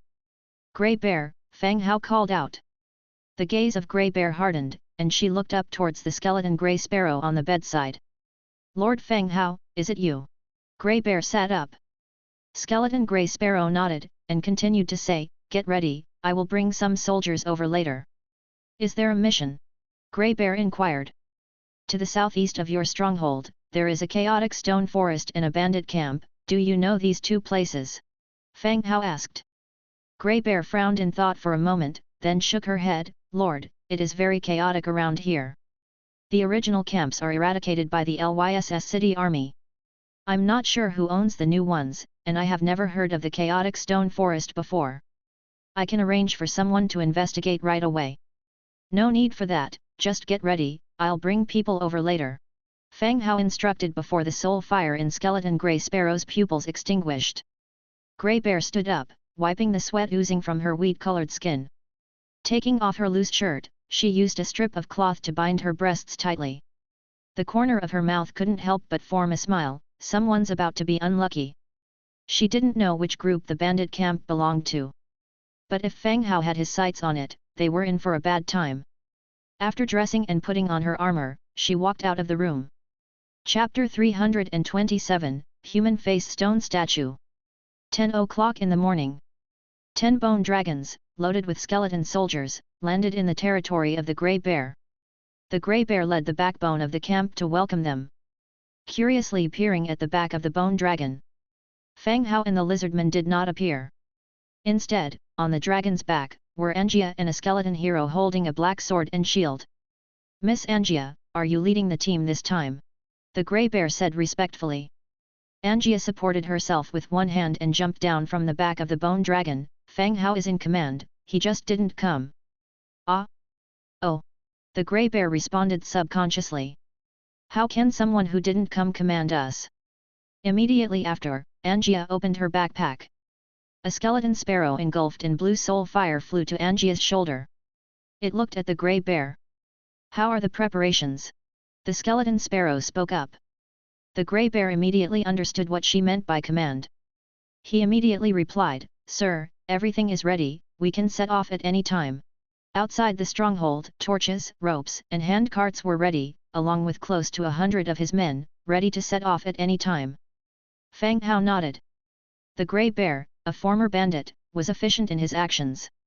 He informed the Grey Bear of the location of the chaotic stone forest, and the two groups began to act separately. The Grey Bear led his men to go first, while Fang Hao and his team would organize all the handcarts and tools they brought, to be carried by the bone dragons. After the tasks were assigned, the Grey Bear and his men set off from the stronghold in full strength. They pushed straight through the dense forest towards the target location. Boss, did you ever go to the territory of the Lord? I heard it's awesome, several times better than even Cruel City. A small fry kept walking, talking.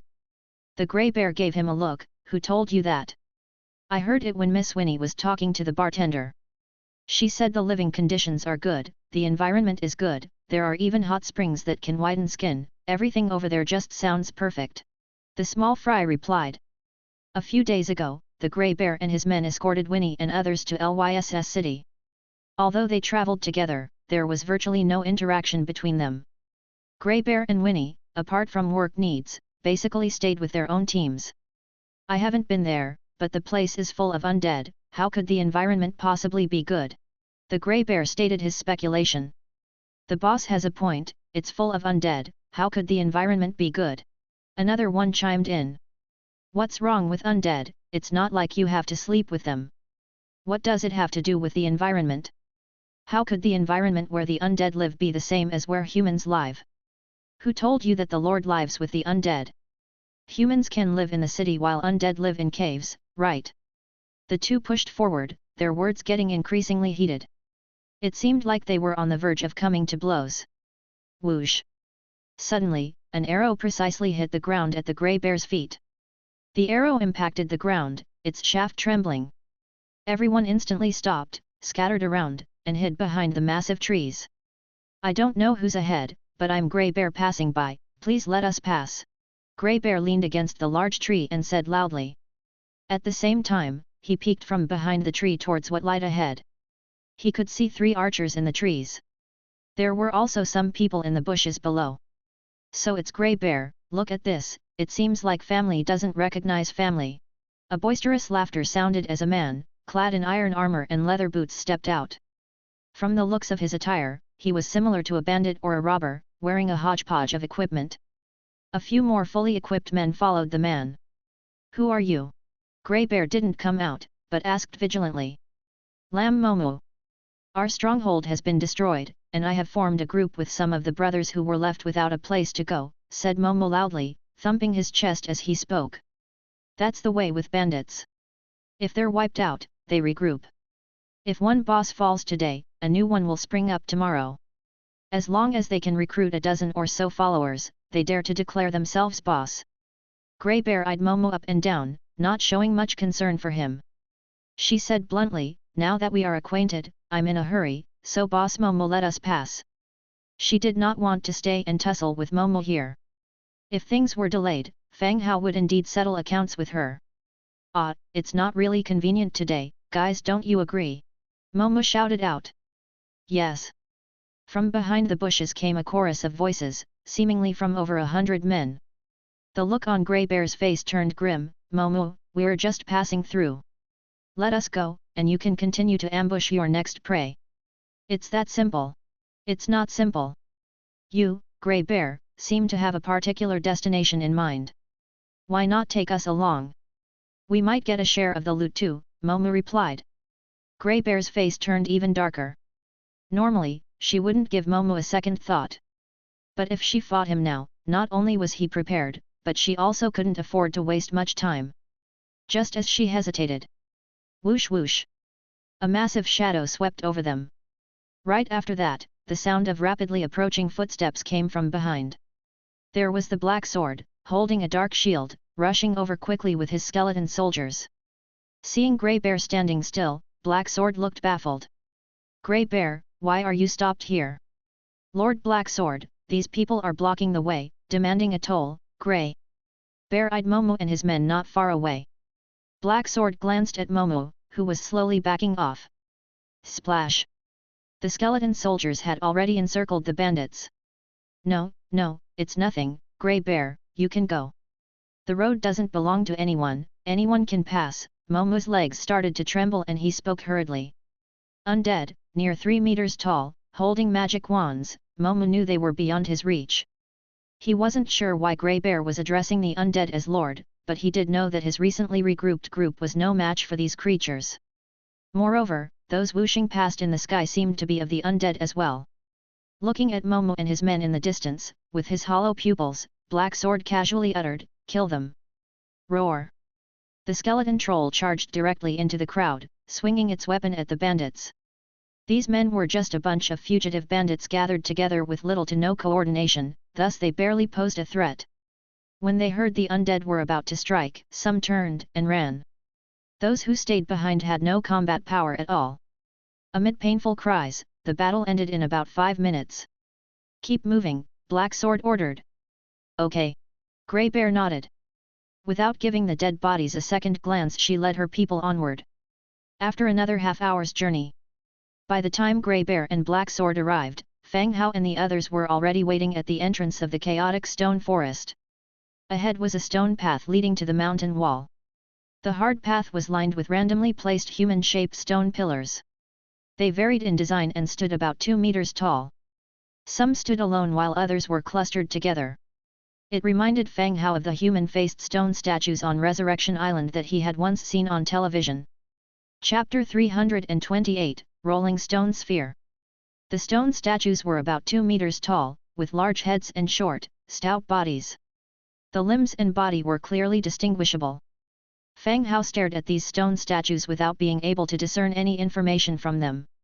Were they not monsters? Fang Hao had seen stone elements and stone monsters before.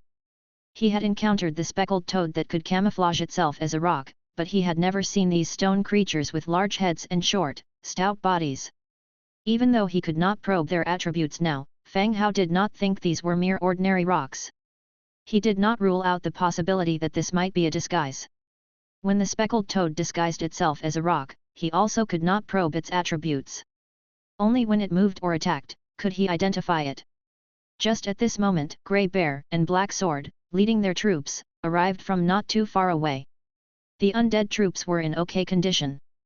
The mountain bandits trailing behind Grey Bear, with their clothes wide open and weaponry hanging loosely on their bodies, were panting heavily like deserters. "Sir, we encountered some mountain bandits on the way and were delayed," Grey Bear explained, panting slightly.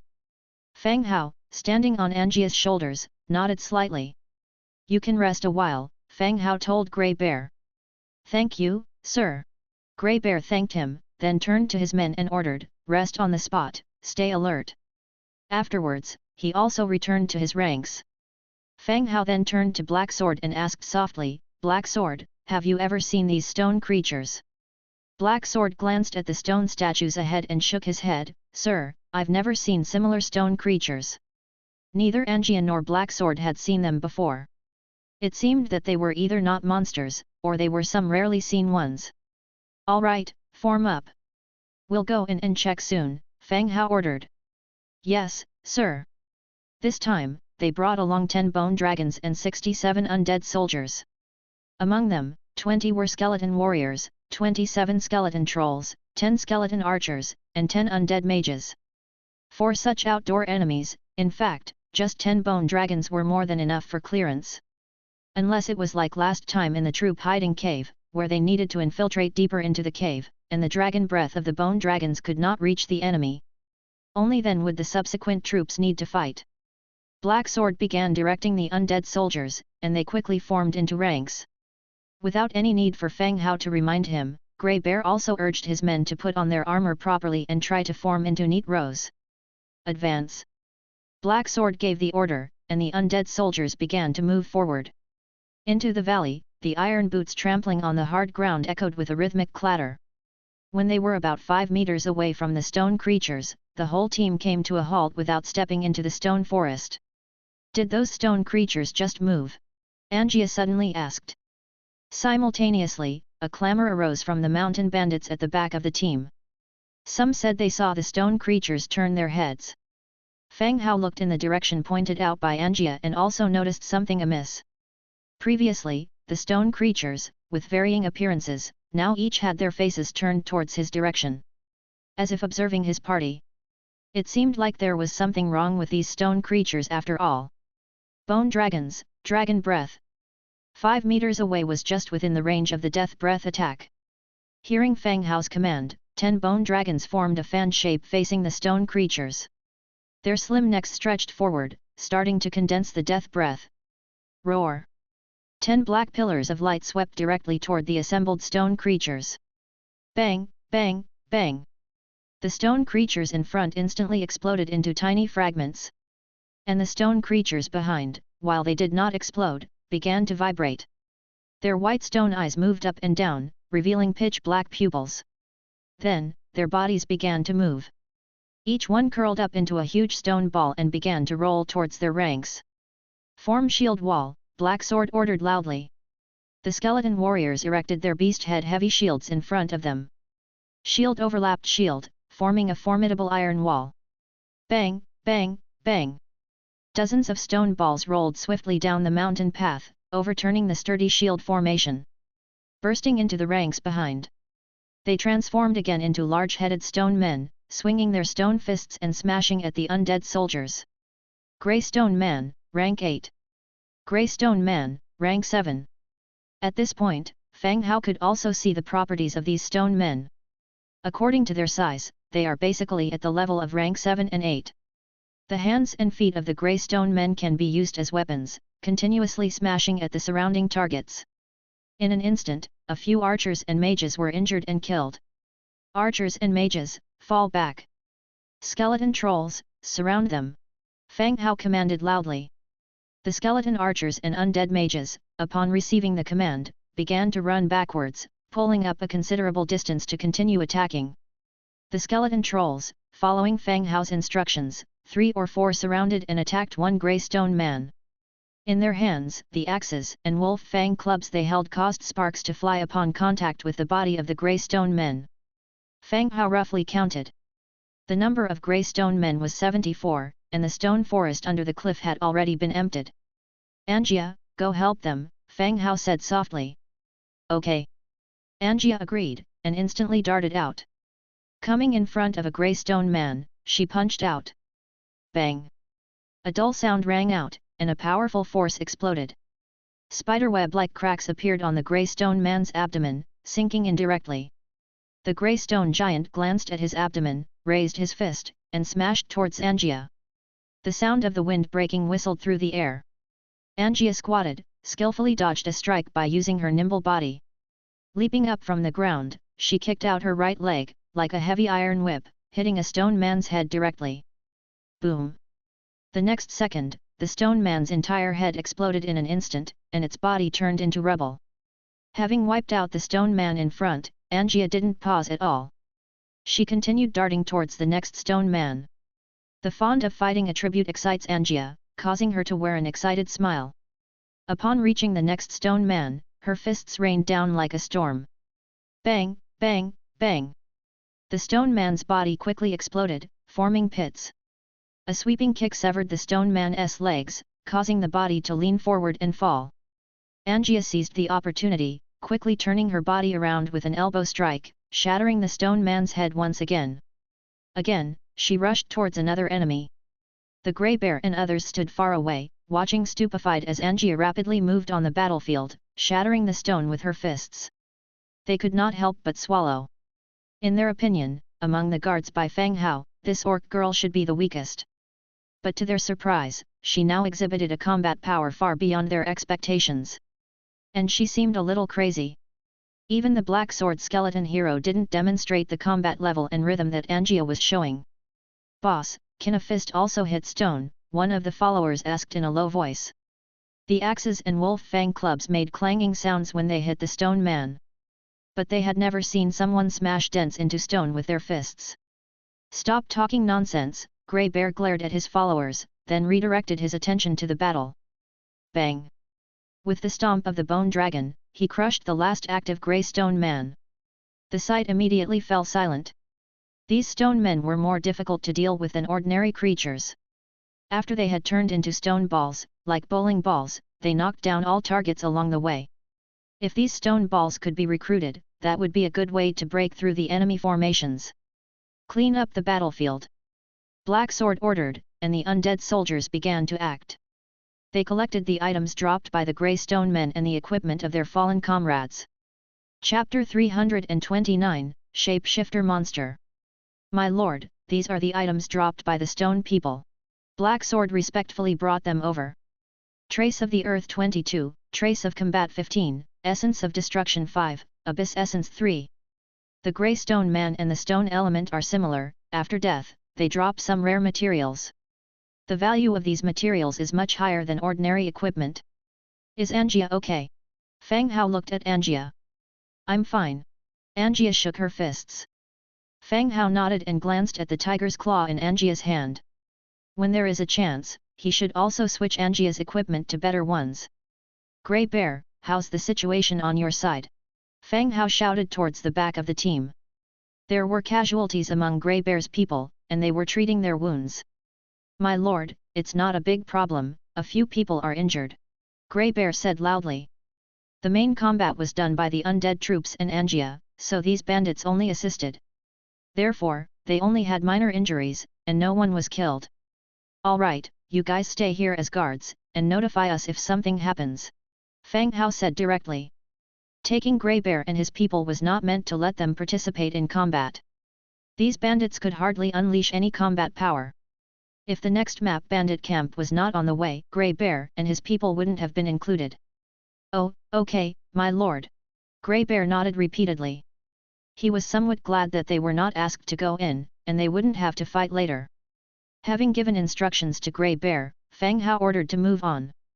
After extinguishing the grey stone man, the front instantly became empty. They crossed the area where the grey stone man was. The large team trampled the ground and continued forward. Upon reaching the mountain wall, they could see strange symbols, or rather, characters, carved on it. As a transmigrator, Fang Hao should be able to understand most of the characters of various races in this world.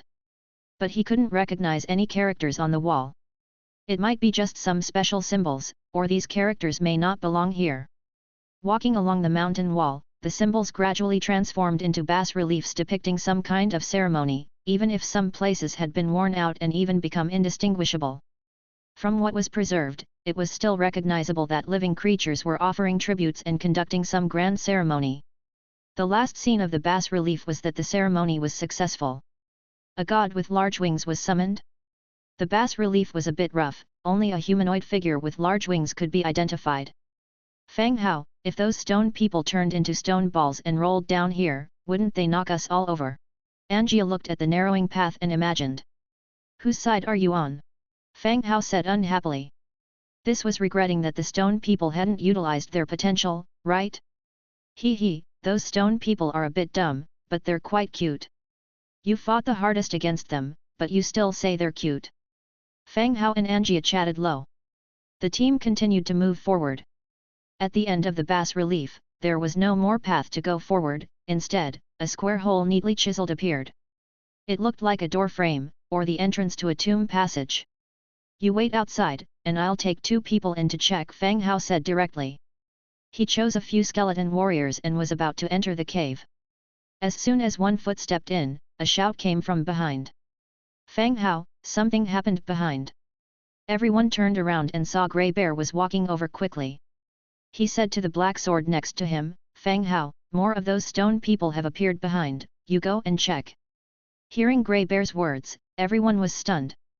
Grey Bear, are you talking to me? Black Sword asked in confusion. On the contrary, Fang Hao ordered directly, kill her. Crash. The first to act were the skeleton warriors around, they lifted their swords and slashed at Grey Bear. Grey Bear quickly dodged with wide eyes, looking at a skeleton bird that can talk, startled. Swipe. Black Sword also acted instantly, drawing a slender cut on Grey Bear's chest with his black longsword. Instead of blood, a thick black sludge flowed from the wound.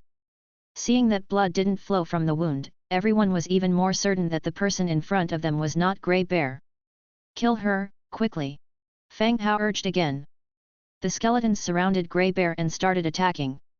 The shape-shifting enemy, it seemed, did not have high attack power, and its combat power was only at the level of level 7 or 8 troops. Being surrounded by undead skeletons, the enemy was quickly killed. It transformed into a black human-like corpse without facial features, and then the corpse slowly melted and disappeared. Shape-shifter monster, level 3. Before death, Fang Hao saw its name. It was called the shape-shifter monster. The biggest feature should be changing into the appearance of the enemy to confound them. But its rank was not high, and its combat power was also average. It didn't last long under the siege of the undead skeletons and died directly. What kind of monster was that? Angia came back and asked softly. It's called a shape-shifter monster, it can mimic people. Fang Hao replied softly. When it transformed into Grey Bear, the attributes that Fang Hao saw were also Grey Bear's. This can be said to be very powerful. Whoever has this ability, will not fear being recognized when stealing things in the future. Black Sword, bring Grey Bear and his people here, it seems we've encountered enemies good at disguising. Fang Hao ordered. Yes, my lord. Black Sword left with a few skeleton soldiers. Fortunately, there was only one such shape-shifting enemy. And just now, the flaw was very apparent. It actually mistook Black Sword for Fang Hao, and Grey Bear himself never called Fang Hao by his real name. After a while, Grey Bear and his underlings were brought over. My lord, what happened? Grey Bear asked curiously. Nothing, we found an enemy that's good at changing into others, be careful. Fang Hao said. Oh, okay, my lord. Grey Bear and the others still didn't quite understand what had happened. Fang Hao pointed to a few skeleton trolls, and began to walk into the cave. Inside the cave was a staircase corridor extending downwards. The width of the stairs was limited, but it could still allow 2 skeleton warriors to walk side by side. The corridor had been reinforced, the walls along the way were also engraved with similar bas-reliefs. Along the way, there was a carved-out room in front. The scene in the room caused the soul fire in Fang Hao to tremble. The rectangular room of about 20 square meters was surrounded by walls made of skulls. A demonic room. This was identical to the room under the well in the village. Equally gloomy and terrifying, it was just like stepping into purgatory. In the middle of the room was a table made of stone. There was a golden treasure chest on the tabletop. "Go check if there's danger," Fang Hao said. A skeleton warrior walked into the room and circled it, then brought the golden treasure chest out directly. Chapter 330, Lam Mei and Lai Go. The skeleton warrior swaggered out. No danger or surprises occurred. If the guardian of the demon room in the well last time was a mud monster, then the guardian of this room should be the shape-shifter monster we just met. It could be said that the characteristics of the shape-shifter monster are even more dangerous than the mud monster. It can take on the appearance of a companion, disrupting your thinking. Just imagine, your trusted partner being your enemy, what a terrifying thing that would be. That shape-shifter monster just now must have heard someone shouting Fang Hao's name and mistaken the black sword for Fang Hao. It was thus easily exposed by everyone. Seeing the skeleton warrior come out smoothly with the treasure chest, without triggering any danger or mechanisms, Fang Hao flapped his wings and flew into the room. Last time, he obtained pages from the Book of Demon in the demon's room. He wondered if he would find any this time. He carefully searched all the objects in the room.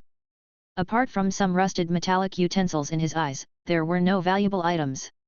Nor did he find pages from the Book of Demon. "Let's go, leave here." Fang Hao flew back to the shoulder of a skeleton warrior. Upon receiving the command, all the skeletons left the cave. Outside the cave, everyone was waiting. When they saw Fang Hao return, Anjia asked, "What's the situation below? Did you find any good stuff?" "Just a simple stone room, I've brought everything that can be taken out." Fang Hao looked at the treasure chest next to him. "Should I go in and search it again?" "You're not very observant," Anjia said, somewhat unsure. "You're joking, there's nothing to search. Arrange for people to collect stones to block the entrance," Fang Hao directly ordered. The demon's room always gave off an ominous and eerie feel. Even if Anjia wasn't afraid, Fang Hao didn't want her to go down there. "Oh, all right." Anjia waved at several skeletons and began to collect rocks to block the cave entrance completely. Fang Hao continued to fly to Grey Bear's team. "Grey Bear, when did we first meet?" Fang Hao asked. Grey Bear was taken aback, failing to grasp Fang Hao's meaning. But he still replied, "Lord, are you referring to when my men and I ambushed your business caravan? I was misled by the mercenaries of the Iron Blood Corps and didn't mean to make a move on you." "Indeed, Grey Bear, gather your men, interrogate them one by one with Black Sword, to prevent any remaining shape-shifter monster." Although Fang Hao thought that there was only one monster guarding the demon stone chamber, he couldn't be entirely sure there wasn't a second one. The shape-shifter monster could imitate human appearance, but luckily it could not read the memories of the person it was imitating. As long as he individually questioned them, he could easily identify it. "Understood, Lord." Grey Bear finally understood Fang Hao's intention to confirm his identity. He immediately gathered all his subordinates, interrogating them one-on-one. In a camp, there were only so many people. It was like a small village, everyone was familiar with each other and could easily find out if there were any outsiders. About half an hour later, the cave was completely blocked, and everyone on Grey Bear's side had been interrogated without any issues arising. "All right, let's set off and head for the bandits' camp. The sooner we finish, the sooner everybody can rest," Fang Hao ordered again. The large group once again set off towards the second map location, the bandit camp. At 3:20 p.m. in front of a low cave on the outskirts of Lyss city. "Leader Lai Go, this is the cave where I always seem to find gems. You promised me that if I found this place, you would erase my debt," a limping man told the muscular man in front of him. Lai Go looked into the cave seriously. The cave was pitch black, with visibility covering only 1 or 2 meters. Enough with the nonsense, is there any danger inside? Li Go cursed and asked the man to get to the point. I don't know, I only picked a 1 or 2 near the cave entrance. I was afraid of danger, so I never dared to go in. The limping man's voice trembled. Li Go glared at him. He was really a waste. They hadn't even entered, and he was already scared to this extent. Many people were aware of his knack for finding gems. If anyone else could do the same, they would have been rich by now. Who would live like him? Prepare the torches, Li Go said. The junior behind him ignited a torch and handed it to Li Go. The light of the fire flickered, reflecting on the cave walls, resembling a shape-shifting beast. Go in, you lead the way. Li Go picked up the limping man and threw him in front of the cave. The limping man's face became ghastlier, with beads of sweat popping out on his forehead. Li Go, yo, you promised, I only need to lead you to the cave entrance. Li Go kicked the limping man into the cave. Speak again, and even your current good leg will be broken. A few people entered the cave, lighting up its cavernous belly with the glow of their torches. As they ventured deeper, an oppressive atmosphere gripped the group, making them all nervous. Li Go, you'll stick to your word about the gem, right? The limping man took small steps forward, speaking in trembling tones. Shut up, Li Go scolded. If there were any monsters in here, speaking would draw their attention. But I'm scared. You know me, as long as I talk I won't be so afraid, the limping man said in a whining and shaking voice. Shut your mouth. Look, there is a gem over there, the limping man suddenly exclaimed. 2 meters ahead of them on the ground, in the middle, lay a ruby the size of a little finger. The expressions of Li Go and his men instantly lit up. There really were gems here. They were going to be rich. Li Go picked up the gem, wiped it with his clothes, and checked it was indeed a gem before joyfully putting it into his pocket. Keep moving forward. Fellas, we are going to be rich, Li Go whispered, urging them to move forward. They reached the end of the cave, where there was a wide open space. The open space was very flat and clean. There were no beasts as they had imagined, no bodies or animal bones. Nor were there any piles of gems. There was nothing, just a normal cave. What happened? Where are the gems? Li Go turned around and found that the limping man was standing far away, trying to extinguish the torch in his hand. What are you doing? Get him back here, Li Go said. Seeing Li Go's men walking towards him, the limping man hurriedly extinguished the torch, yelling anxiously, I led them here. You can come out now. Please, come out. Hearing the limping man's cry, Li Go and his men instantly got nervous. At this time, they also realized that they had fallen into a trap and been deliberately led here. They pulled out the weapons at their waists and prepared for battle. But the open space was just so big, where could any other people be hiding? A few breaths later, nothing had happened yet. Li Go chuckled, it seems that your partner isn't following the plan, huh? Whoosh! He had barely finished speaking when a sound came from behind him, the sound of a sharp blade piercing flesh. He quickly turned around and saw that the man holding the torch in their team had been slashed across the neck. He slowly fell onto the ground. At this moment, everyone saw the enemy, a woman with a slim figure. Chapter 331, Demon Mask. A shapely woman appeared behind the group unnoticed. The men had no idea when she had arrived. Her slender waist and feminine aura helped diffuse the tense atmosphere significantly. So you brought a bitch to deal with us, sneered Li Go, tossing his cleaver nonchalantly. It was clear that the woman had come prepared, blocking the only exit. However, could one woman possibly be a threat to his side? Are you Li Go? She asked calmly. Why? Looking for me, Li Go passed his torch to his henchman, rubbing his pockmarked scar, know me from somewhere? Speak up, at least I'd know who you are. While Li Go and the woman were talking, one of his henchmen, unseen by the woman due to Li Go's shielding body, was slowly stretching his crossbow and loading the arrow. Duck, the henchman shouted. Li Go instantly bent down. Wham! The crossbow string twanged, and the released bolt flew towards the woman with a whistling sound. All this happened so suddenly. But the woman's figure seemed to dissolve like scattered ink and disappeared. The bolt passed through where she had just stood, shooting through the tunnel and beyond. What the hell, where did she go? Li Go and his men blanched, realizing they were up against a formidable opponent. As they panicked, shadows began to stir. A blade flashed out from the darkness, skewering a henchman through his chest. There you are! The men lunged at the shadow, only leaving traces of their swords on the cave walls. The henchman impaled on the sword slowly fell, already lifeless. The battle was far from over. The dimly lit cave became the woman's battleground. The men kept falling, struck at vulnerable parts of their bodies. Each strike was lethal. Run, run out quickly! Li Go yelled in panic, starting to flee. The remaining two henchmen followed, throwing their torches on the ground and running out in desperation. Thud! A man fell as the woman lunged from the shadow. Li Go felt the woman was right behind him and swung his blade around. But all he heard was his own henchman screaming. Looking back, there was neither the woman nor her shadow, only his blade slicing through his henchman's belly. Blood was gushing from the wound. "Boss, take me with you," clutching at his wound, the henchman pleaded with Li Go to leave with him. "Damn it! Crazy bitch," cursed Li Go as he stumbled along in his effort to flee. Now the daylight could be seen at the mouth of the cave. Just a few dozen meters and he would be outside. The horses were tied outside. Once he got out, he could escape far away from the crazy woman. As Li Go sped towards the exit, he felt a sudden warmth at his ankle and fell forward. As he tried to get up to continue fleeing, pain shot through his foot. That's when he noticed his foot had been slashed by the woman, probably severing his Achilles tendon and disabling him. "Please, don't kill me. I can give you," he began. Bang! A dull sound followed by a heavy blow at the back of his neck. His eyes rolled back and he blacked out. The cacophonic clamoring in the cave subsided. The woman dragged Li Go towards the exit.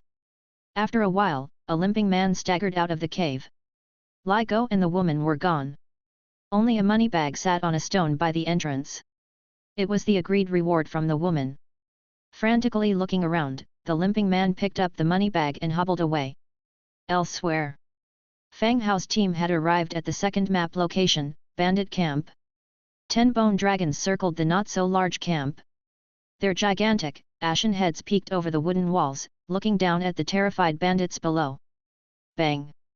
The camp gate was roughly swung open and Grey Bear strode in, tailed by bandit underlings and dozens of skeletal soldiers. "Who is the boss here?" Grey Bear roared. The bandits in the camp all hid in their respective rooms, peeping through the cracks of their doors. "Grey Bear, you're breaking the rules," came a man's voice from the room in the center of the camp. Grey Bear followed the source of the voice and found its owner. The man wasn't tall, but he was built like a tank. "Skin Monkey, so you're the one who set up a camp here," Grey Bear sneered. Skin Monkey has been a notorious bandit for a long time, not lacking capable followers. A month ago, Lyss City began its campaign to purge bandits in the surrounding mountains, and their base was destroyed, losing more than half of their forces in the process. Fortunately, the scattered bandits in this area were quickly regrouped, and a new team was formed here to establish a new camp. "Grey Bear, what is the meaning of this? What's going on with these undead?" Skin Monkey asked coldly. Grey Bear didn't answer Skin Monkey's question but continued to speak. "Skin Monkey, bandits can only get so far. This place will just be swept clean by the military again by this time next year." This statement was not only for Skin Monkey but also for those hiding in the rooms. What good would establishing a camp do now? By this time next year, it would still be cleared by the army of Lyss City. "Oh? Does Grey Bear have a better idea? My camp is now affiliated with Cruel City and belongs to an official village. If you follow me, we will no longer have to keep hiding," Grey Bear bellowed. Whisper. The crowd began to murmur, speaking softly among themselves. "So you're here to poach my people, but Grey Bear, if you're going to make up an excuse, make a good one. With these undead claiming affiliation with a human city, do you think we're idiots?" Skin Monkey responded loudly. Both of them were leaders. Despite his disadvantage, Skin Monkey was quite defiant against Grey Bear. Just as Grey Bear wanted to explain further, Fang Hao and Angia walked over. "Why bother with him, Black Sword, bring him out," Fang Hao gave a direct order. "Yes, Master," Black Sword complied. He made his way to the leaders' hall straight away and kicked Skin Monkey out, dragging him to their feet. Human Warrior, Tier 6. Skin Monkey was only Tier 6, not as high as Grey Bear. "I'll give you to the count of 3 to submit or I'll kill you," Fang Hao said flatly. Hearing the skeleton bird talk, Skin Monkey's face instantly changed. Before he could react, Fang Hao continued, "All right, time's up, kill him." Black Sword immediately raised his longsword, ready to strike. "I'll submit, I will submit," Skin Monkey wailed in panic, afraid that the sword would cut him down. "Grey Bear, have him sign the slave contract. If anyone doesn't toe the line, kill him," Fang Hao instructed. Angia took a blank slave contract from her bag and handed it to Grey Bear. He took it and promptly had Skin Monkey sign. This time, Skin Monkey was quite obedient and did not utter a single word. With this, Grey Bear gained 2 more leaders under his command. One was Dark Wolf, now called Dog, and the other was Skin Monkey. Afterward, things were much simpler, and all the bandits submitted. The camp was also dismantled, with everyone moving to Grey Bear's village. All the money and materials from the bandits' hideout were taken away, almost 100 carts were filled with goods.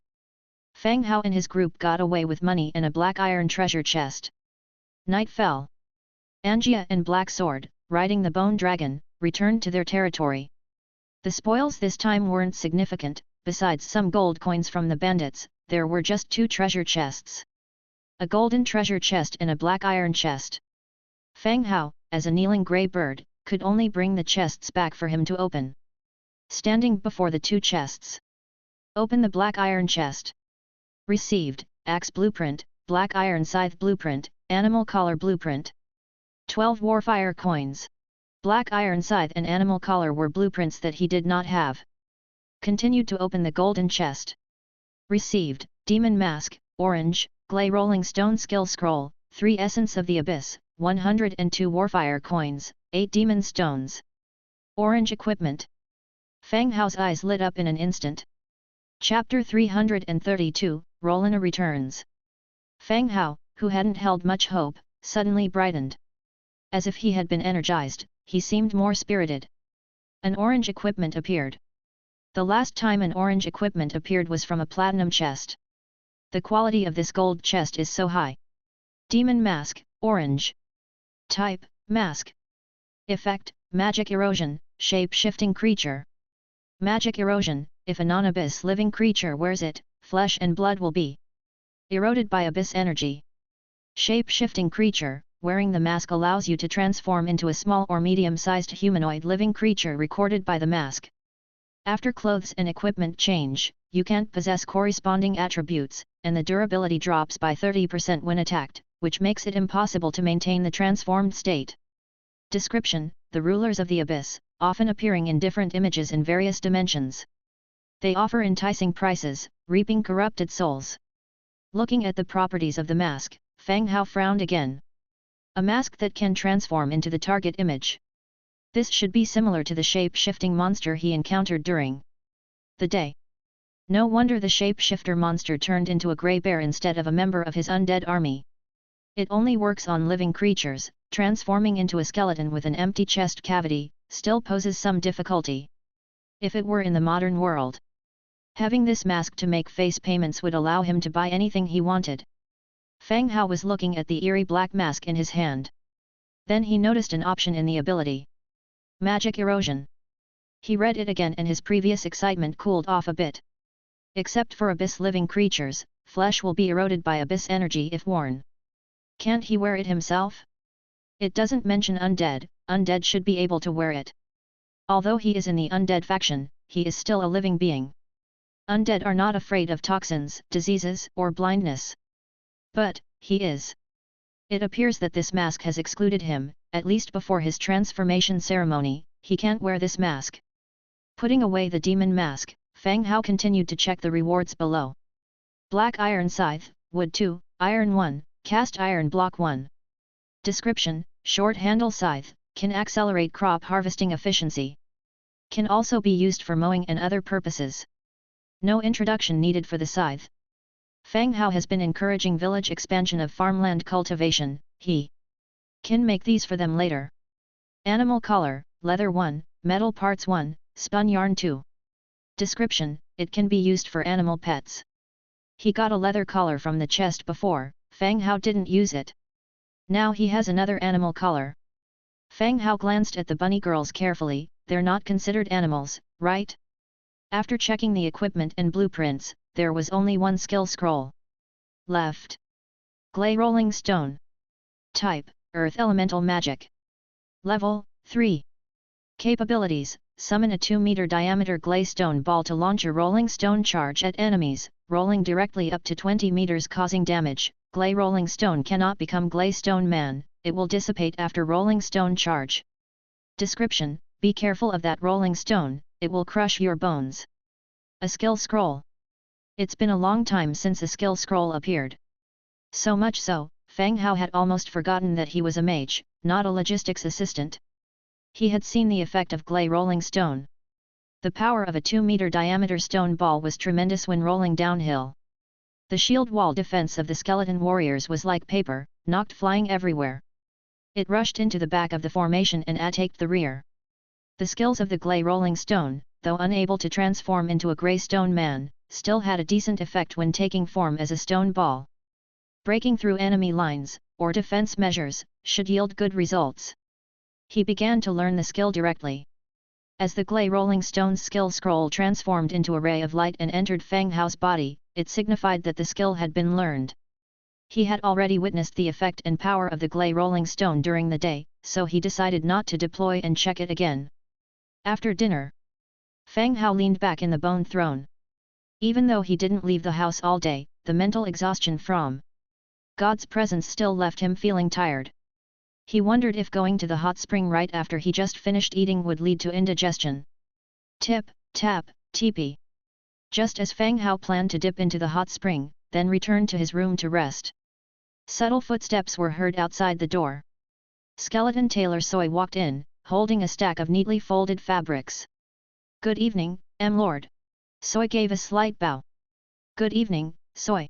Fang Hao sat upright, his face showing a light smile. Soy sat down in a chair beside him, put the fabric onto a side table, and said, Lord, the ceremonial suit customized in LYSS City is nearing completion. It should be done soon. Everyone has worked hard. Fang Hao nodded his head. A few hundred tailors were working around the clock, making this quite a fast pace. Once this ceremonial suit was completed, Fang Hao planned to promote Cheongsam and several other dress styles to Rebecca. Finally he found a wealthy woman who could also advertise his soon-to-open cloth shop. He's definitely going to milk this opportunity. It's what we should do. Soy continued to unfold the fabric he brought, saying, Sir, these are stockings made from nightfall silk and a designed dress from last time. The quality of the nightfall silk was no less than that of the holy snow silk. Fang Hao has already asked Soy to make a few pairs of black stockings at the very start. These were not only for Rebecca, but also for Ira. The dress design was also discussed with Soy. Fang Hao allowed the maids to go for a walk in Cruel City once a week. Wearing a maid outfit and a sailor uniform seemed a little inappropriate for the occasion. Moreover, these maids represent the Lord's manor, so they should be dressed a little more appropriately. Bearing that in mind, they designed this retro French mid-length dress. The top half of the dress was fitted, with the bottom spread out to the calves, fleshing the wearer's temperament and figure. Ira. Fang Hao gave a slight call. Ira poked her head out from a room on the first floor. Master. Soy Sir has brought a set of clothes, you can try them on to see the effect. Said Fang Hao. Oh, okay. Ira joyfully received the dress and went to a room to try it on. After a short while, when Ira came out, she had already changed into the dress and stockings. The white dress wrapped around her curvaceous figure, extending down to her calves, revealing the black stockings.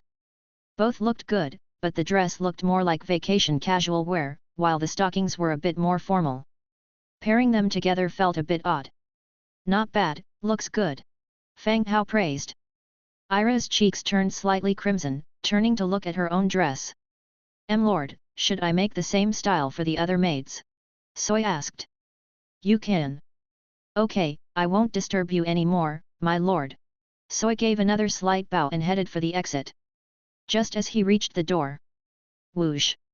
A large batwing appeared in everyone's line of sight, and the beauty of the lonely night, Lorana strode in. As they brushed past each other, Soy halted and gave a slight bow. Lorana nodded, she walked straight into the living room, sat down on a chair and asked, you've taken my sky canopy treasure box. Chapter 333, Bitten. Rolena's first words revealed the purpose of her visit. The Sky Vault, a purple sand table artifact, could enshroud a certain area of territory with perpetual mist. The mist that had engulfed Crescent Heights, the Blood Clan's territory, was the effect of the Sky Vault. Seeing its effect firsthand, Fang Hao had directly taken it. He didn't expect Rolena to ask for it.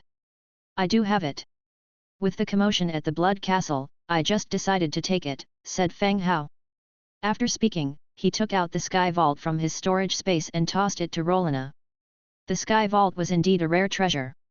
But after taking it back to his place, Fang Hao hadn't found a use for it, so it had been sitting around like a collector's item. Even if he acquired an intricate sand table in the future, it wasn't certain he would utilize the box to shroud the city in perpetual darkness using the mist. At the very least, he wasn't fond of living in darkness for years at a time. Rolena could make better use of it. Rolena caught the box and directly pocketed it without saying much.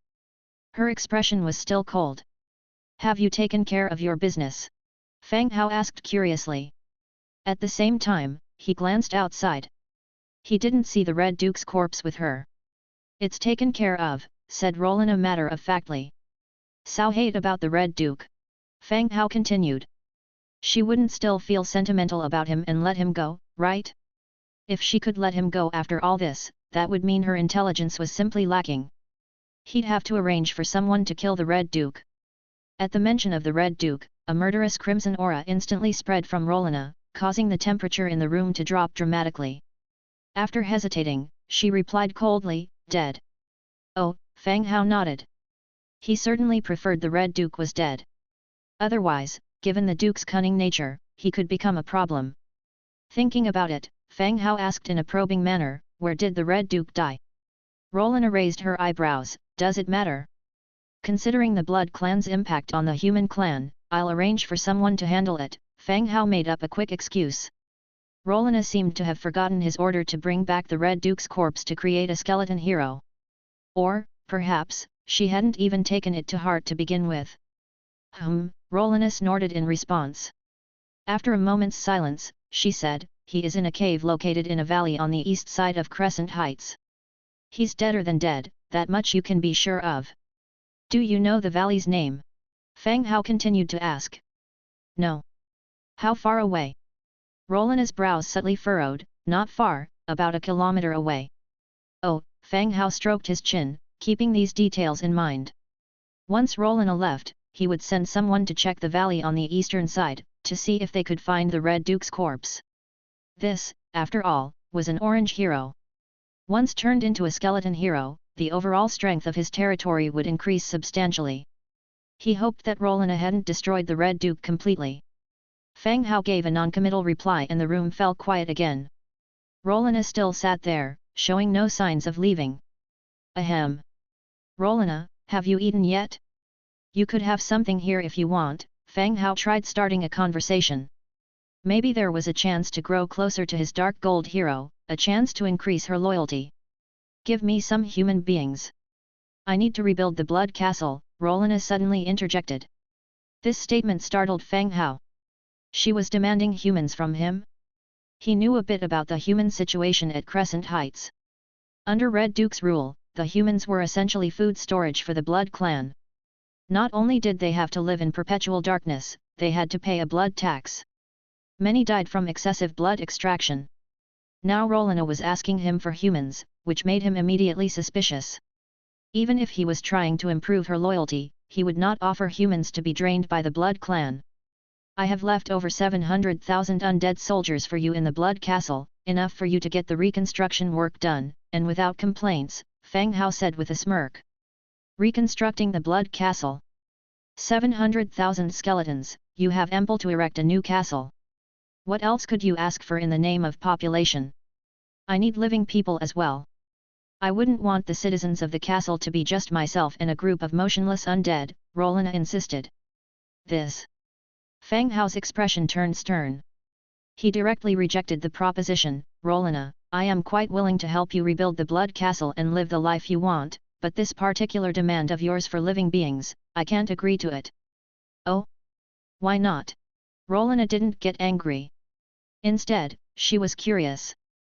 Because of the Red Duke's reign, the human beings living in Crescent Heights became reserve food. I won't agree to send humanity back to Crescent Heights, and hand them to you to manage. Having said that, Fang Hao decided not to hold back anymore. You think I would suck their blood? Rolen frowned slightly stunned. Then, a faint smile appeared on her cold face. Before Fang Hao could ponder the reason for her smile, Rolen suddenly disappeared from her place, and the next second she was right in front of him, her glossy lips aiming for Fang Hao's neck. The nighttime made Rolen's attributes even stronger. Everything happened too fast. Fang Hao was startled, blocked with his left arm, and in a blink of an eye, pulled out the light feather short sword from his waist, aiming directly at Rolen's lower ribs. If he could land a hit, the length of the light feather short sword would be enough to pierce her heart. But, although Fang Hao was ready, Rolen's reaction speed was just as quick, and she caught the incoming short sword. And the next moment, she bit Fang Hao directly on his forearm. The pain of the bite made Fang Hao's face even more gloomy. Fang Hao kicked towards Rolen's chest, and pale blue elemental energy began to converge. Frost armor protected his body. However, this kick was nothing but air. Rolen had already returned to her seat and gracefully sat down. At this moment, Dmitrija and the others rushed in, alerted by the maid who had seen the two of them fighting and had gone to fetch the other heroes. The moment the heroes barged in, they immediately protected Fang Hao. Rolen, how dare you lay a hand on me? Fang Hao stood up abruptly, shouting angrily. The atmosphere in the room immediately tensed. He had gone to the trouble of reviving this woman and helping her. Fang Hao was truly angry. If Rolen were really ungrateful, he would kill her on the spot, even at the cost of the territory's loss. Becoming a vampire? He might as well accelerate the transformation ceremony and become undead himself. Faced with Fang Hao's accusations, Rolen didn't change her expression. Even though Dmitrija and the other heroes had drawn their weapons, she still sat calmly in her chair. Her long, slender legs were crossed as she counter-questioned, "Attack you? When did I ever attack you, my lord?" Fang Hao frowned. He opened his clenched fist to reveal a bite mark on his forearm. There were 2 clear rows of tooth marks, but no blood hole as he had imagined. What the hell? No fangs? Lord, how could you distrust me so much? Or should I say, what are you afraid of? Rolen counter-questioned. It seemed Rolen had always been aware that Fang Hao didn't trust her, or to be precise, watchful of her. If a vampire suddenly lunged at you, you'd probably be startled too. Fang Hao defended himself. The main reason Fang Hao didn't trust her was because she didn't trust him. How could a hero whose loyalty level never increases and who has great strength not be daunting? Only those vampires who have been transformed are dependent on blood. You are in the lordship position and you still don't know this. Chapter 334, Ligo. The Eternal Night Clan had stolen the power of eternity. Similarly, as punishment, they were ostracized by the living creatures, forsaken by the gods. Even though eternal, they would only live in darkness and solitude. In order to thrive better in the old castle, the Eternal Night Clan began to require dependents and servants, giving their blood to those living creatures who craved eternal life, transforming them into the long-lived Blood Clan. And the price of this extended life is the dependence on blood. It can also be called bloodthirst. The Blood Clan began to prey on humans, thus affixing them with the title of vampires. And it is believed that all members of the Blood Clan drink the blood of living creatures. Of course, Fang Hao didn't understand these things. He couldn't distinguish which ones were vampires and which were not. The media he had contact with suggested that all vampires drink blood. In his territory, the only one who might have an understanding was probably Nelson, but Nelson worked in the Viscera Museum. Otherwise, one could ask about the validity of these things. So you bit me just to prove all this? Fang Hao sat back down on his chair. But his heart was still uncontrollably pounding violently. Everything had happened too quickly. It also proved that when facing a hero like Lorana alone, Fang Hao had no strength to resist. Otherwise, would you believe me if I told you? Lorana's tone remained steady. She's crazy. Fang Hao cursed in his heart. Even if Lorana said she didn't drink blood, Fang Hao still wondered whether her fangs were retractable. But after calming down and thinking about it, Lorana had no need to lie to him.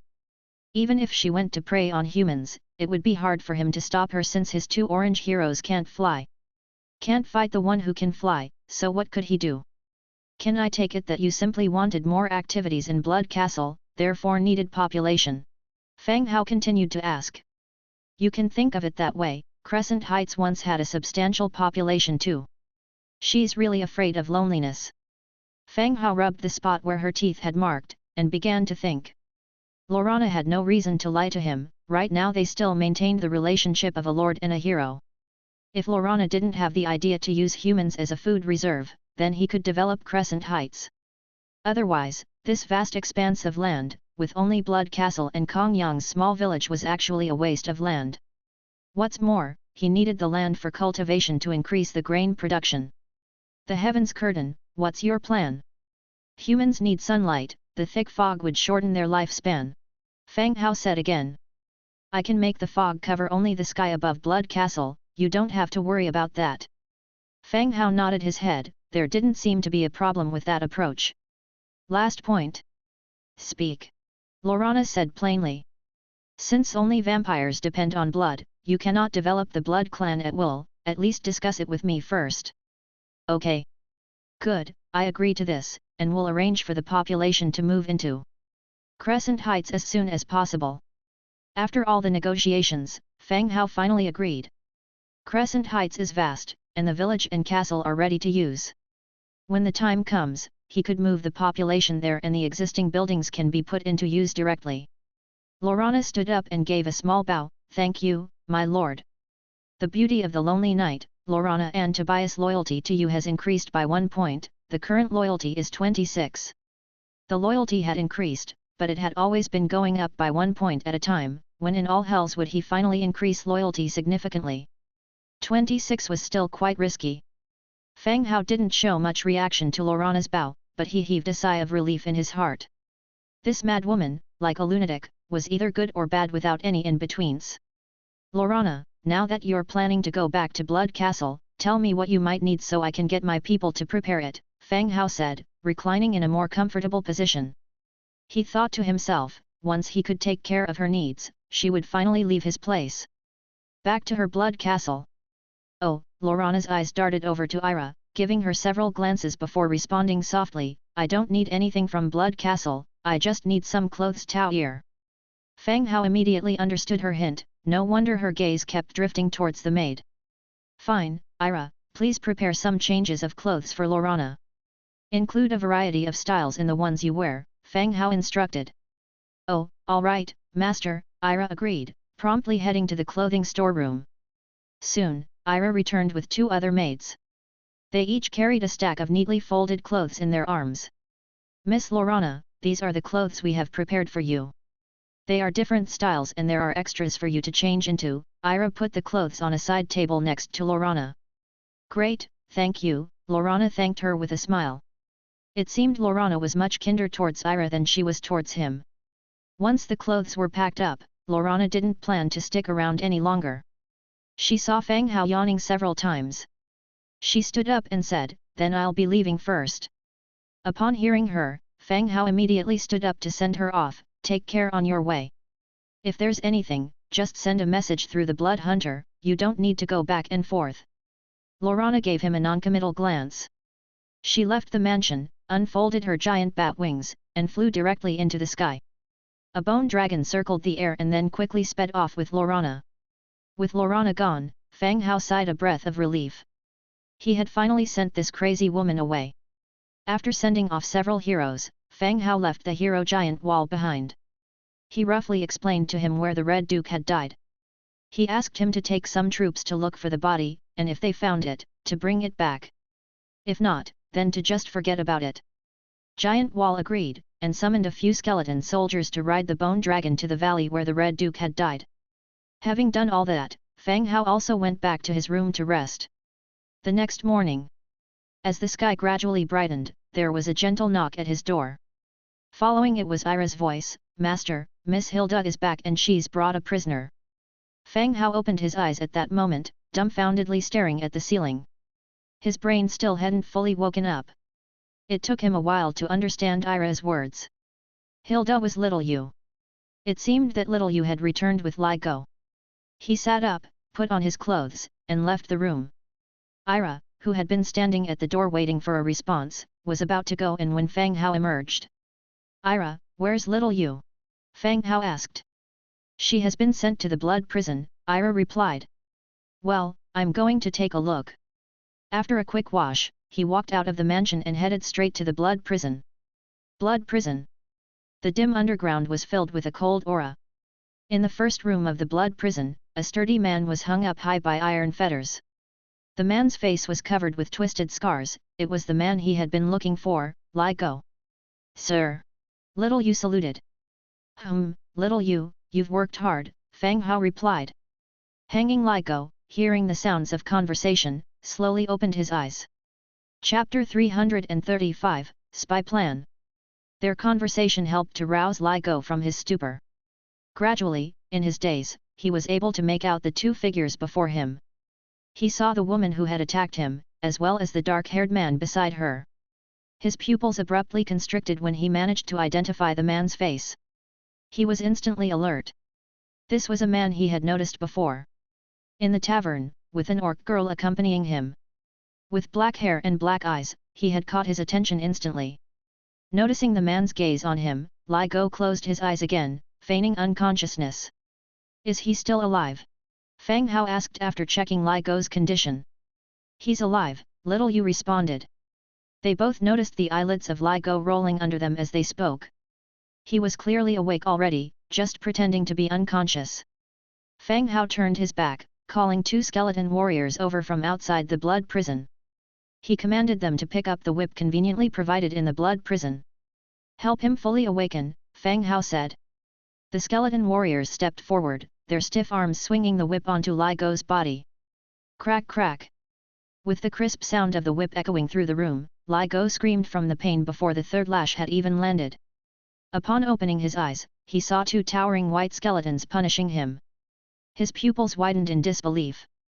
Even the whip lashing against him was temporarily forsaken for a scream. Once the shock subsided, the surging pain all over his body prompted Li Go to beg, "Stop! Stop! Just tell me what you want." Despite this, the skeleton warriors didn't pause, continuing to shower blows on him, leaving a trail of lacerations oozing blood on Li Go's body. Only when Fang Hao felt it was enough did he have the warriors stop. The two skeletons stood at attention to the side.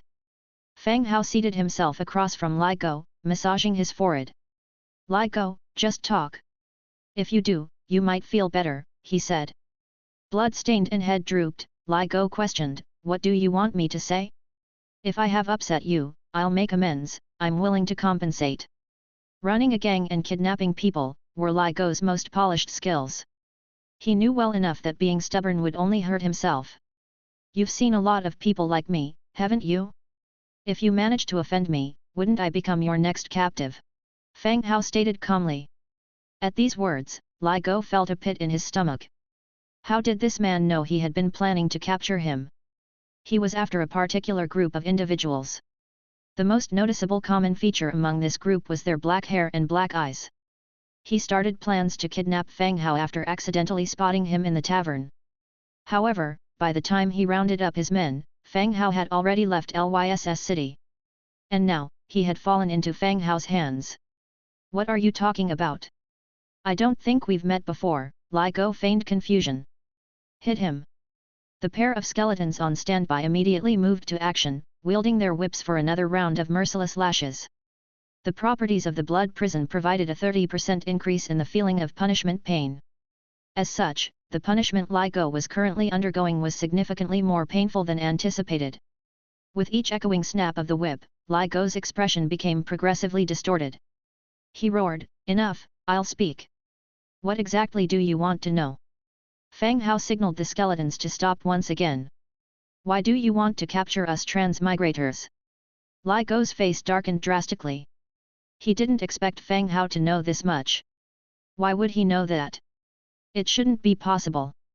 "I like it when people play tough. If you spilled the beans too early, I wouldn't have an excuse to torture you," said Fang Hao casually. He then turned to the skeletons again, "Hit him." With that, Fang Hao walked out of the blood prison, leaving the skeletons to do as they were told. The bodies of the 5 transmigrators still loomed in his mind. Ripped flesh and unrecognizable faces. Just the sight of their wretched state was enough to send chills down his spine. Even though Fang Hao did not see transmigrators as having any special privileges, he could feel the fury in his heart. Abducting and torturing people just for information collection? Transmigrators are humans too, how could they be treated this way? If anything, he hoped that Li Go could hold back a bit and not reveal too much too soon.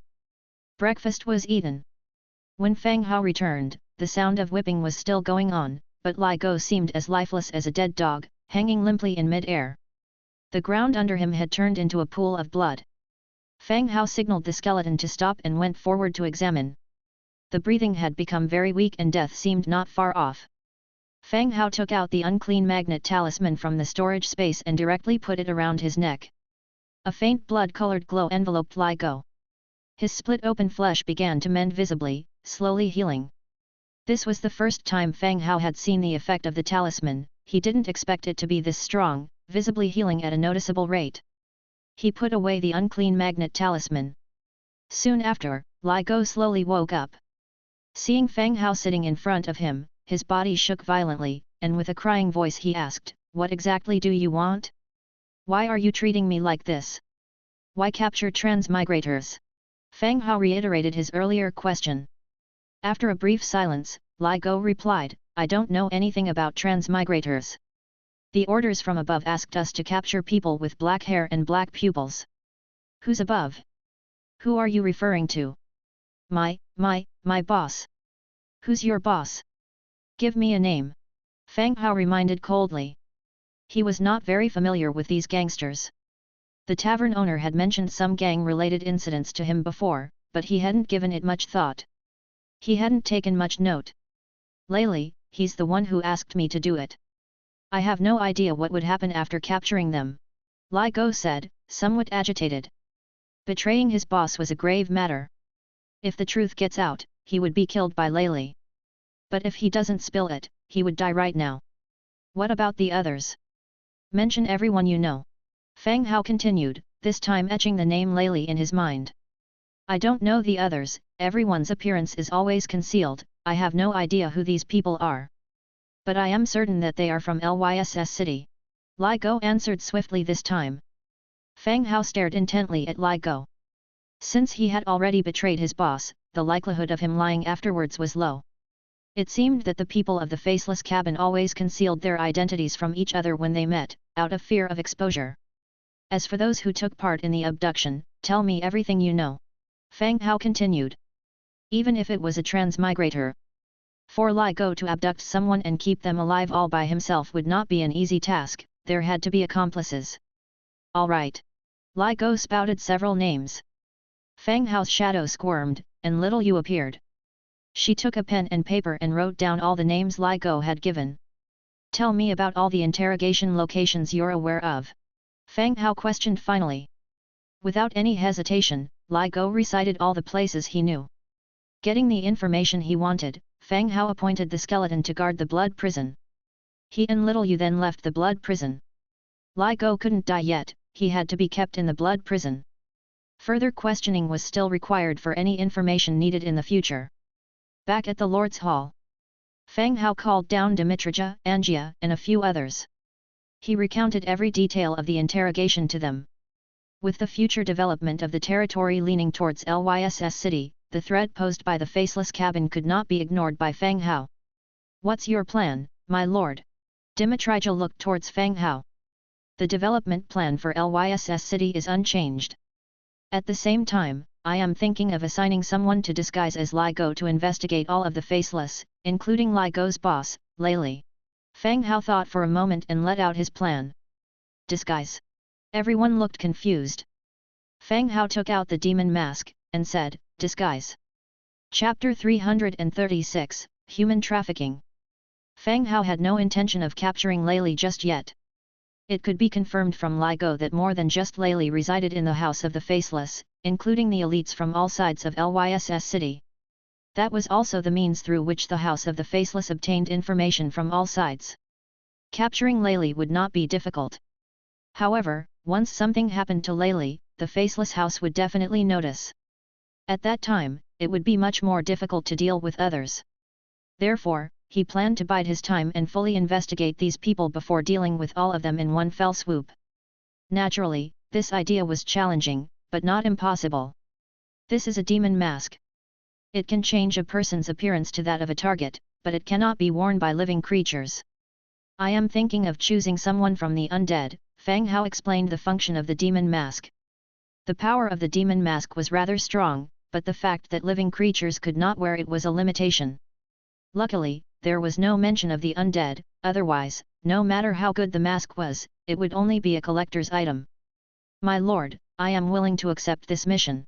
The towering figure giant wall spoke. It belonged to the undead troll, towering in stature and equipped with a shield like a city gate. During meetings, the shield must be kept outside and only collected when leaving. Giant wall, I understand your intentions, but this mission may not suit you, Fang Hao gently refused. Both physique and personality did not quite match Fang Hao's requirements for the job. Black Sword, who had been dispatched by Fang Hao to find the Red Duke's corpse, had not returned yet. Among the undead in his territory, only Giant Wall remained. My lord, I am fit to do it. I am, after all, a more suitable candidate for gathering information. At this moment, Little Yu suddenly spoke up. Yes, Little Yu was also a hero of the undead as well. Although she hardly differed from humans, she was still considered as undead in their faction. Her skills also retained the characteristics of a wandering spirit. Little Yu, are you sure you can handle it? Fang Hao sought her confirmation. Little Yu was indeed suitable. The other undead, once they removed the mask, would immediately reveal their skeleton form. They would cause panic and draw attention in a human city. This would not happen with Little Yu. Even in her normal form, she could move about in a human city. As long as she didn't get close to the temple, there shouldn't be a problem. I have no problem. Little Yu replied. Try it. See if it has any effect on you. Don't overdo it, take it off if you can't handle it, Fang Hao handed the mask to her. Little Yu took it, and immediately put it on her face. The next second, the mask transformed into mud-like substance, enveloping Little Yu's entire body. Gradually, she appeared exactly like Fang Hao. The dressing style, even the short sword at the waist, became identical. Seeing this, everyone, including Fang Hao, was shocked. They were all very familiar with Fang Hao. The current Little Yu looked just like Fang Hao. And the one sitting on the white bone throne was also Fang Hao. The people looked back and forth between the two Fang Haos for a long while, but couldn't spot any differences. My lord, like this. Little Yu looked down at her own body. But her voice still sounded like a woman. Do you feel anything? Fang Hao stood up and walked down from the throne. Even Fang Hao could not see Little Yu's information now. Not only could this mask change appearances, but it could also deceive transmigrators. I feel like I'm wrapped up. It's a bit uncomfortable, Little Yu answered. However, this time her reply was in Fang Hao's voice, not the feminine voice from before. Are there any negative effects? No, Little Yu answered. It seemed that this mask was genuinely suitable for Little Yu. That's good. Then, I will leave this mission to you. Don't rush to Lyss City, get to know Li Go's habits and the people around him better first, so you are prepared, Fang Hao thought for a while and then instructed. In addition to looking like him, she also needed to understand Li Go's past habits. She mustn't let Lei Li or those around him notice anything. Otherwise, no matter how identical the appearance, they would get exposed. Understood, my lord. I will take care of it.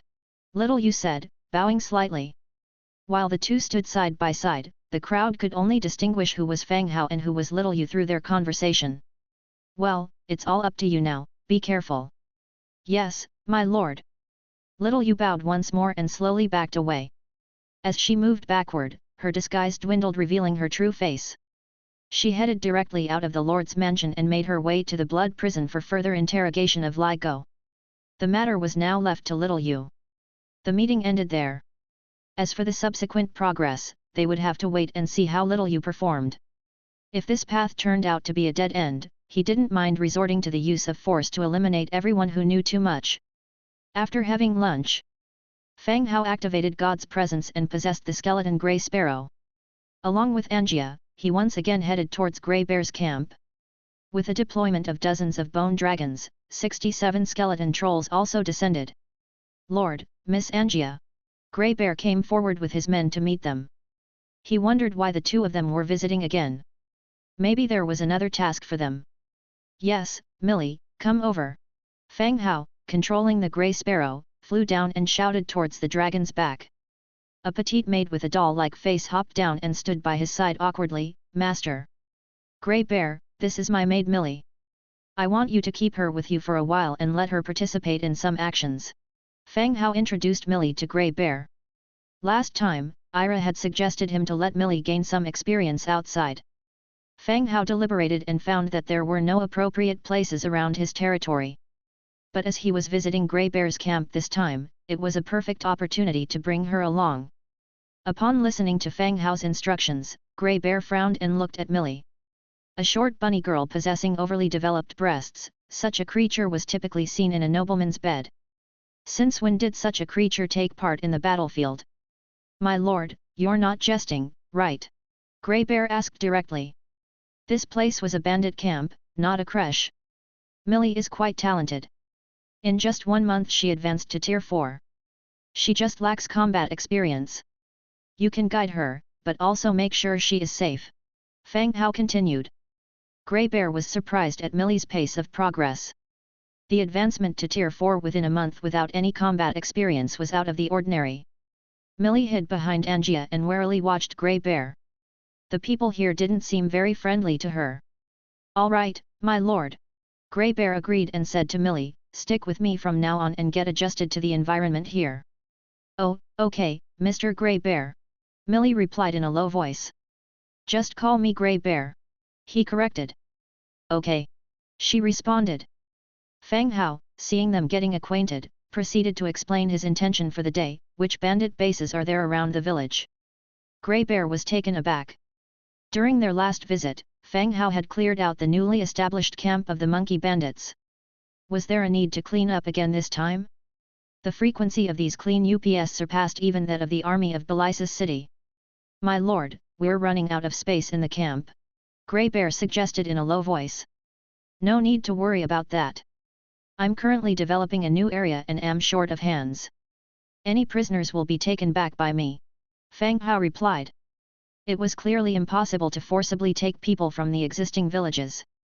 However, these wandering bandits were indeed good candidates. Understanding Fang Hao's intention, Grey Bear nodded. There were indeed quite a few bandits in the vicinity, and the camp had spotted some scouts nearby. This implied that these bandits were planning an attack. It was indeed a good opportunity to use Fang Hao's help to eliminate these bandits. Yes, my lord. Grey Bear responded. One of his subordinates brought over a map of the nearby area and Grey Bear marked the positions of several bandit bases for Fang Hao. Chapter 337, Looking Like It Won't Work. 3 days later. In Lyss City, on the commercial street. The tavern that had been closed by the guards has reopened today. But this time, not only has the owner changed, even the name of the shop is somewhat strange. Enjoyable Hot Pot Restaurant. Early in the morning, a rabbit woman with the appearance of an orc was singing and dancing on a wooden platform set up at the entrance of the shop, making it quite lively. Not only did it attract the attention of the entire street, but even the shopkeepers from the surrounding shops had put down their work and stood outside to watch the performance. However, while there were many people watching the performance, there were very few people entering the shop to eat. Sir, it's still morning now, there will be more people coming into the store in the evening. Winnie smiled as she stood behind the counter, speaking to Fang Hao. Fearing that no one would enter the shop, Fang Hao was anxious. Don't worry, the taste of hot pot has already been verified in Pruel, it's just a matter of time. It can be ascertained that the people here can accept the taste of hot pot, it's just that anything new takes time to be accepted. Slowly, as everyone gradually realized how delicious hot pot is, there would naturally be no need to worry about customers. Fang Hao was quite confident about this. You're right. Winnie continued to smile. Ever since she stopped running the tavern, Winnie's complexion had improved a lot compared to before. Today, she also wore some light makeup, coupled with her voluptuous and enchanting figure, she attracted the eyes of men like a ripe peach. All right, I'll leave this to you, I need to attend to other matters. Fang Hao instructed. As the hot pot restaurant opened, staying here wouldn't help much, it would be better for him to attend to his own affairs. Understood, sir. Leaving the hot pot restaurant, Fang Hao went straight to the City Lord's mansion. Lyss City Lord's mansion. After stating his purpose to the guards, a maid led Fang Hao into the City Lord's mansion, through the long corridor to the door of Rebecca's office. Just as she was about to knock on the door, she heard the sound of a man and woman arguing inside the room. It seemed that they were arguing inside. Fang Hao glanced at the maid, who awkwardly smiled and motioned for him to wait a moment. After a while, the door opened, and a tall, skinny man dressed in a green nobleman's robe walked out. His face was pale, and his eyes were deeply sunken and dark. He looked as if he was about to embrace the god of the undead. "City Lord, sir." The maid slightly curtsied. "Humph." The man snorted coldly and left directly. Fang Hao was slightly taken aback as he stood in place. Was this the City Lord? Rebecca's husband? He didn't seem very promising. As the man left, the maid knocked on the door again. "Madam, Mr. Fang Hao has arrived. Let him in." The maid pushed open the door, and Fang Hao entered the room. The room was still decorated as a study. "What brings you here this time?" Rebecca sat behind her desk, rubbing her forehead gently. It seemed that she had encountered some troublesome matter. But that had nothing to do with Fang Hao. "Madam Rebecca, the dress you're going to wear to the conference has been completed, I came to deliver it." Fang Hao began. Rebecca looked up. "So soon? It doesn't seem like much time has passed since the last fitting." "Craftsman, we have to speed up efficiency in order to eat." Fang Hao replied with a smile. Rebecca stood up and came over. "Show me." Fang Hao took out the prepared dress and handed it to Rebecca. As she stroked the smooth fabric and admired the exquisite craftsmanship, her stern face gradually relaxed. Rebecca was a mature and charming woman. With the identity of the City Lord's wife, combined with her temperament and appearance. Describing this woman as deeply elegant and luxurious was by no means an exaggeration. The maid came in, helping Rebecca take off her clothes, exposing her full, fair body. She slipped into the blue dress. At that very moment, Rebecca was like a radiant blue diamond, shining brilliantly. Rebecca and the maid stared stunned at the image in the mirror, surprised at the impact the dress had. Fang Hao stood quietly to the side, openly admiring the body of the most beautiful woman in Lyss City and observing Rebecca's expressions. Seeing the smile creeping onto the corners of her mouth, Fang Hao was certain that she was satisfied. This dress was a success. After studying herself in the mirror for quite some time, Rebecca couldn't find a single flaw. Be it the style or the craftsmanship, everything was impeccable. The skeleton craftsmen, having honed their skills over endless years, were incomparable to mere craftsmen of several decades. Not bad. Rebecca had no intention of changing out of the dress and continued to stand by the mirror. For her to deem something as not bad was a rare compliment in itself. As long as the madam is satisfied. Fang Hao showed a small smile. When will the rest of the accessories be completed? There was still a month till the federal conference, so they didn't need to worry about the progress on Fang Hao's side. However, she wanted to see the effect of the full set on her as soon as possible. "The accessories will take some time. I will deliver them to you as soon as they are ready." Fang Hao didn't know when Luke the goldsmith would be done with the accessories as he didn't inform him. Being just a salesman, he was unable to estimate such details. "By the way, I brought along a new pair of stockings this time." Fang Hao suddenly remembered the nightfall silk stockings and took out them. The black silk shimmered with tiny, twinkling stars. The stockings alone were very attention-grabbing. Rebecca reached out her slender legs to slip on the stockings, and continued to examine herself in the mirror. "Why did you come during the day this time?" Rebecca casually asked. "Oh. My shop had its grand opening today, so I just came by after it ended," Fang Hao casually answered. "A fabric shop?" Rebecca looked at Fang Hao in surprise. Did he always work at such a fast pace? It wasn't long since he bought the shop. How did the opening happen this quickly? "No, a hot pot restaurant," Fang Hao answered. "Oh, it's the restaurant you mentioned." Rebecca realized. "Yes, it's very delicious. It's a specialty from my hometown, you should try it when you have the time." Fang Hao took the opportunity to promote it. "That might be a good idea, to see if it's really as tasty as you claim." It seemed as if her satisfaction with the clothing had put Rebecca in a good mood. Her tone in speaking with Fang Hao had also become a little lighter. By the way, Madam Rebecca, I heard that you often attend balls and social events. I have a few more sets of dresses here, I am unsure if you need any. Fang Hao continued to promote his products. There was no money to be gained by handing over the conference dress to Rebecca. It could be understood that the exemption from 1 year's tax for his shop within the LYSS city was the payment for the dress. Now, what Fang Hao was selling, he would be charging for. Oh really? Do you have new dress designs? Rebecca showed interest once again. Balls, dinner parties, operas, these were common evening activities among the nobles. Through these activities, the nobles discussed business deals and built connections. There would be 1 or 2, or sometimes even more, every week. So, having more dresses was always a good thing. Yes, I brought the design sketches for 2 sets today, would you like to take a look? Sure, let me take a look. Rebecca walked over. She was also looking forward to Fang Hao's designs. Alright.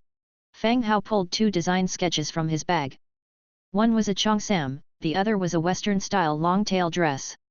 However, both designs had been adjusted by Fang Hao to accentuate a woman's physique, belly retraction and buttock lifting, further highlighting a woman's figure.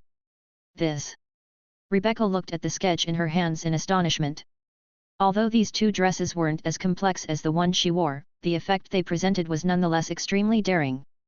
They sought to primarily emphasize the physique of a woman. These 2 dresses require a very good body figure to bring out their effect, they may not look as good on ordinary people. Fang Hao supplemented from the side. Upon hearing Fang Hao's words, Rebecca felt a slight blush creeping onto her face. He was complimenting her physique. Chapter 338, Understanding Women. Rebecca's cheeks turned slightly pink. She felt embarrassed being bluntly praised for her body by a young man. Even though this man was a woman at heart. It seems you understand women pretty well, Rebecca whispered. Fang Hao's designs were bold, to the point where they clashed with the conventions of the time. Yet, these styles easily captivate women's hearts. Conventional corseted ball gowns can be stifling and lacking in allure. Even if a woman has a perfect figure, it can hardly be shown off under such clothes. Fang Hao's designs beautifully showcase women's figures and beauty by eliminating all the intricate workmanship. Of course, I understand better than those disgusting men. Why should a woman keep her well-kept skin and well-maintained figure to herself? Who came up with those ball gowns that look like huge covers put on oneself? Fang Hao said, standing up and twirling a finger. He did not forget the role he was playing. If Rebecca found out that his mild demeanor was a disguise, and that he had looked at her body multiple times, she would probably be furious. Hence, he had to keep playing his role. He was not at a loss anyway. You do have your own perspectives, Rebecca looked at him in surprise. She somewhat agreed with him. But given her status, there were some things she couldn't say. Of course, why should we listen to those men all the time? Women can hold up half the sky, Fang Hao declared indignantly. Rebecca sighed lightly when she heard this. Okay, I'll reserve these 2 dresses. How much? Rebecca decided to buy them outright. The first set is 240 gold coins, and the second set is 270 gold coins. Of course, this is the price for you. When the shop officially opens for business, the price will increase by 30% to 50%. Fang Hao revealed a smile. This price was set after Taevek gave him an understanding of the market prices. Among the dresses in the fabric shop, this price was quite high. However, if it were sold to nobles, this price would just be an average one, not considered high. If your product is too cheap given its quality, it will not be appreciated. Very well, I'll take them, Rebecca called her maid to bring the gold coins. She paid Fang Hao the full amount without any down payment and asked, the production won't take too long, will it? Don't worry, you can trust the efficiency here, Fang Hao replied with a smile. After finalizing the purchase of the dresses, Fang Hao discussed some minor modifications with Rebecca. The embroidery patterns on the cheongsam were altered, and the waist part was made a little looser. After hashing out the details, Fang Hao did not immediately choose to leave. Instead, he asked Rebecca, by the way, Mrs. Rebecca, are there any shops or houses for sale recently? I would like to see if there is anything suitable. This was one of his purposes for coming. Purchasing a house through the city lord's mansion would be more cost-effective, and would also save him the trouble of dealing with multiple parties. As for purchasing a shop, he planned to open a fabric shop. As for the house, aside from his own living arrangements, Winnie and the others would be staying there too. Fang Hao had no plans to put his maids in the commoner district or the employee dormitory. Apart from potential threats, Lyss City was not all that safe either. There were quite a few gangs, and the rabbit girls attracted attention. A location near the affluent district would be safer. Someone! Rebecca called softly. Madam! A maid pushed the door open. Take him to check if there are any suitable houses and shops on record. If he likes any, sell them to him at the price set by City Lord's mansion, Rebecca commanded generously. All right, madam. The maid looked at Fang Hao. Mr. Fang Hao, please come this way. After saying goodbye to Rebecca, Fang Hao left with the maid. Property Registry Office. With the guidance of the maid, Fang Hao checked the list of shops and houses on record. They didn't have a suitable shop, but there was a mansion that looked rather good. It was located in the affluent district and very close to the city lord's mansion.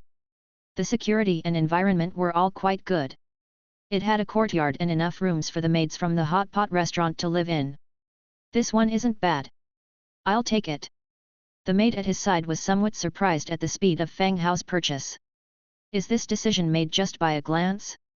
After the payment was made, a maid from the city lord's estate led Fang Hao and Angia straight to the mansion they had purchased. It was not far from the city lord's estate. After about a 5-minute walk, they arrived at the house. Once the main door was opened, a courtyard full of flowers, greenery, and a fish pond was revealed. Fang Hao led Angia inside, directly passing through the courtyard into a 3-story building. The rooms were somewhat messy, traces of a quick search and a hurried tidy-up were apparent, but the furniture was still in place and wall decorations were intact. Has there been a burglary here? Fang Hao asked. The maid from the city lord's estate, who was standing at the door and had not entered, smiled and replied upon hearing his question, this is likely the result of a guard's search. Sir, there is no need to worry about this. Oh. Fang Hao responded. Search. This word suggested that the maid might know something. Why did the original owner of this house leave everything behind? Fang Hao prodded further. Sir, due to some special circumstances, this house was put up for sale by the city lord's estate, the maid replied. There could only be 2 reasons for the city lord's estate to put a house up for sale. Either the house was consigned for sale by the city lord's estate, or the owner was jailed for a crime, and the house was confiscated. Fang Hao didn't ask any more questions, given that the guard had searched the place, it must be the latter. He proceeded to survey every room in the house with Angia, climbing the staircase. Apart from the main building where Fang Hao would stay, there were also several other buildings nearby. There were plenty of rooms, more than adequate to accommodate the maids working in the shop. After a full round of inspection, Fang Hao was quite satisfied. They could have Winnie and the others move in today. Mr. Fang Hao, if there are no other issues, I will take my leave. The maid spoke up. Right, thank you. The maid nodded slightly and left the house, before climbing into a carriage and departing. As dusk approached, Fang Hao and Angia returned to the hot pot restaurant. They informed Winnie and the others about their purchase of the house. Once the shop closed, they could move to their new home. Upon hearing they were moving into the rich district, Winnie and the maids were thrilled. In any case, living there was much better than living in the shop. The hot pot restaurant remained open while Fang Hao went straight to the tavern. He sat down at the front desk, his eyes landing on the bulletin board nearby. What can I get you? Asked the tavern owner enthusiastically. Fang Hao casually ordered a few dishes before curiously inquiring, are there no new rewards or maps today? Lyss City was such a large city, with presumably more merchants passing through. So why were there so few newly posted rewards and single-page maps? Are you looking to undertake some rewards? The tavern owner asked curiously. The tavern owner was observant. Fang Hao had come a few times and had always purchased maps, and the owner had noticed this. Yes, I like to venture out with a group of people to do some exploring, Fang Hao gave his reason. In that case, I have a suggestion you might want to hear. Oh? What suggestion? The city lord's estate has issued a new regulation, controlling the adventure rewards outside the city. You might want to form a mercenary group and take up reward tasks over there. The city lord's estate controls those too. Yes, I heard that, because of the high mortality rate in reward tasks and occurrences of people posting fake rewards to lure and kill others, the city lord's estate decided to enforce control. Fang Hao listened, it seemed to make sense. City lord estate's control would ensure the authenticity of the rewards. Any kind of mercenary can take it. Not those bandit mercenaries, but those who need to be filed with the city lord's estate. Chapter 339, Night Investigation of No Faces Base. Fang Hao didn't exactly have a good impression of mercenaries. Whether it's the ones he had come into contact with, or the stories he heard from others. The profession of a mercenary was quite similar to that of bandits. Especially the last time, when he escorted the Tavex caravan, the Iron Blood Mercenary Corps had even betrayed their employer to the bandits. They had struck a deal with Grey Bear, who was still a bandit at the time. Planning to collude from inside and out to rob the caravan, and then share the spoils. Luckily, Fang Hao discovered the plot in advance last time, otherwise the entire caravan would have been in danger. So, at heart, Fang Hao didn't like the profession of a mercenary.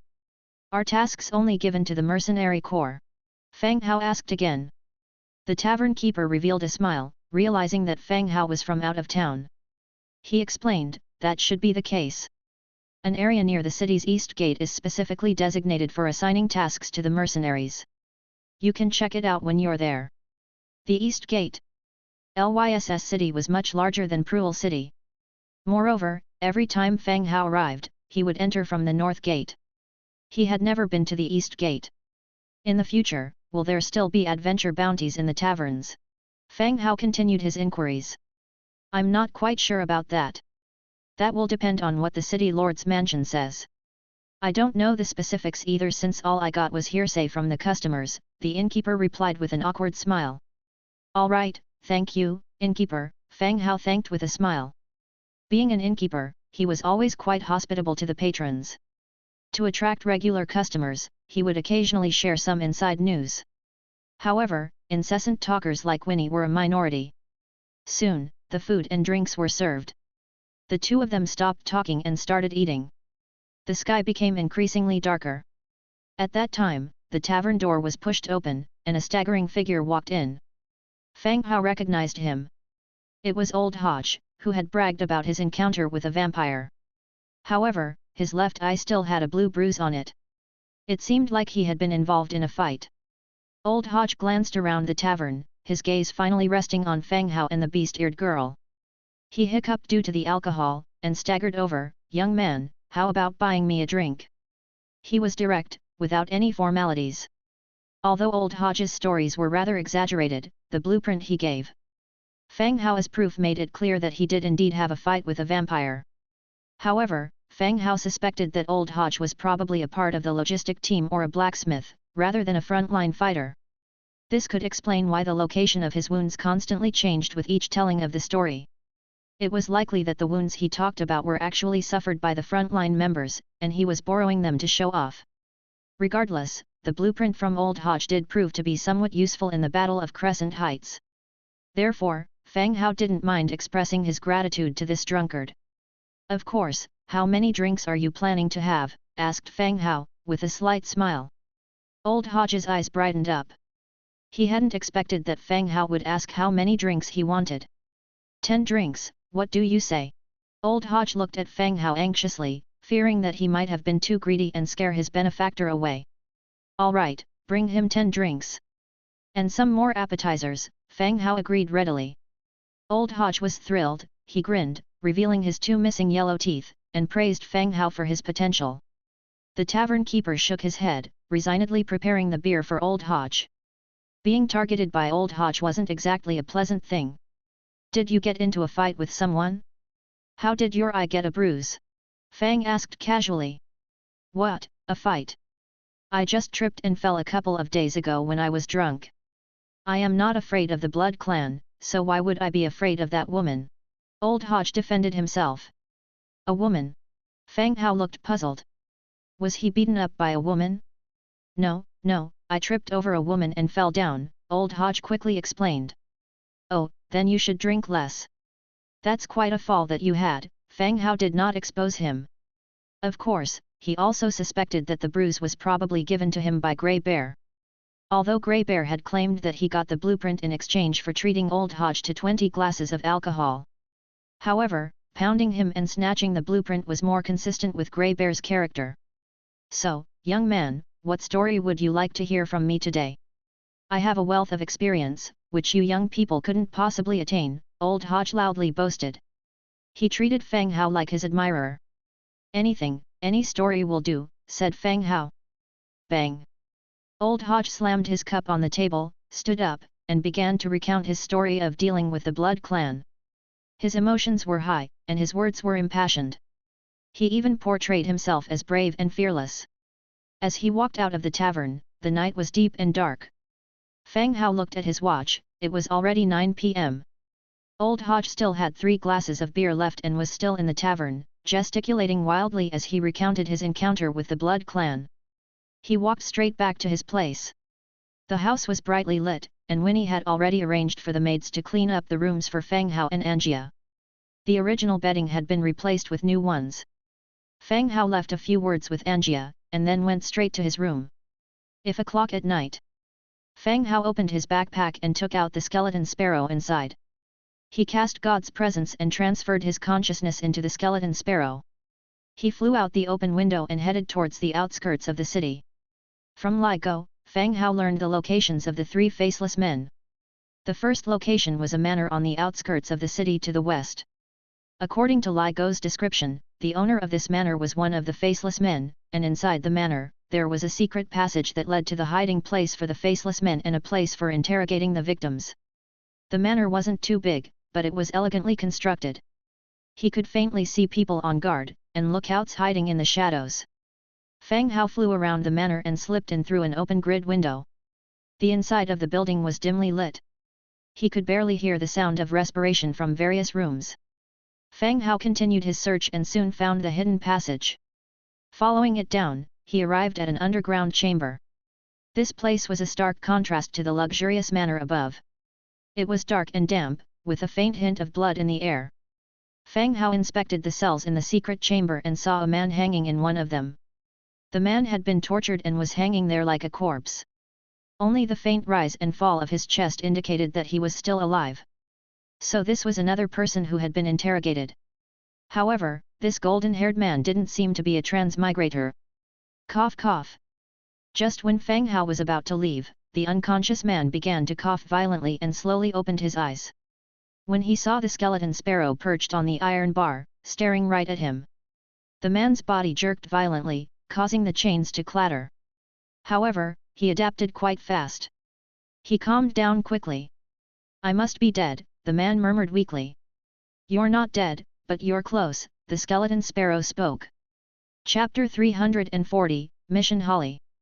The man convulsed suddenly upon hearing the skeleton sparrow speak. Pain radiated from his injuries, spreading throughout his body. It seemed death was not far off for him. Seeing the man too weak to speak, Fang Hao continued to ask, "Who are you and how did you end up here?" He was here to investigate the matter about the transmigrator, but what he found was a native resident held captive. The blond man glanced at the skulled sparrow, before he answered, "My name is Browning. I'm a painter in the city." "A painter?" Fang Hao examined the man carefully, his gaze falling on his hands. "Why did they capture you?" "For some special formula for paint pigments," the man answered, enduring the pain. Having a conversation with an undead before dying wasn't so bad after all. Fang Hao nodded, that made sense. The Faceless One's den, eager for intelligence, would stop at nothing. They would not only infiltrate various power structures, but also extract information by way of kidnappings and interrogations. That's why their asking price was always high. They bore significant risks for each piece of intelligence. If things went sideways, they would be wanted and hunted down. "All right, you take rest now." The skulled sparrow uttered those words, and without waiting for a response, it flew away through the iron bars, disappearing into the night. The iron jail cell descended once more into silence, the man still hanging there. A bout of dizziness washed over him. The man suddenly couldn't tell if he had truly talked to a skeleton sparrow, or if it was a hallucination before his death. Fang Hao directly flew out of the estate. He checked out the second location that Li Go had mentioned, a general store in the Commoners District. And the third location, an abandoned warehouse. These two locations could also be confirmed as interrogation sites of the Faceless Ones, but they were empty. Fang Hao made a round and took his leave. LAM. Rebecca, dragging her weary body, returned to her study. The matter of the Faceless Ones was giving her a headache. They were like a malignant tumor, relentlessly corroding Lyss City. Rebecca had long sought to eradicate the Faceless Ones. However, the opposing side always managed to get word in advance and would destroy evidence and evacuate their personnel. Several attempts later, there hadn't been much progress. Repeated failures were driving Rebecca to frustration. She leaned tiredly against her chair and sighed. The trail of the Faceless Ones had gone cold again, leaving her unsure of where to strike. Dragging her body upright, she was about to go through the documents delivered today. But she noticed a folded piece of paper weighted down by a quill on her desk. Rebecca's brow furrowed instantly. She knew her habits well, she never folded her paper. The wrinkles on a neat piece of paper disturbed her. So, why was this paper on her desk? She opened it casually, revealing the crude handwriting, which read, 1 kilometer west of the city, there is a fruit plantation that serves as a base for the Faceless. In the southern wing of the main floor, there is a basement that holds a captive painter. This. Upon reading the information on the paper, Rebecca rose abruptly from her chair. Her wary eyes scanned the room for any lurking dangers. Someone had delivered this paper to her desk. It was hard to believe, even terrifying. If someone could deliver this message, they could also take her life. At this moment, Rebecca's anxiety spiked and she struggled to control it. After several moments, when nothing untoward happened and the room remained silent, Rebecca slowly resumed her seat, her attention returning back to the paper in her hand. The details of the location were described very clearly, even the positions of the secret passages and the occupations of the people imprisoned were laid out.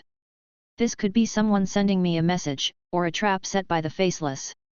Rebecca took a deep breath, her complexion returning to normal as she regained the demeanor of the city lord's wife. In a serious tone, she commanded, "Summon someone." "Madam." A maid opened the door. "Ask the captain of the guard to come. I have something to discuss with him."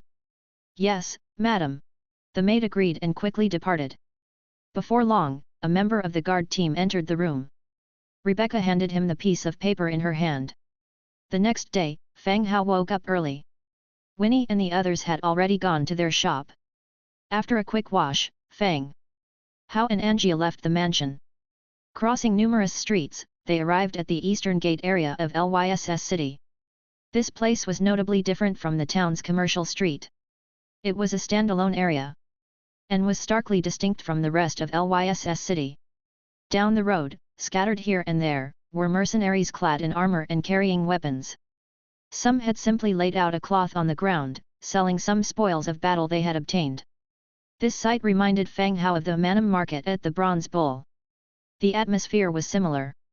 "Fang Hao, I want to eat that." Angia pointed at a stall not too far away.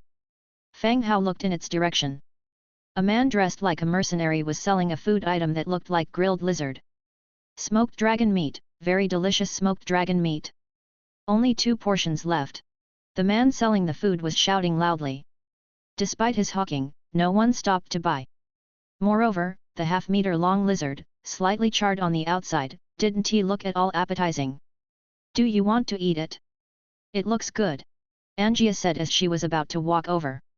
Fang Hao quickly stopped her, surprised. "Which eye of yours sees this as something edible?" "Since they're selling it, it must be delicious," Angia stated her reasoning. Telling her it wasn't good to eat apparently wasn't going to work. Cough cough. Fang Hao cleared his throat, pointing at the sign on the stall. "Smoked dragon meat, tasty and affordable, it says here, orcs can't eat it, they'll get diarrhea." Angia rolled her eyes at Fang Hao. Irritated, she said, "The sign says smoked dragon meat, tasty and affordable. If you don't want me to eat it, just say so. Why do you translate 8 characters into 9? Not only are you insulting my literacy, but you also believe that I can't count. Just joking with you, let's not eat this. I'll buy you something else delicious." Fang Hao gave an awkward smile. Angia snorted but didn't continue on the topic. They moved on and arrived at the mission hall. It was a 3-story building renovated from an inn. Upon entering the hall, they saw a few scattered mercenaries chatting in small groups. As Fang Hao approached the front desk, a guard dressed in the standard uniform of LYSS City looked up at him. "Mr. Fang Hao." The guard directly addressed him by his name. "Do you know me?" The guard quickly explained, "Oh, I was just transferred from the City Lord's mansion. I've seen you before." "Oh, so you've been promoted. Congratulations." Fang Hao congratulated with a smile. Thank you, thank you." The guard's smile was somewhat bitter. This was not a promotion, he had been demoted. Someone had sent a letter to Lady of the City Lord's mansion last night. Although the content was unknown, their group of guards was implicated as a result. All had been transferred away from the City Lord's mansion. He considered himself to be fortunate for being assigned here. "By the way, I heard that the City Lord's mansion is assigning tasks. I came to see if there are any suitable ones for me to take on," Fang Hao said. "Ah? You are here to take on tasks?" The guard was taken aback, "But you're a cloth merchant, why would you come here to take on tasks?" Chapter 341, Half-Demon. The Mission Hall is a special building established by the City Lord's mansion. Its role is to regulate reward tasks and adventure maps. By banning their circulation among ordinary citizens, the number of deaths can be reduced. The guards looked at Fang Hao in surprise, unable to comprehend why a cloth merchant would ever need to borrow a mission here. These tasks all carry some risk, and even the city's army is reluctant to venture recklessly. "What's the issue?" Fang Hao inquired softly. "Oh, Mr. Fang Hao, don't make a jest. You run a very successful business, you needn't take on tasks here," the guard politely replied. In his opinion, gaining recognition from Rebecca meant that one was already a prominent businessman in the city. Given his age, Fang Hao might not be a wealthy merchant, but he wouldn't need to take on such dangerous tasks to make a living either. "I'm not joking. I have some workforce available, and I plan to take on some missions," Fang Hao replied seriously. The guard looked at him earnestly, realizing that he wasn't joking. He explained, "Mr. Fang Hao, if you wish to accept a mission, you are required to register your team here." "All right, no problem," said Fang Hao, following the guard to the side. "Please state the name of your team and the names of the 3 individuals in charge. From now on, every mission will be reported to the City Lord's mansion. Of course, in case of any issues, these individuals will be held responsible," explained the guard while pulling out a registration form. In Fang Hao's view, this method was much better than the tasks handled in the pub area. As the tavern owner had mentioned, the reliability of rewards and single-page maps wasn't high, and the level of danger was also impossible to measure. It was easy to come across false information, leading to casualties. "Name the team as Bone Knights, and the people in charge are Fang Hao, Angia, and Dimitrija," Fang Hao responded as required. The team name was just a code name. It could be a mercenary group, a knight group, or any other kind of team. As long as the name didn't coincide with the official forces of the city. The guard took note of everything, and registered the 3 individuals in charge in detail. If this team were to face any issues in the future, the responsibility would fall on these 3 individuals. "Wait a moment, Mr. Fang Hao. It will be ready shortly," said the guard before walking towards the counter with the registration form. In a short while, the guard returned. "Sir, your registration is complete. Here are the current tasks, you may choose up to 3, said the guard as he pulled out a pile of single-page maps from beneath the counter. LYSS City had about 7 or 8 taverns at least. Usually, single-page maps were sporadically distributed among them, and each tavern would only have 1 or 2 maps at most. But now that the maps were centralized in the City Lord's mansion, their quantity was significant. "Thank you." Fang Hao took the maps and began examining them one by one. Most of the maps near LYSS City contained information about roaming bandits and their hideouts. Upon reaching the end, 2 maps caught Fang Hao's attention. Wilderness Cemetery, Mushroom Valley. Map: Wilderness Cemetery. Category: Single-page map. Notes: an abandoned cemetery, presumably inhabited by dark creatures. Presence of undead and undying creatures cannot be ruled out. Description: a map drawn by a traveling merchant, outlining the route and terrain of the Wilderness Cemetery. Map: Mushroom Valley. Category: single-page map. Notes: the valley is filled with unusual fungal plants, exact details are yet to be identified. Description: a map drawn by a traveling merchant, outlining the route and terrain of Mushroom Valley. Both maps came with notes. It appeared that the city lord's mansion had already dispatched individuals to perform preliminary investigations. They confirmed the information and then issued the tasks.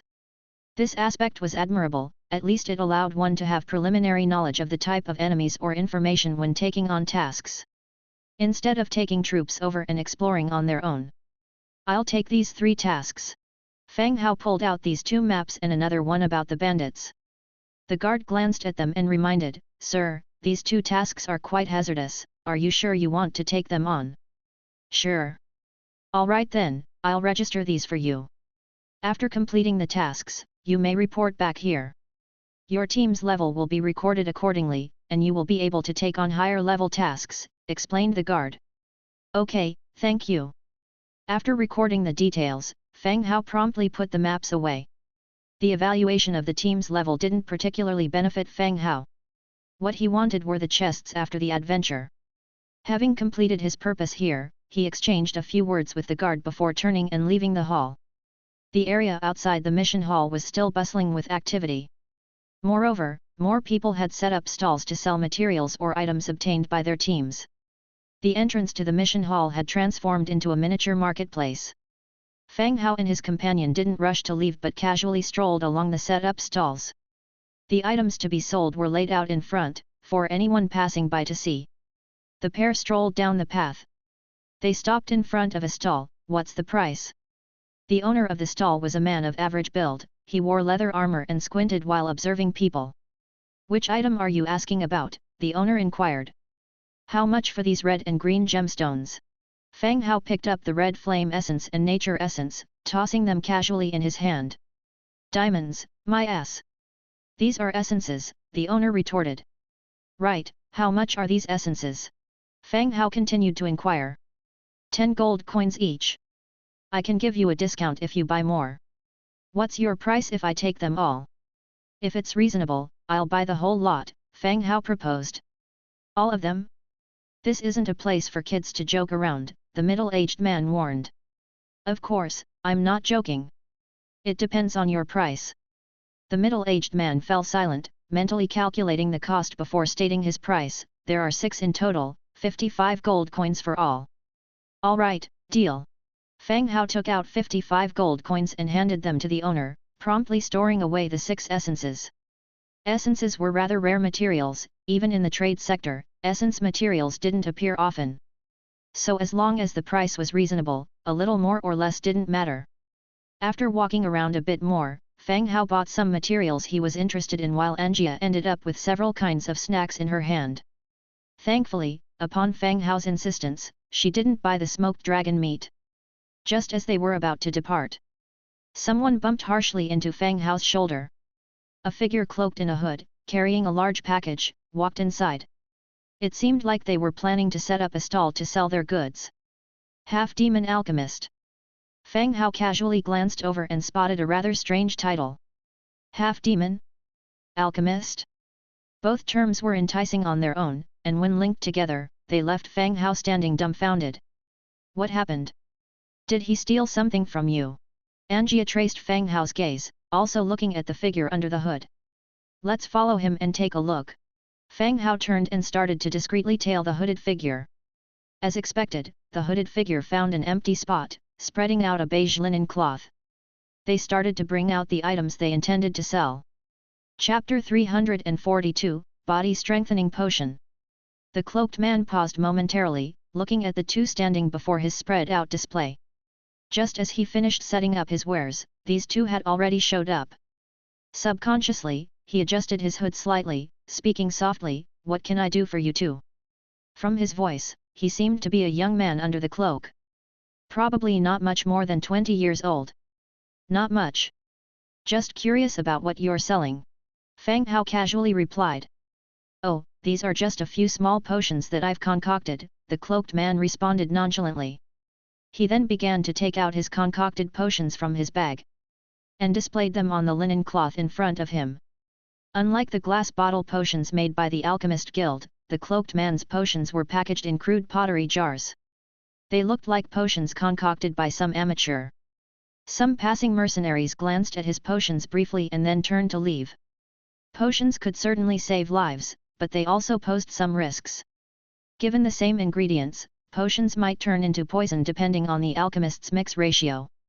Who would dare to gamble with their lives, especially in a life-or-death situation? Fang Hao picked up a bottle casually to inspect. Physical Enhancement Potion. Category, Level 2 Potion. Effect, enhances physical strength. Description, Physical Enhancement Potion created by Alchemist, can enhance physical strength when taken, no usage requirements. Seeing the potion's properties, Fang Hao's eyes lit up slightly. The crude pottery bottle felt rough and uneven in his grasp, but the potion's properties were quite exceptional. He had always envied Zhongbin and the others for their enlightening potions, that endowed them with exceptional physique. Especially after Rolen's recent attack on him, he realized his own inadequacies. If he ever faced an enemy, his ability to defend himself would be quite limited. Mages were still at a disadvantage in close combat. However, this physical enhancement potion that he held didn't have any user requirements, which meant that even he could use it. Fang Hao held the potion in his hand, not interjecting or interrupting him. When the man finally took out all of his 6 potions, each one was quite crudely packaged. Physical Enhancement Potion, Seal Potion, Magic Power Potion and 3 Healing Potions. Seal Potion. Category, Level 2 Potion. Effect, underwater breathing plus 10 seconds. Description, Physical Strength Enhancement Potion created by Alchemist, can enhance physical strength when consumed, no usage requirements. The Seal Potion must fall under the category of Special Potions. Those adventuring near Lyss City would seldom encounter situations requiring underwater exploration. The remaining potions were for healing injuries and restoring magical power. Fang Hao had seen these before. The Cloaked Man only had 6 different potions, but based on their properties, they were all up to the standard of enhancement potions. They were in no way inferior to those produced by the Alchemist's Guild. "Do you need anything, sir?" the Cloaked Man asked in a soft voice as he looked down. He noticed that Fang Hao had not moved, but remained standing, selecting items from his spread-out goods. "Are these all made by you?" Fang Hao squatted down to ask. The Cloaked Man tugged his hood lower again. "Yes, sir. They may look a bit rough, but I can assure you their effects are similar to regular potions." The Cloaked Man was well aware that his potions didn't look that appealing, and paled in comparison to those sold by the Alchemist's Guild. "How much are they?" Fang Hao continued to inquire. "The life potions and magic potions are 50 gold coins each, and the remaining level 2 potions are 200 gold coins each," the Cloaked Man replied somewhat hastily. He seemed like a first-timer in potion selling and was visibly nervous. "Good, I'll take them all." "Please pack them for me," Fang Hao stated directly. Ah, you're taking them all?" The Cloaked Man looked up in surprise, meeting Fang Hao's gaze, before quickly lowering his head again. However, in that one fleeting moment, Fang Hao saw a young man under the cloak. Still, half of his face was of a strange dark red color. It looked like the scale of some red phosphoric serpent he had seen before, mildly disturbing. "Yep, if you have any stock, I can buy it all." Fang Hao stood up, shaking his slightly numb legs. Given the price of alchemy potions, this one was unbelievably cheap. Without the ability to check attributes, Fang Hao would never have dared to buy such a cheap, simply packaged potion. Even if its praises were sung, he wouldn't dare to drink it. But as a transmigrator, he could check its attributes and, as such, relieve this concern. The effects were all labeled, there was no chance of buying poison. "Oh, okay, thank you very much for your generosity." The Cloaked Man hurriedly turned around, pulled out a linen bag and put all 6 potions inside. Fang Hao took out 600 gold coins and handed them over when he received the bag. "By the way, if you still sell potions in the future, I'd like to continue dealing with you." Fang Hao did not leave right away. The Cloaked Man froze. With his head slightly lowered, he seemed to hesitate. "Sir, while I can make potions, the materials are difficult to come by. It may take some time before I can produce new potions." Fang Hao thought for a moment, then said, "In that case, there is an enjoyable hot pot restaurant in the city, which I own. As long as you can deliver the potions to the restaurant, they will buy them at a fair price. Ah, so that's your shop. He had seen the rabbit girls performing in front of it yesterday, it was quite a lively scene. You can also make some higher level potions. I will purchase them at their cost price when the time comes. Fang Hao continued. All right, sir. The cloaked man slung his backpack over his shoulder, thanked Fang Hao, and quickly left. Fang Hao watched him as he went. For such a strictly managed place as LYSS, it's surprising that a half-demon expert in alchemy lives there. Really surprising. After spending another day in the city. The next morning, Fang Hao left LYSS and set up a few troop hiding caves in a grey bear village along the way. He rushed back to his territory by dusk. After dinner, the skeleton merchant, Deng, entered the hall. Lord. Deng bowed slightly, holding a parcel. Deng, have a seat and speak. Fang Hao smiled. Instead of sitting, Deng handed the parcel to Fang Hao. He said, My lord, these are the sound-transmitting shells you ordered from the Alliance. The deal was finalized yesterday. It had been several days since he had placed the order for the sound-transmitting shells. If Deng hadn't reminded him, he would have almost forgotten about them. Fang Hao took the parcel, there were 5 sound-transmitting shells inside. Oh, good. Has anything been going on with the trade alliance lately? Fang Hao asked casually. Everything is smooth, my lord. Deng replied. Oh, that's good. The two chatted for a while, then Deng left the hall. Now, Fang Hao was alone in the hall.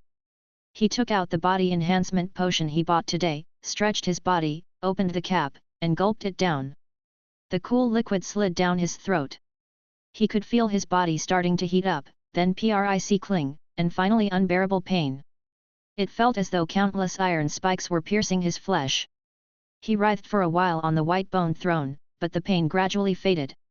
A sense of strength pervaded his body. Pulling off his shirt, he revealed his well-defined muscles.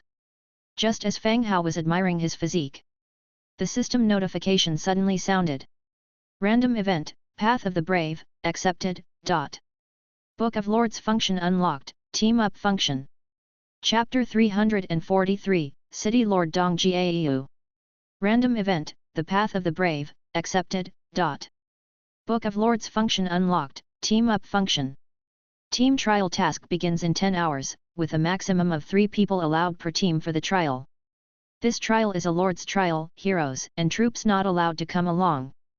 Team up status, maximum of 3 people per team, team members will be auto-transported to the team leader's territory. Event countdown, 9 hours 59 minutes. Good luck. The sudden alert caught Fang Hao off guard. It had already been a while since the last event task. He had not expected a new team-up event task to be triggered all of a sudden. Based on previous experience, team tasks can be understood as one type of test trial given by the system for transmigrators. Getting through the trial could result in rewards such as potions or skill-based equipment.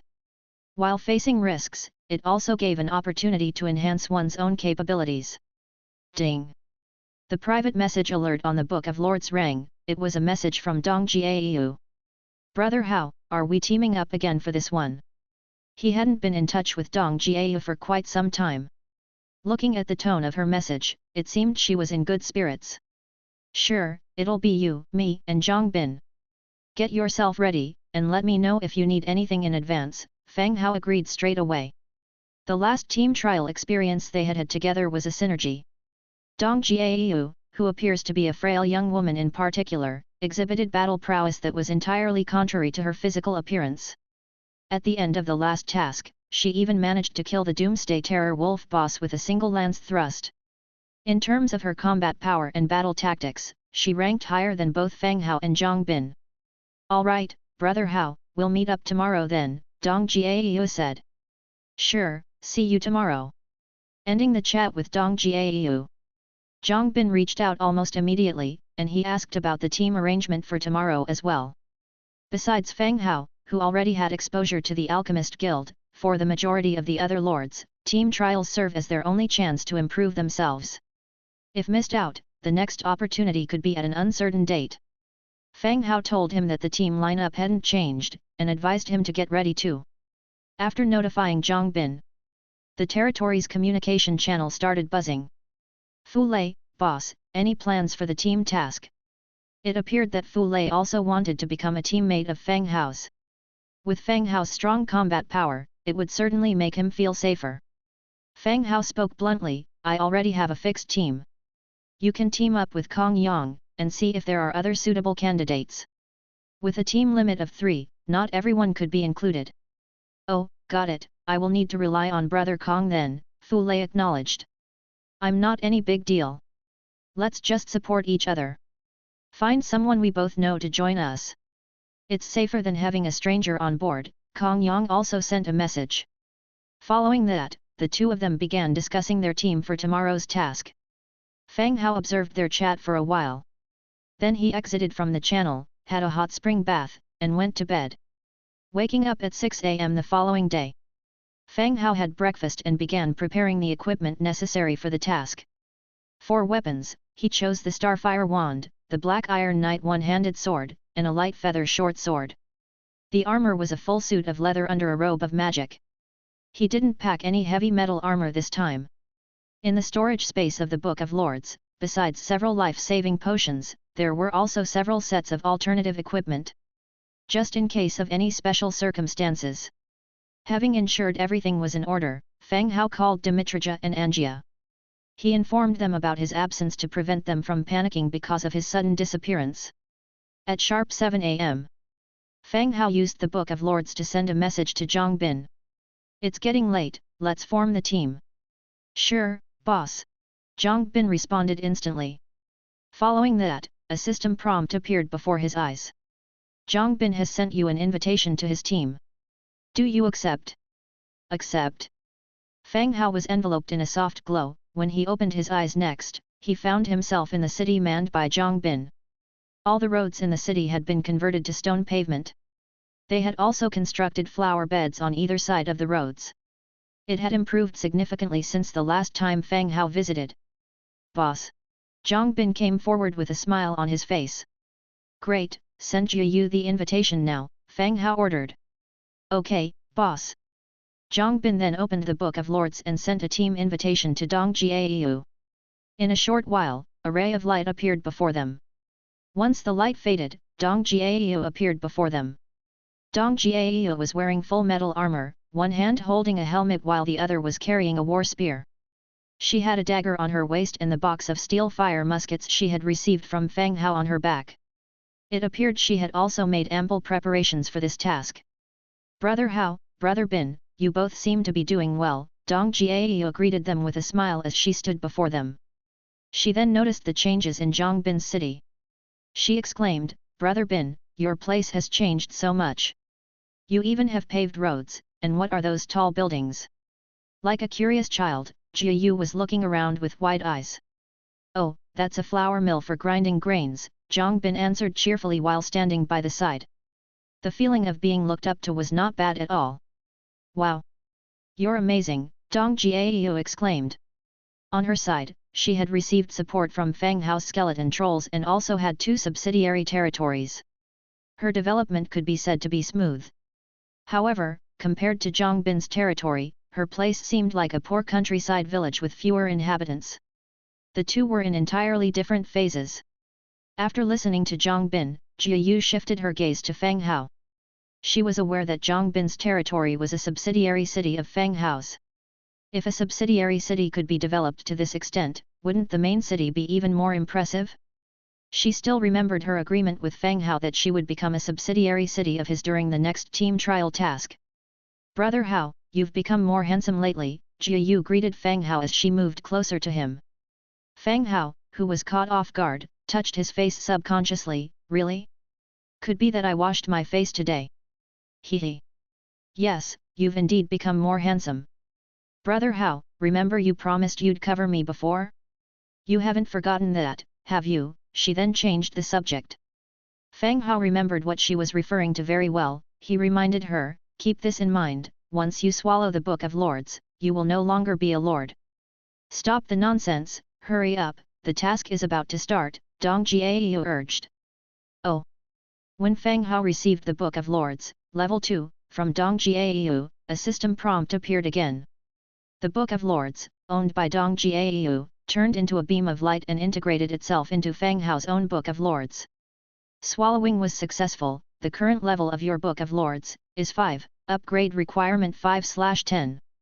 You have obtained the decision-making authority of Deng Jiayu's main city and 2 subsidiary cities. Chapter 344, City Lord's Dream. Occupy/abandon. Occupy, it will become your subordinate territory that can continue to develop. Abandon, you will obtain 50%, 80% of the territory resources, and this territory will be abandoned. Occupy. You have occupied this territory and automatically become a subordinate city. In the Book of Lords, you can appoint an acting governor. After choosing to occupy, he filled in Deng Jiayu's name directly as the governor. Then, a Book of City Lords split off and was handed into Deng Jiayu's hands. After consuming Deng Jiayu's Book of Lords, surprisingly, no new blueprint was unlocked. On the contrary, Deng Jiayu received a string of system prompts on her side. They were all the blueprints that Fang Hao made public to subordinate city lords. Deng Jiayu had a beaming smile on her face. Her decision was indeed correct. She had expertly managed to shear the wool off Fang Hao. Another hour has passed. The system prompt appeared again. Historical event, Battle of Nesburg. Mission description, help the young Mullen become a city lord. Trial task transport countdown, 3,2,1. The light enveloped the 3 of them, and the next second, they appeared in a tent. Outside the tent were a rowdy set of voices engaging in conversation. The 3 glanced at each other and peeked out from a slit in the tent. The sky was gloomy, as if it might rain at any moment. Outside the tent, a well-equipped team was resting. After a rough estimate, there were around 200 people. They didn't seem to intend to set up camp, probably planning to continue after their rest. Thump thump thump. Footsteps were heard outside the tent, and Fang Hao let the tent down. Then, a voice came from outside the tent. Gentlemen, young Master Mullen requests your audience. The 3 of them opened the tent. Lead the way. A soldier led the way with the trio following behind. The trio was led to a tent in the middle of the camp and stopped. Master Mullen, your guests have arrived. A young voice came from inside the tent, come in. They opened the tent and walked in. The ground in the tent was covered with a few rugs, and 2 people were sitting on them. One was an officer clad in iron armor, and the other was a chubby young man in a purple nobleman's robe. The officer was a burly middle-aged man with a brown beard, giving off a calm and stable aura. He glanced at the trio and gave a slight nod as a form of greeting. Human warrior, Tier 7. The officer had the strength of Tier 7. The chubby young man was naturally the young Master Mullen the soldier had spoken of. His robe was tied around his chubby figure, forming ring after ring of folds. It was quite comical to look at. Young Master Mullen. Having been chosen as the team leader, Zhang Bin is tasked to trigger some missions. Come sit, my name's Mullen, and this is Commander Hoyle. What may I call the 3 of you? Thanks to you all this morning, our troop avoided the mountain bandits' ambush. Mullen's overly familiar manner invited the 3 to sit. So, the middle-aged man was Hoyle. My name is Zhang Bin, these are Fang Hao and Deng Jiayu. Zhang Bin also introduced himself. From what Mullen just said, they could infer the scenario before their arrival. They had helped the troop avoid the mountain bandits' ambush and had been moving together since then. It's obvious that the 3 of you are very skilled, much more so than my guards. This time, I'm here to take on the position of the City Lord of Nesburg. I'll definitely make sure to express my gratitude to you all, said Mullen, thumping his chest and thus causing his flesh to wobble. I'm grateful to you, Lord Mullen, Zhang Bin thanked him. Their mission this time was to help Mullen become the City Lord, so they would naturally follow Mullen all the way. Leaving the team midway, or the death of Mullen, would both result in mission failure. To be honest with you all, my father has several sons, but due to some reasons, he doesn't prefer me, so he assigned me the territory on the borders, Mullen began to explain on his own. The 3 listened. Noblemen usually have numerous offspring. For those profligate nobles, they even had a large number of illegitimate children. With so many sons, property distribution has always been an issue. Everyone wants a larger share. And Mullen claimed that his father didn't favor him, which led the trio to suspect it was due to his size.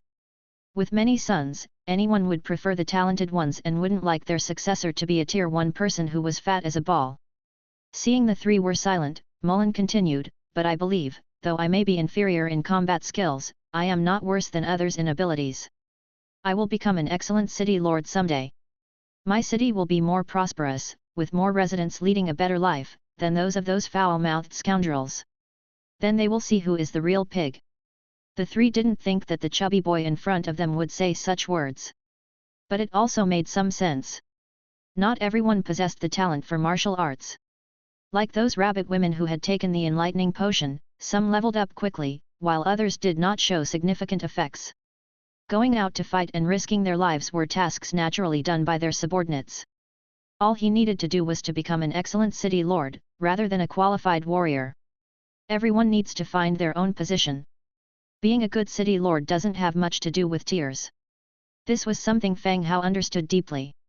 The reason his territory could expand rapidly was thanks to his soldiers and his heroes. He had been acting as a lord who commanded from behind. Assigning talented people to positions where they could shine was, too, a kind of ability. Young Master Rolen, you will become an excellent city lord. Zhang Bin continued to say.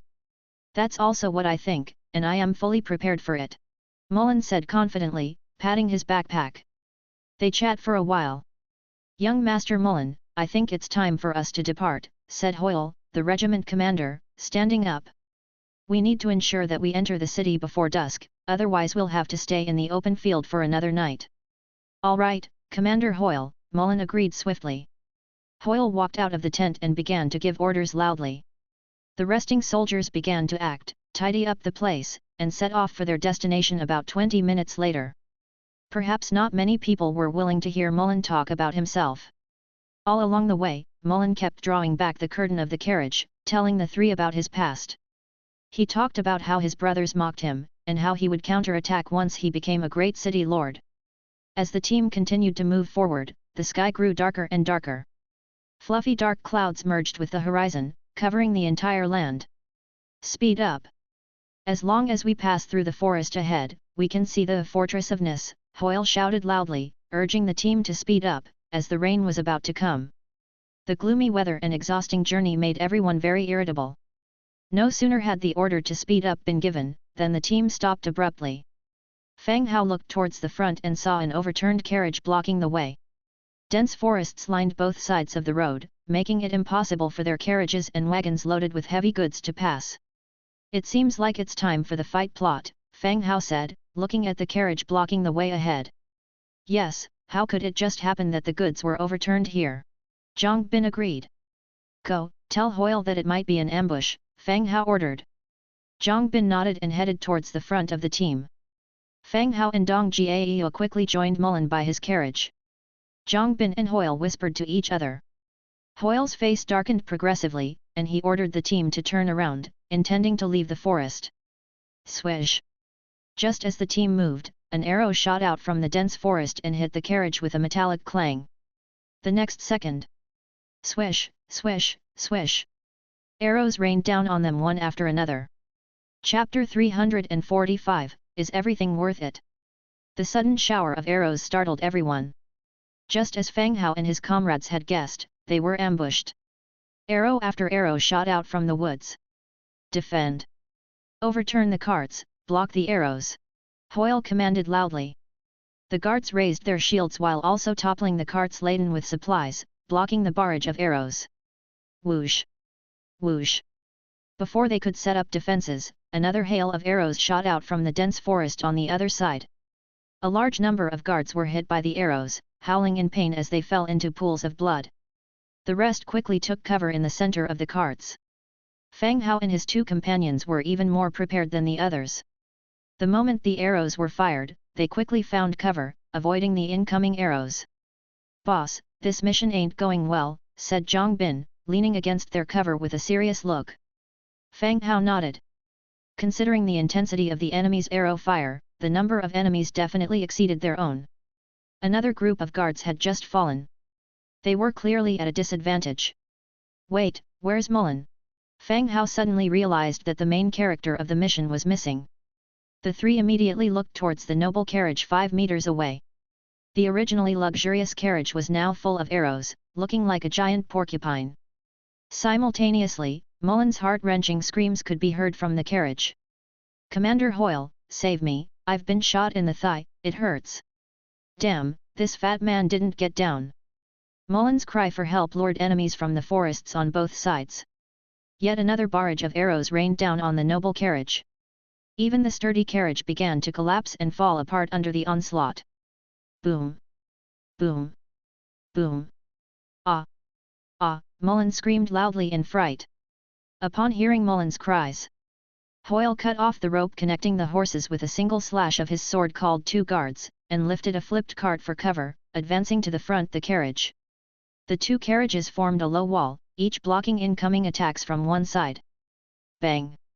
Kicking open the carriage door, he dragged out the flailing and wailing Mullen from the carriage. Then he continued to use the cart for cover, returning to the group with Mullen. Commander Hoyle demonstrated his extraordinary determination, rescuing Mullen quickly and without hesitation. After putting Mullen to one side, he immediately instructed the group to set up defensive positions. After the shower of arrows would come close combat. "How are you? Do you have any healing potions?" Deng Jiao approached with her bandages ready. There was an arrow in Mullen's thigh and another in his arm. Perhaps because he was fat and had a massive amount of blood, he was now completely dyed red with his own blood. It was a rather scary sight. He was the mission target and he could not die here. "Yes, I only have 2 bottles, I was worried about facing danger on the road, so..." "Shut up and drink the potion," Deng Jiao sternly interrupted, bandaging Mullen's wounds. Meanwhile, Fang Hao, hidden behind the cart, had summoned his frost armor, cloaked in a pale blue aura. His second spell, Swirling Mist, was also ready. As the magic wand radiated light, a thick mist spread around them, blocking the enemy's vision. The incoming arrows instantly decreased by a large extent, greatly relieving the pressure on everyone. Some warriors even took advantage of the mist to drag over their wounded companions. Hoyle, the commander, looked at Fang Hao in surprise and merely gave a slight nod without saying anything more. "Boss, let's hit them with a meteor smashing into earth," Zhang Bin said softly, noticing the effect was good. He was referring to the innate skill, Starfire, of the Starfire wand. It could summon a meteor to attack a specific region, causing an explosion. Starfire was indeed powerful, but it had clear drawbacks, slow formation and high consumption. Fang Hao also wanted to hit them hard and send them packing right then and there, a one-way ticket to the afterlife. He was just about to open up the magic potion, drink it and release Starfire. Suddenly, Hoyle said, "Prepare for hand-to-hand combat, they're about to make their move." All the soldiers drew their longswords from their waists, waiting, their faces serious. At this time, Fang Hao and the others also noticed that the arrows from both sides had stopped. Without needing confirmation, they could hear rustling from the bushes around them and footsteps steadily closing in. Fang Hao immediately switched the spell he was consolidating from Starfire and summoned wood element spirits instead. With a flash of light, 3 wood spirits appeared before them. The footsteps were getting louder, close enough to reach them. Fang Hao pulled out the knight's sword from his waist and tightly gripped the wand in his other hand. Zhang Bin and Deng Jiao also took out their weapons, preparing to face the impending attack. Kill! With the first enemy getting past the wagon barricade, the battle cry rang out. "Release Entanglement," Fang Hao commanded. The 3 wood spirits released the skill, Entanglement, in 3 different directions. Vines grew from the ground, binding the enemy's feet, stopping them from advancing. This presented the guards with an opportunity to counterattack. Going past the wagon, they attacked the immobilized enemy. Bang! Fang Hao's fire arrow formed and immediately hit an enemy who was pouncing towards them. The enemy flew backward, knocking over his companions behind him. His other hand, gripping the knight's sword, relentlessly slew enemies, reaping their lives. The 3 stood back to back, killing the charging enemies. The combined effects of the wood spirit's entanglement and the swirling mist gave their side a significant advantage. After a fierce fight, the size of the enemy forces significantly dwindled. When the last enemy was slain, the battle was declared over. The mist had considerably dissipated. Mournful groans from the wounded could be heard all around. "Treat the wounded.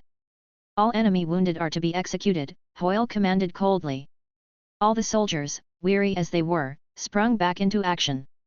Those enemies who were still alive were executed, one by one. Lord Mullen, are you okay? Fang Hao squatted down and asked Mullen. I'm fine. Are all those men dead? Bandits again. Mullen sat on the ground, still dazed, but managed to ask. Fang Hao shook his head, judging by their attire, they don't seem like bandits. They look more like the city guard from a nearby city. Upon hearing this, Mullen's expression quickly became anxious. The city guard from a nearby city had ambushed them, waiting for their movement. The identity of this group would not be too hard to guess. Why is everyone opposing me becoming city lord, not giving me even one chance? There was a sense of defeat in Mullen's voice. Every successful person in the past had to go through trials. This might be your trial. Now that we've come this far, you must become the city lord. Otherwise, it would not honor the soldiers who died escorting you. Fang Hao leaned over and encouraged him, fearing that he may give up his chance at becoming city lord. Mullen lifted his head, looking at the severely wounded and decimated troop of soldiers. Out of 200 men, only dozens were left. Is all of this worth it? That depends on whether you can become an excellent city lord, Fang Hao responded, grabbing a magic potion and drinking it. Chapter 346, Freeze. Mullen looked at the rough clay bottle in Fang Hao's hand, opened his backpack, and took out a glass bottle with an elixir. Drink this, Mullen said. Fang Hao wasn't seriously injured, but he had consumed a considerable amount of magical power. After examining the healing potion in Mullen's hand, he shook his head and gave a signal to Hoyle. Hoyle was the leader of this team, and in the future, Mullen would rely more on Hoyle's protection. He was not far away, dressing wounds while commanding the soldiers to take action.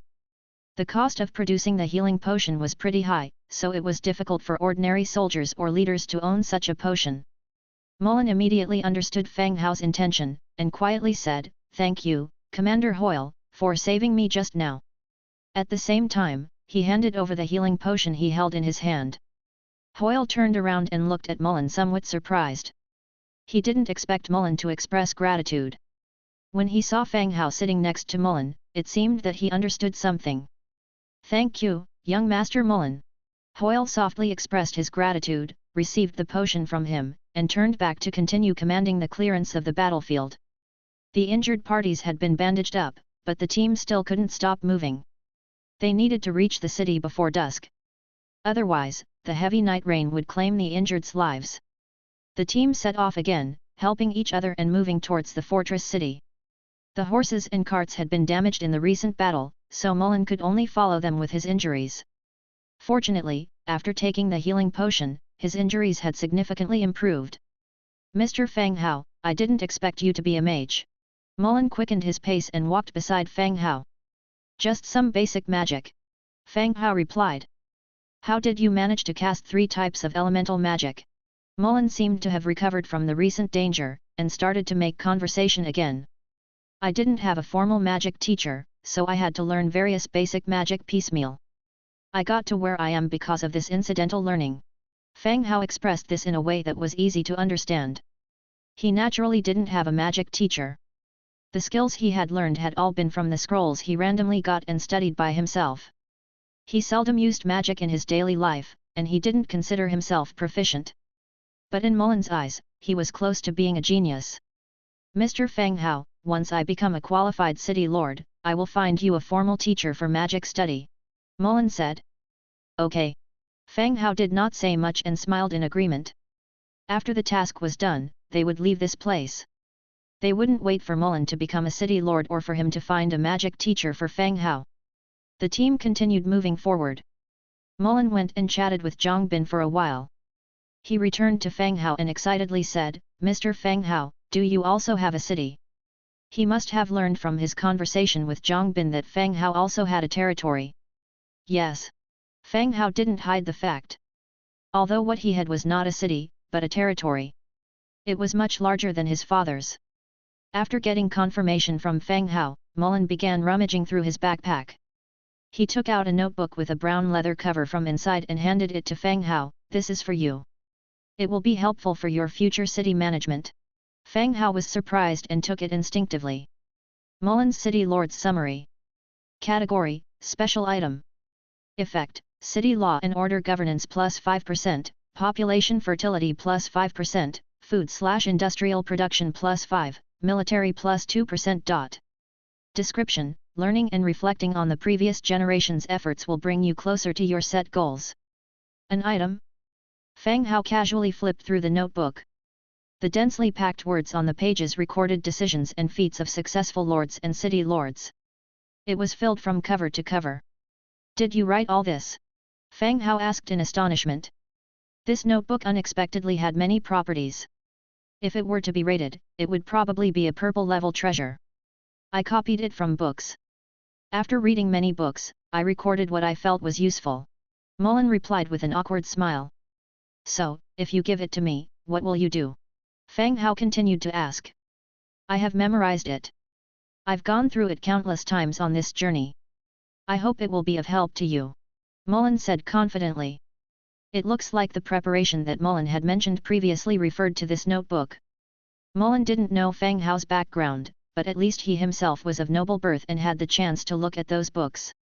Fang Hao had already shown the talent of a mage, but didn't even have the opportunity to find a magic teacher. The city he managed was probably a small peripheral city. This notebook could possibly make up for the lack of knowledge Fang Hao had. All these were Rolen's assumptions, and they seemed quite accurate. Okay, thank you. I'll take it then. Fang Hao directly accepted the notebook. This summary of the city lord was a good treasure. Its effect was quite similar to his own white bone throne. It would take effect once placed in the territory, and didn't need to be an equipped item. On passing through the dense forest, they could see the silhouette of a city in the distance. That was their destination, the Nesburg. After traveling for 10 more minutes, they found a river several meters wide before them. A stone bridge, 4 meters in width, connected the banks. On the other end of the bridge, they could see soldiers waiting in strict formation and roadblocks and checkpoints set up. Chapter 347, Freeze 2. The identities of these people were not difficult to guess. Their armor and attire matched those of the people who ambushed them just moments ago. Them gathering here now was an obvious sign of their intentions. They wanted to stop them from crossing the stone bridge. Ask about the situation. Hoyle signaled to a soldier at his side. Understanding, the soldier stepped forward and shouted, "We are a merchant caravan on the way to Nesburg, please let us pass." A man came out from the back of the group and shouted back, "Stop playing dumb, you're not crossing this bridge." Hoyle stopped the soldier from continuing the conversation. He came to Rolen and said, "Young Master Rolen, it seems the nobles of Nesburg are not very welcoming towards us. There will be a battle on the bridge. Be careful." Rolen's gaze held more resolve than before. "Commander Hoyle, I'll be careful," he replied. Just like Fang Hao said, they had already come this far. There was no turning back for him. Either he entered Nesburg and became its city lord, or he died here. Hoyle nodded, "Line up." The soldiers began to organize, preparing to attack the stone bridge. The fighters raised their shields, forming an impenetrable wall of steel. Both sides lacked in long-range attacks, but the enemy still had the upper hand in numbers. One mistake could lead to their defeat in battle. "Advance!" Hoyle ordered. The convoy formed a tidy square, moving forward steadily and in unison. In front of them was a well-fortified wooden roadblock, behind it, more enemies. The convoy continued to advance, reducing the gap between them to 5 meters. Fang Hao stood in the third row, flanked by Zhang Bin and Dong Jiayu. His starfire wand glowed with a light yellow aura. "Scatter!" Fang Hao barked. The soldiers in the front 2 rows quickly retreated to the sides, leaving a gap of more than 2 meters in the middle. At the same time, Fang Hao's magic conjured the clay rolling stone. A boulder 2 meters in diameter appeared in the middle. Fang Hao pointed his wand forward, and the clay rolling stone sped towards the enemy line. Thump, thump, thump. The roadblocks along the way were crushed one by one, and the enemy formation was instantly shattered under the impact of the rolling stone. The enemy's formation was crushed, and many were thrown off their feet, causing many casualties. "Charge! Break through their lines," Hoyle bellowed. The soldiers charged forward with their shields up, slamming into the enemy lines. They swung their weapons fiercely at the enemy. The skirmish lasted for more than 20 minutes before it finally began to wind down. The stone bridge was piled high with bodies, the ground turned red with blood. Blood seeped through the cracks in the bridge, dribbling into the river. Stage reward, Human Clan Influence plus 100, Healing Potion 3, Magic Potion 1. Special Team Reward, choose 1. Fire Protection Potion and Lightning Potion Thunderburst Battle Axe, blue. Selection countdown, 59. 58. The stage reward appeared. Fire Protection Potion. Category, Potion. Effect, Fire Resistance plus 10%, duration 15 seconds, dot. Description, a potion crafted by the alchemist, consumption can enhance resistance to fire elemental. This was the first time Fang Hao had seen the fire protection potion. Although it boosted fire resistance, it came with a time limit making it a consumable item. Given the potion's properties, it wasn't much help to Fang Hao. If any real danger were to come, he would rather rely on his skeleton warriors than risk using this kind of resistance-boosting potion. Yet he feared that there might be more to the plot. It might be possible that Mullen would need to use the potion. "Boss, which one should we pick?" Zhang Bin asked as he approached. "Pick the first one, just in case there's a special plot twist later," Fang Hao replied. "Okay." Zhang Bin immediately agreed, choosing the first option. The fire protection potion appeared in his hand and was handed over to Fang Hao. Fang Hao accepted the potion right away. After a brief rest, the team hit the road again. Who knows what the time is now? Drizzle started to fall from the sky. In front of them stood the towering wall of Nesburg city. The soldiers on the city wall wore armor similar to the enemies they encountered on the way. Now, Mullen had reached Nesburg. The people in the city also lost their best chance to kill Mullen. The death of the Lord's son at the hands of bandits on the road and in the city are two different matters. No one dares to lay a hand on Mullen in full view of the public. If Mullen dies in the city, all the nobles of the city will be implicated. Hoyle stepped forward and showed his identity to the guards. This severely wounded team slowly entered the city. Countless eyes were fixed on Mullen. The latter maintained his composure, his body already soaked with sweat. "I always feel like their gaze at me is not friendly," Mullen said in a suppressed voice to the side. Fang Hao certainly noticed those looks. Since Mullen had already entered the city, it also means that these people didn't have the courage to act immediately. Of course, it doesn't rule out the possibility that they will use other means. It's normal for the city's nobles to be unwelcoming to you, but you should also be careful of those who are unusually kind, Fang Hao said softly. "Okay, I will." The team went straight to the city lord's mansion. Hoyle arranged for the guards and took over the defense of the city lord's mansion. When Mullen sat on the city lord's throne, the three of them received a system prompt. Historical event, Battle of Nesburg completed. Reward distribution, freeze skill scroll, mental enhancement potion.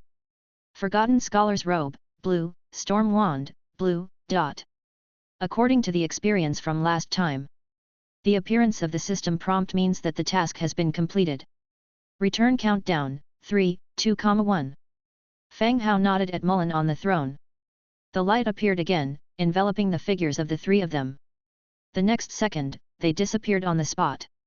When Fang Hao opened his eyes again, he was back in his own territory. Ira heard the noise and came out of the city lord mansion. "Master, you're back, do you need me to prepare lunch?" "Yes, please prepare it. The time in the trial space does not sync with this one." He looked at his watch, it was 1:40 in the afternoon. While Ira went to prepare lunch, Fang Hao began to check his rewards. "Do you want to learn the skill, freeze?" "Yes." The scroll turned into a ray of light and went straight into Fang Hao's body. Freeze. Type, water magic. Level, Tier 3 magic.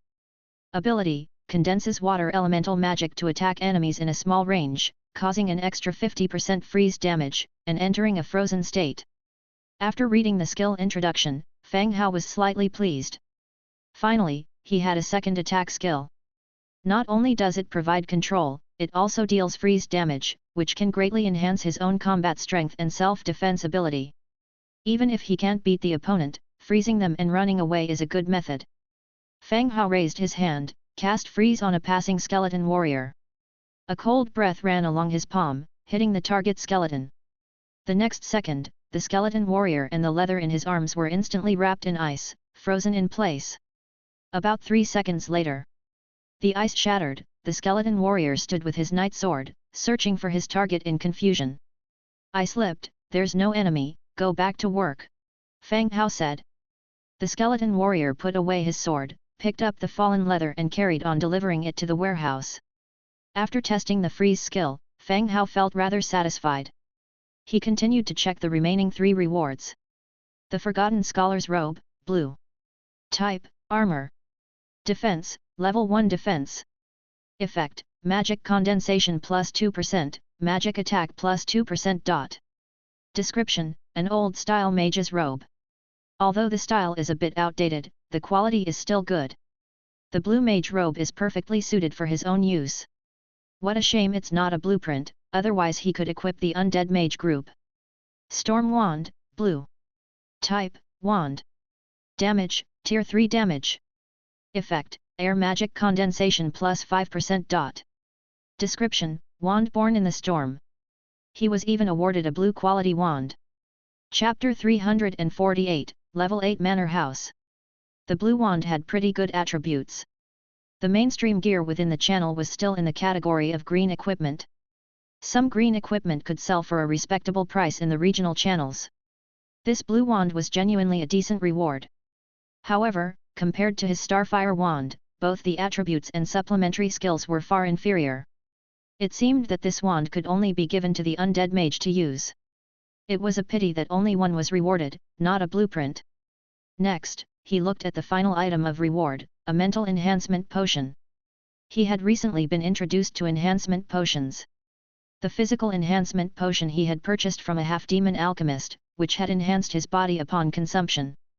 In today's task, he had demonstrated melee capabilities, which had always been a challenge for him before. Examine the attributes. Mental Enhancement Potion. Category, Level 2 Potion. Effects, enhances mental capabilities. Description, Body Enhancement Potion created by an alchemist. Upon consumption, it enhances the mind. No usage requirements. Indeed, it was a Level 2 potion. Fang Hao didn't immediately consume it, he was about to have dinner and didn't want to consume such a stimulating potion before his meal. In a short while, Ira called him to eat. The luxurious spread allowed Fang Hao to feast to his heart's content. After lunch, at 2 in the afternoon, Blackfoot Cat, Lori, was stealthily peeking out from behind the door. Lori, are you looking for Angia? Fang Hao asked with a smile. Lori stepped out from behind the door and said somewhat shyly, no, could have some of your time, sir? I have something to discuss. Looking for me?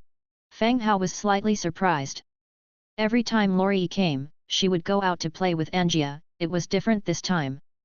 Come in and talk, then. Fang Hao invited her in. Lori walked into the hall and took a seat on a chair. What is it? Asked Fang Hao. Well. Sir, do you still remember my tribe's migration? You promised to help us establish a village. Lori answered while looking down and playing with her fingers. Of course, Fang Hao remembered this matter.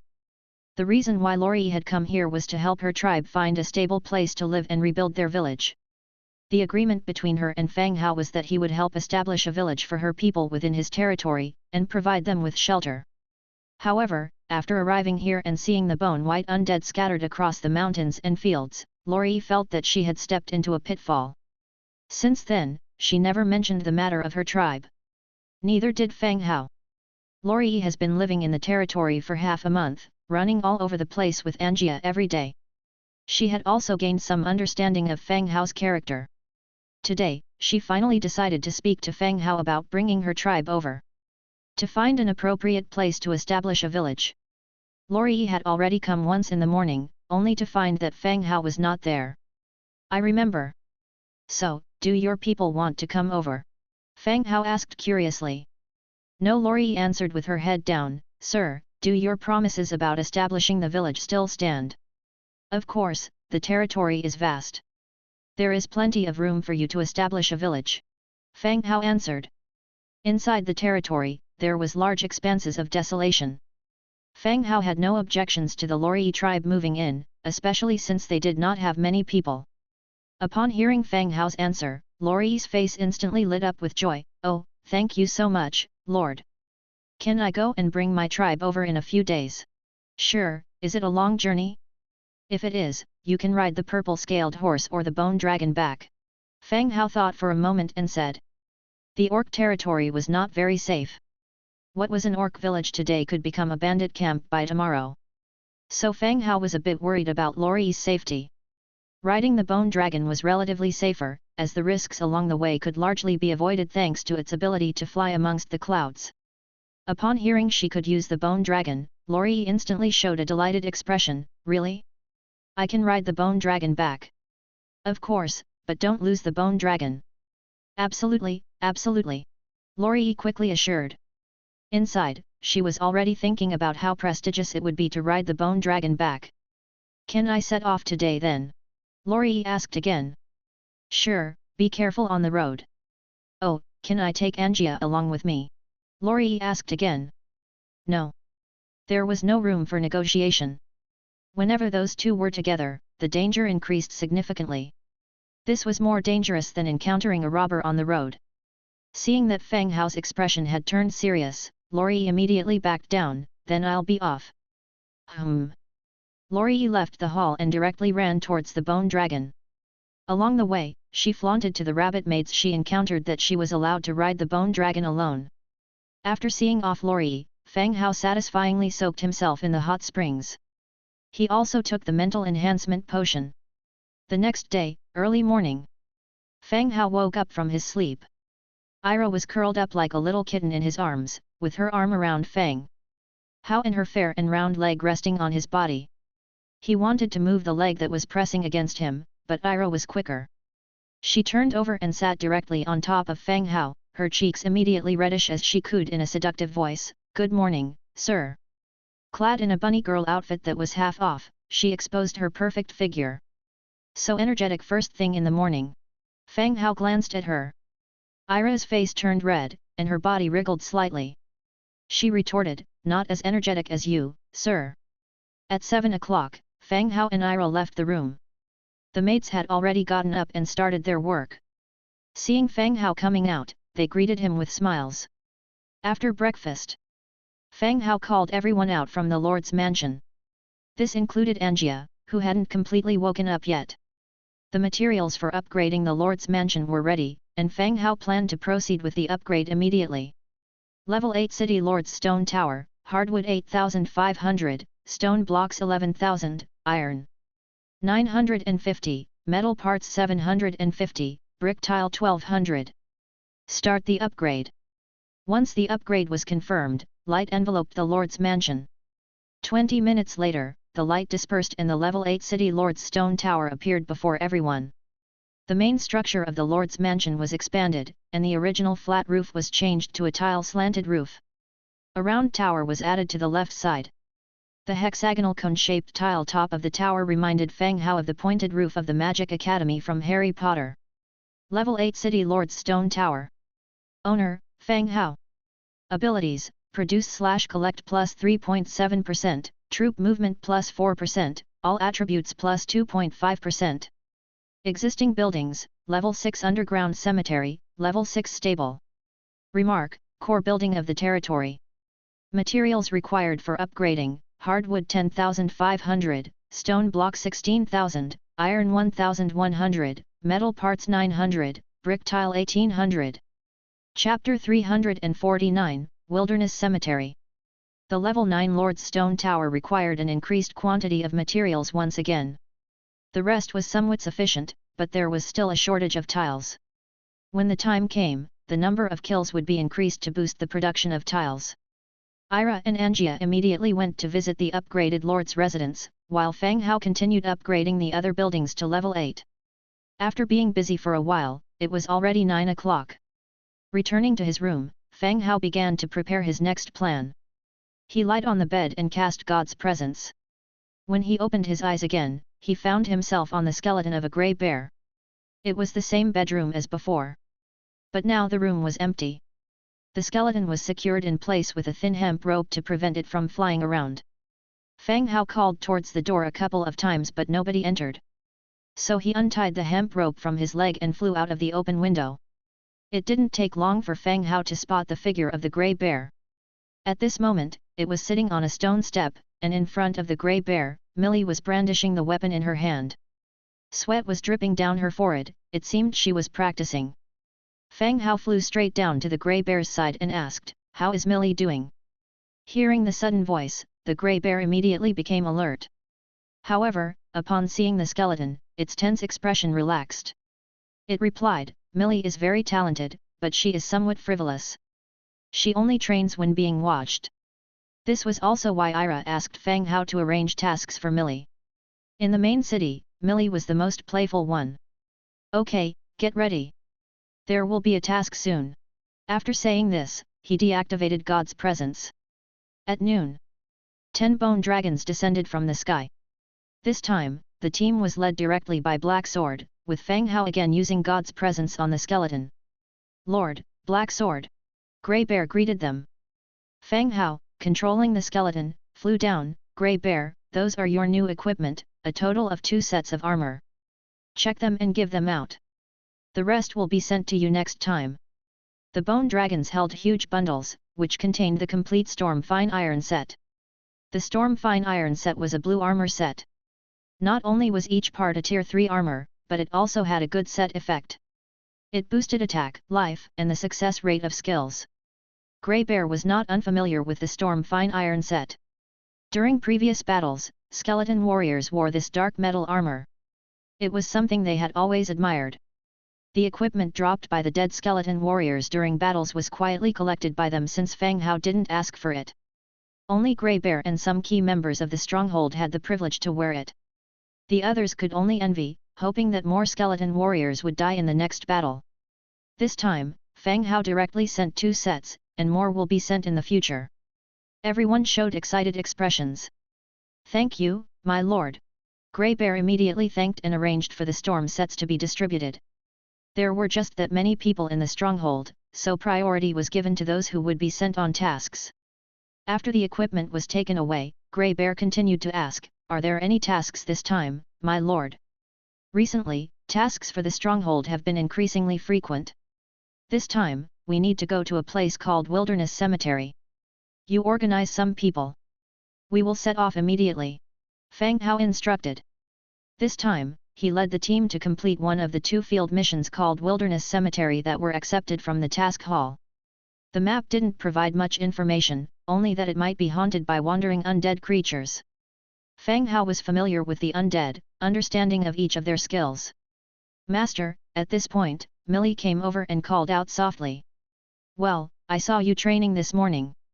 Have you made any progress?" asked Fang Hao. "Yes, Grey Sister took me hunting last night, and I killed a grey wolf myself." Millie raised her head, somewhat proud. Fang Hao thought it was funny. Millie had already reached Tier 4. Killing a normal beast was not difficult at all.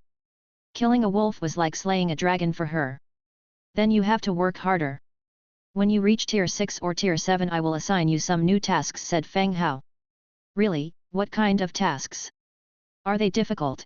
Millie was still eager to try. Whether it's difficult or not depends on how skillful you are. At that time, you can also lead a team. How prestigious would that be to have a group of subordinates behind you? Fang Hao said as if he was deceiving a child. Really? Then, Master, can I have more people then? I want to be a bandit. What do you mean by be a bandit? Soon, Grey Bear finished preparing on his end. 100 underlings equipped with new armor were ready. Dozens of carts and some tools that may be used were also ready. Once everything was ready, Fang Hao gave the order to move towards the location on the map. The people here, like Grey Bear, were very familiar with the terrain. When they were bandits before, they had traversed these places countless times. After walking through several dense forests and traveling for about 2 hours, the team finally approached the destination of this mission, the Wilderness Cemetery. In front of them was an ancient stone castle, its walls were dim, its doors and windows severely rotted, and odd-colored flowers bloomed from the vines crawling on its walls. In front of the stone castle was a rectangular open space. In the hollow there was an array of old and broken tombstones, densely packed like a low stone forest. They had encountered some wild animals along the way, but the closer they got to this place, it was as if it was a forbidden area with no wild animals at all. Even the woods on both sides were void of any chirping of insects or birds. It was eerily quiet. Fang Hao stood in the distance, observing the scene in front of him. He was reminded of the Shadowwind Castle of the Blood Hunter. It too was a stone castle, with rotten corpses set up outside to guard it. But the two were not on the same scale. The Shadowwind Castle only had about 100 or so tombstones, while this place had thousands. Grey Bear, are you familiar with this place? Fang Hao turned his head to look at Grey Bear, who appeared serious. Grey Bear frowned at the cluster of tombstones in front of him, while Millie looked somewhat pale, clinging tightly to Grey Bear's arm. Hearing Fang Hao's question, Grey Bear nodded and said, I've never been here, but I've heard some stories about this place. What kind of stories?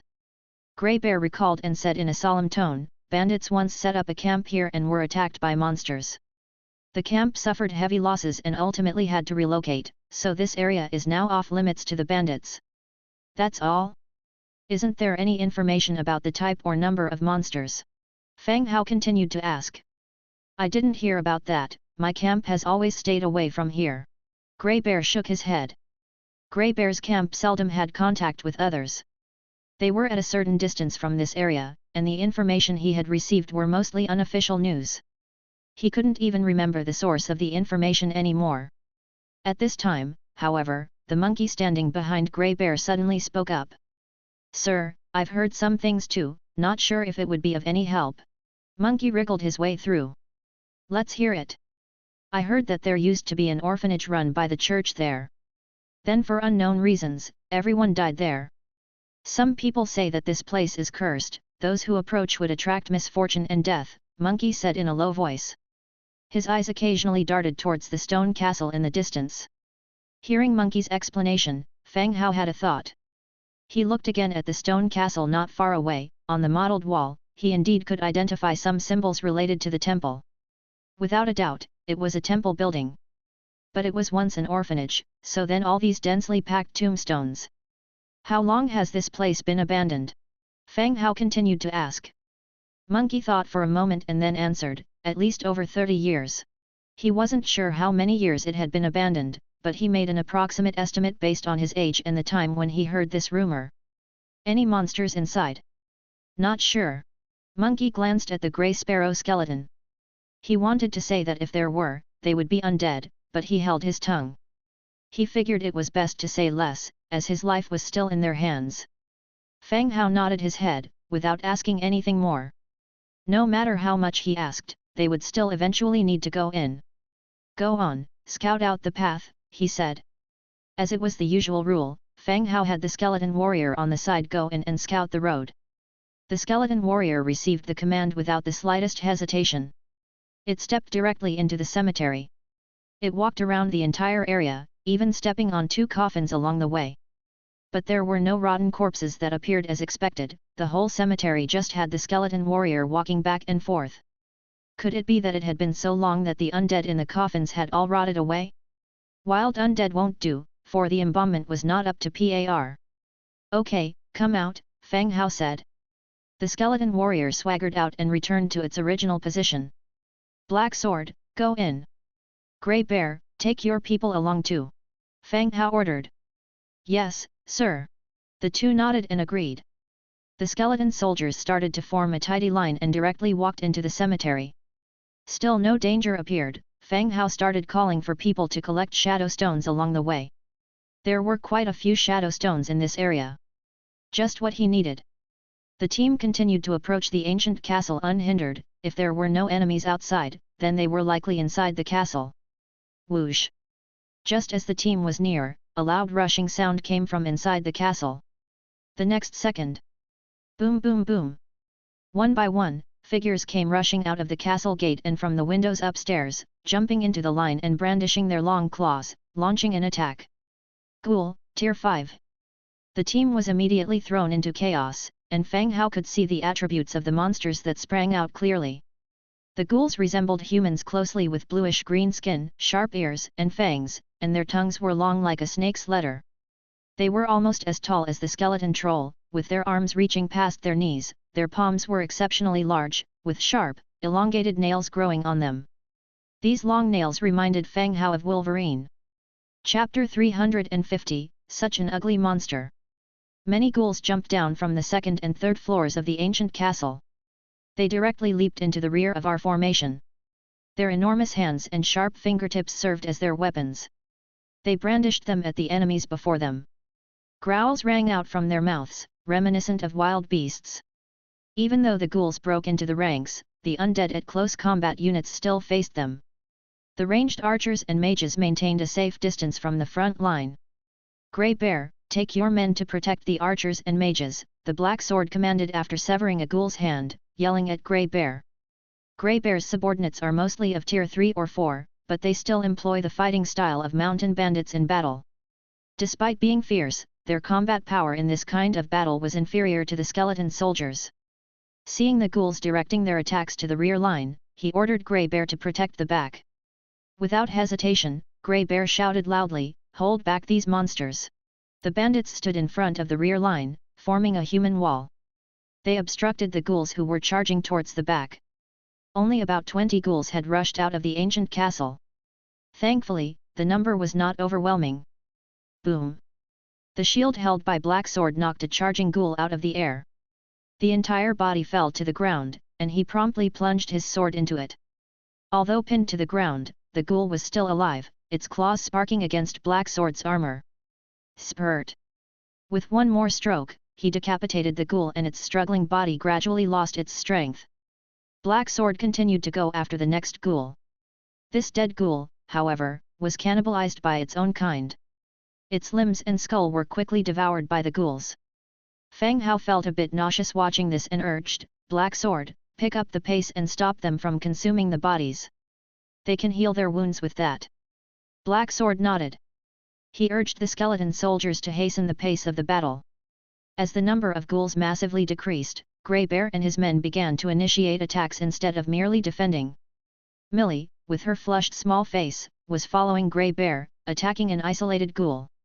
She stood beside the ghoul, her stature only reaching its waist. Hiss! The claws of the ghoul scraped against the iron armor, making a harsh noise. Millie's body instantly flew backward. She was thrown over 2 meters away but quickly struggled back to her feet. Wiping the mud off her face, she rekindled her resolve and rushed out once again. She quickly returned to Grey Bear's side and resumed the besiegement.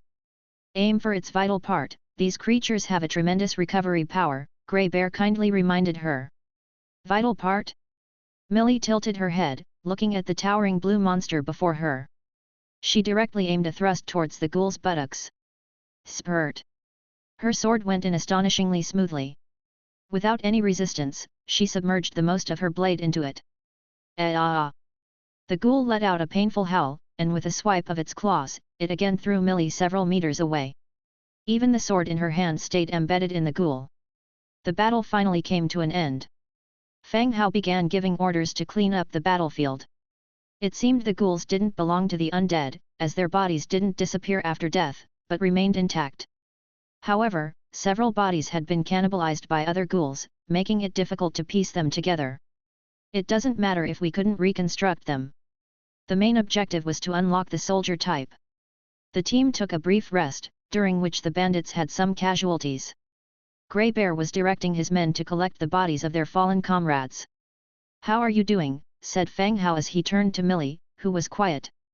She looked somewhat disheveled, her face covered in dirt, and several clear scratches were seen on the chest plate of her armor. "I'm fine," was all she said. Having been bought from slavers, Millie had seen just as much death as anyone else. "Okay," Fang Hao nodded, continuing to instruct Black Sword, "Organize people to enter the old castle.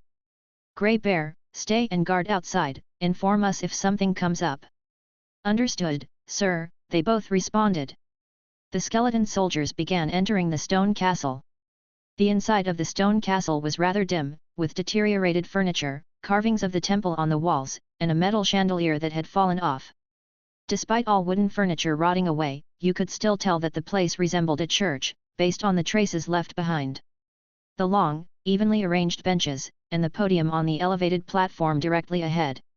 "Move up to the next floor, be careful," whispered Fang Hao, patting a skeleton soldier on the shoulder. They encountered no danger on the first floor and began ascending the second. The number of rooms on the second floor was plentiful. A few of them were like dormitory rooms. The decaying single beds could still be made out. From the size of the beds, one could infer that this was, indeed, an orphanage, as Monkey had once said, and was inhabited by children. Upon reaching the third floor, it appeared to be the residence of the church staff. There wasn't much to find except for a few rusted metallic objects. "Sir, there is no enemy." After Heijian went through each room, he spoke up. "There are no enemies, nor treasure chests. How could that be possible? It is understandable that the enemies have been eliminated, but the absence of treasure chests is simply impossible. Move everything we can carry out and search again thoroughly," Fang Hao commanded. "Yes." The skeleton soldiers began to act, moving all the items in the stone castle out. Fang Hao stood by the window on the first floor. As he watched the skeleton soldiers bustling in and out, he thought about what could have possibly been overlooked that led to the absence of treasure chests. Crack! Suddenly, a clear, crisp sound came from the front. Looking up, Fang Hao saw two skeletons dismantling a podium on the steps. As the podium was moved, a square slab underneath it could be seen slowly rising. With the slab's elevation, an opening slowly appeared on the ground above the podium. A burst of excitement welled up in Fang Hao's heart. Indeed, there was a place that had been overlooked. "Heijian, we have a situation." "Send men over," Fang Hao said as he himself flew over. It was a 2-meter wide underground passage. The entrance was pitch black. Only the smooth stone walls on both sides and the stone steps leading downwards can be seen. "Sir, what's wrong?" At that moment, Heijian quickly walked over. He asked questioningly, but also noticed the entrance leading underground. "Did you bring the night stones?" asked Fang Hao. "Yes." Every time they ventured out, Fang Hao made ample preparations. Expecting caves or dark places, he would have the heroes carry night stones. Heijian took 2 night stones from his package. "Come on, let's go down and check." The 2 night stones were hung on the necks of the 2 leading skeleton warriors. The downward passage was only 2 meters wide. With 2 skeleton warriors leading the way, 2 at a line, Fang Hao and Heijian took their positions at the third row, and began their descent. As they continued downward, the passage grew darker. The night stone's glow became more brilliant. On the stone walls on both sides, sunken lampposts started to appear, but they were all too corroded to be lit. They continued downward. About 3 minutes later, the path widened abruptly. This was a simple room or a prayer room, to be exact. In the middle of the room lay a rotten hide carpet. Traces of dangling religious idols were left on the wall facing the room. "What's going on?" Fang Hao was somewhat puzzled. This building was originally a temple. Why would there be a prayer room underground? Glug! Glug! Just as Fang Hao was pondering, a sound much akin to something wriggling suddenly came from a corner of the room. Even in his current skeletal state, he felt startled. If he had skin, it would without a doubt be crawling right now. "Heijian, did you hear anything?" Fang Hao said in a low voice. "I hear it. It's in that direction," Heijian replied, pulling out his sword and pointing towards a corner. Skeleton soldiers rapidly descended the steps, spreading out in the room and waiting for the target to appear. "Miss Adeline, are you here to pick us up? It's so dark and scary here." Suddenly, a voice resembling a nighttime cat's mournful wail sounded from the corner. After one sentence finished. "Miss Adeline, are you here? Miss Adeline, we really don't like it here. Miss Adeline, did you bring us human meat? We're very hungry." A succession of sharp and irritating voices echoed simultaneously from the comer. At least more than 10 different voices were calling for Miss Adeline. "Damn it!" Fang Hao cursed under his breath. How could that corner possibly fit so many people? "Who's there?" "Come out," said Heijian, who, as an undead, was devoid of fear. His long sword was pointing directly at the deep, dark corner. "It's not Miss Adeline. It doesn't sound like Miss Adeline. It's outsiders. What did Miss Adeline say we should do if outsiders came in? It's been so long, and I've sort of forgotten." I remember. Miss said we should eat them." "Right, eat them. I really like human flesh, especially mine. Eat him, quickly." The conversation in the corner was getting faster. Right after that, the wriggling sounds quickly approached. The next second, a monster that looked like a pile of flesh appeared under the glow of the nightstone from behind a pillar. "Fear Devourer, Tier 7. The Fear Devourer was a nearly 2-meter-high heap of meat. The clumps of flesh were full of eyes and mouths. It wriggled forward like a mud monster, its bloated body propelled by several mouths biting the ground. What on earth is that thing? Fang Hao cursed once again. The Fear Devourer appeared quickly but halted its attack. What are these? Why are they so ugly? They're skeletons. After we eat those people, we will turn into this. But why are they standing? It's so scary. It's a monster. A monster has come in. The many mouths began speaking on the heap of flesh.